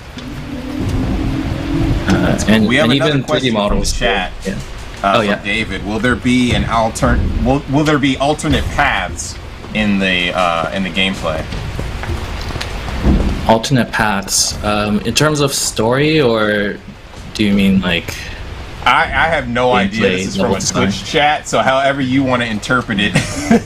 I can answer kind of both ways. So the levels are kind of designed to be open-ended, so you can choose your own path to accomplish missions. Okay. In terms of the story, there is a narrative that I wanted to. There is a story that I wanted to tell, so it's a kind of a single path linear story. Okay, cool.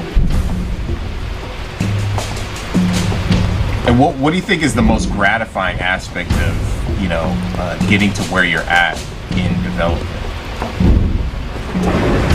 I think completing a game just by itself is pretty satisfying, and having it released into a state where people can enjoy it, I think it's really cool. Can I try one? But also, Alright. there's an easy mode if you want to try.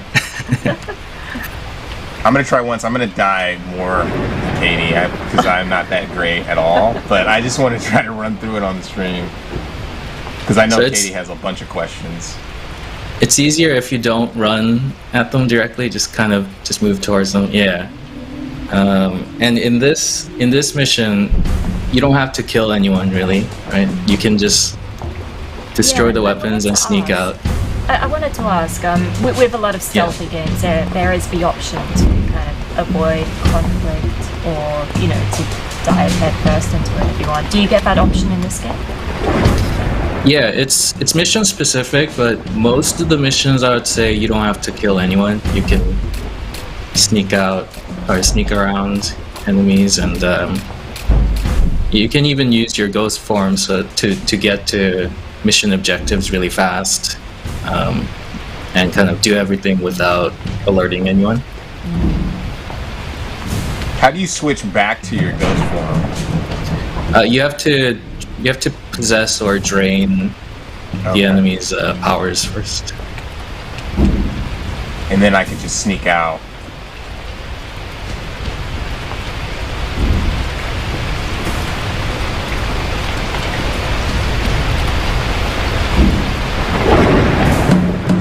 Oh no! I'm gonna creep around. I'm a creep. Let me see if I can creep. Oh, there we go.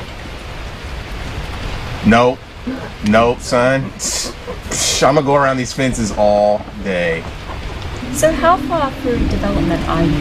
How close is this to It's like pretty much finished. I'm just doing kind of final touches on the UI and menu and control scheme kind of stuff, but it is content complete. So we're hoping to release it soon in Q2 this year. I'm really looking forward to it. What platforms are you releasing? PC first, so it'll come out on Steam and maybe other PC digital stores. Okay, no plans yet for console? Sorry? No plans yet for console? I would like to put it on consoles. I think that would be cool too, but we're going to do PC first. And you're working with a publisher, right? Yeah. How has that experience been? They've been really supportive, and I think working as a solo developer, another big challenge with that is like sometimes you kind of get lost in the process and don't know which idea is good, or it can be confusing. So having a publisher that's supportive and also available to test the game with you and give you feedback, like that's really helpful. So yeah, it's been really great. I'm trying to outrun these angry ghosts, these angry spirits. I think you're gonna make it. Nope. Oh, okay. You can press the run button actually when you have someone possessed. Okay.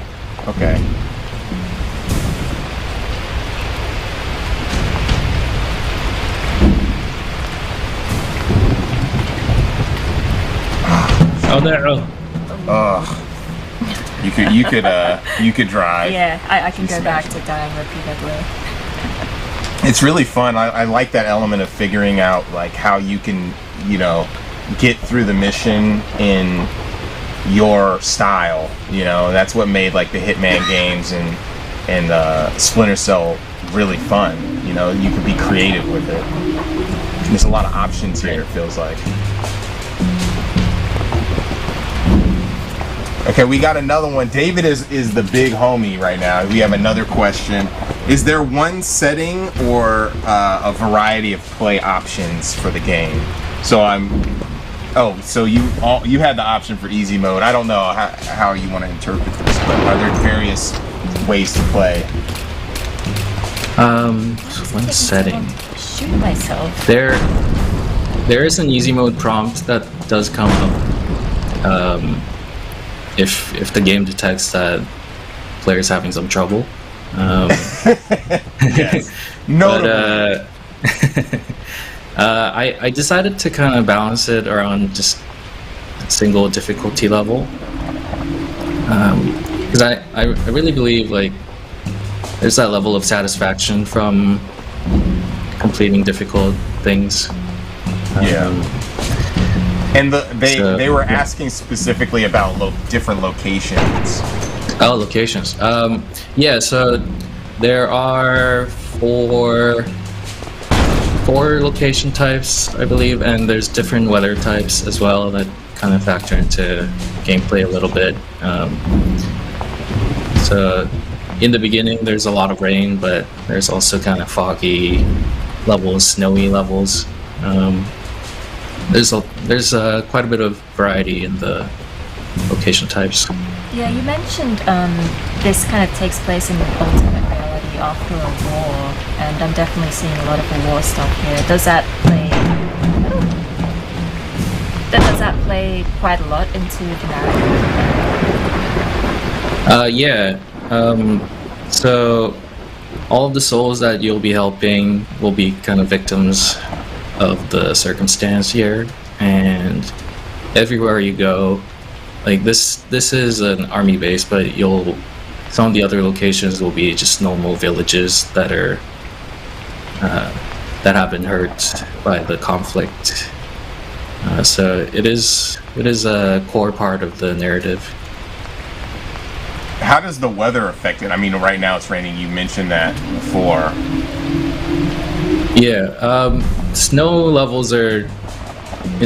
It's probably the biggest difference, where it's kind of like hard to see the enemies' side cones, and you leave footprints as well. But you can also see enemies' footprints too, so you can kind of guess what their patterns might be, what their patrol patterns. Yeah. Yeah. So there's like different ways that it impacts the visuals and the gameplay.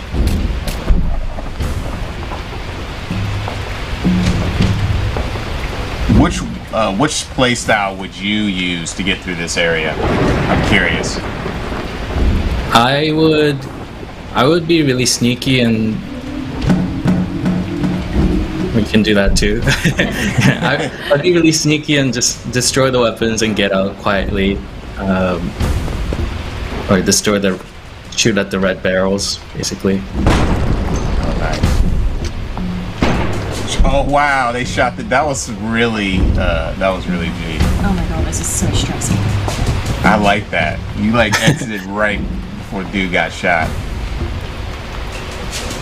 Yeah, it's really kind of like fun to have enemies kill each other. You can kind of do chain kills, basically. You got caught up a little bit in their patrolling patterns.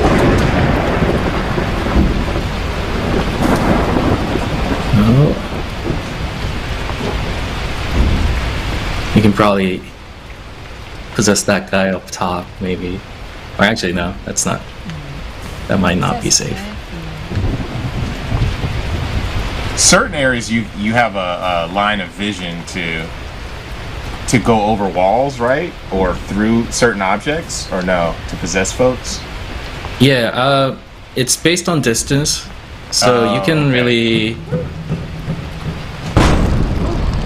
You can possess people through anything as long as you're close to them. In that the distance is that ring, or is that the footsteps? They can hear you.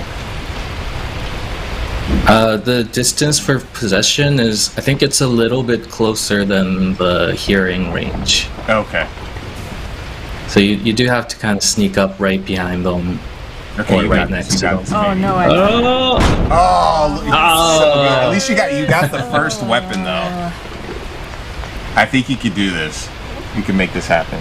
Thank you for believing. I believe in you. You can do it.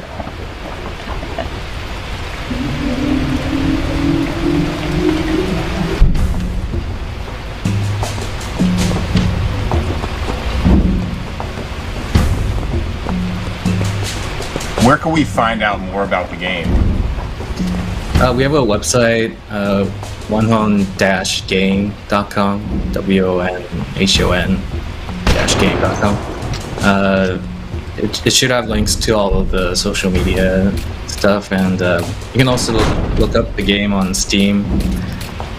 We have the full game page up so you can wishlist the game, but we also have a free prologue of the game as well, so you can kind of check out the beginning. Or actually, it's not the beginning. It's a exclusive kind of extra mission. Oh, nice. So they can get a glimpse of the gameplay and know how it feels. Cool. Yeah.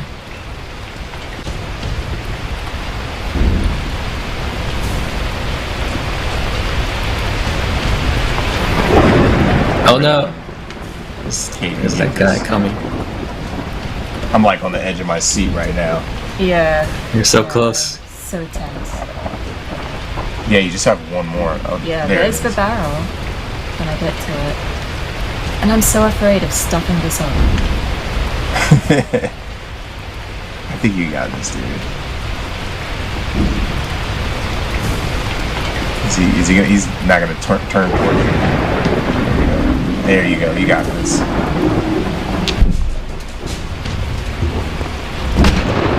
No! Oh, no, I missed it! Oh no! Oh, get away from there! Oh, this is terrible. Can you get away? Can you get away? There you go. Keep. You can get this. You can juke him. Oh my god. Oh, okay. Oh no. Alright, but this might be a good place to leave it.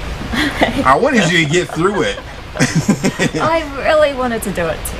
But thank you You're so so much close. for joining us. Again, shout out your socials and everything. The game looks great, and congrats on like putting something together yourself. That is not an easy task. I know that firsthand, so for sure. Yeah, thanks for having me. I'm really thankful that you showed the game on stream and played it through. I'm sorry and- that we couldn't get good players for you. No, it's a hard game. Yeah, everybody's gonna want to play it because they're gonna be like, I could beat that. I bet you I could beat that. But yeah, thank Right. you for joining us. It was awesome having you. All right, thank you. All right, good luck with everything. Yeah, that was you were killing it though. Literally, I was trying to get through it, and I was like, "Oh, let me try it. I could make that happen." But nah, it wasn't happening. But I will be playing this tonight. I am going home and I'm gonna beat You're that gonna beat level. that? I know. You're gonna upload it, slap it on the stream.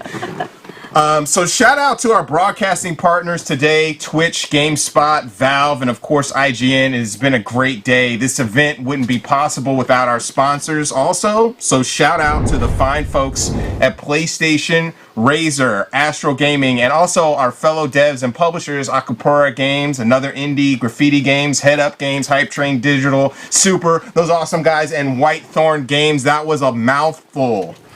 And again, be sure to check out the Steam event page where you can check out Game Dev Direct and all the games that we showed today.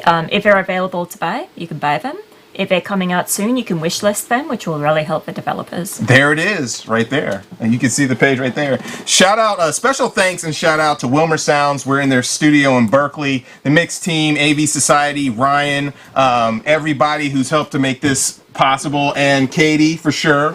Yeah. It's been a great day. Paradox also. That wraps up day one of the Mix Game Dev Direct. Make sure to stay tuned tomorrow at 9 a.m. PST. We will hop into day two of Game Dev Direct, where we will have a gameplay session with Black Voice in Gaming, as well as a stream from across the globe in Japan with Bit Summit. Again, my name is Justin Woodward. I'm Katie Williams. And we are out. See you tomorrow. Peace.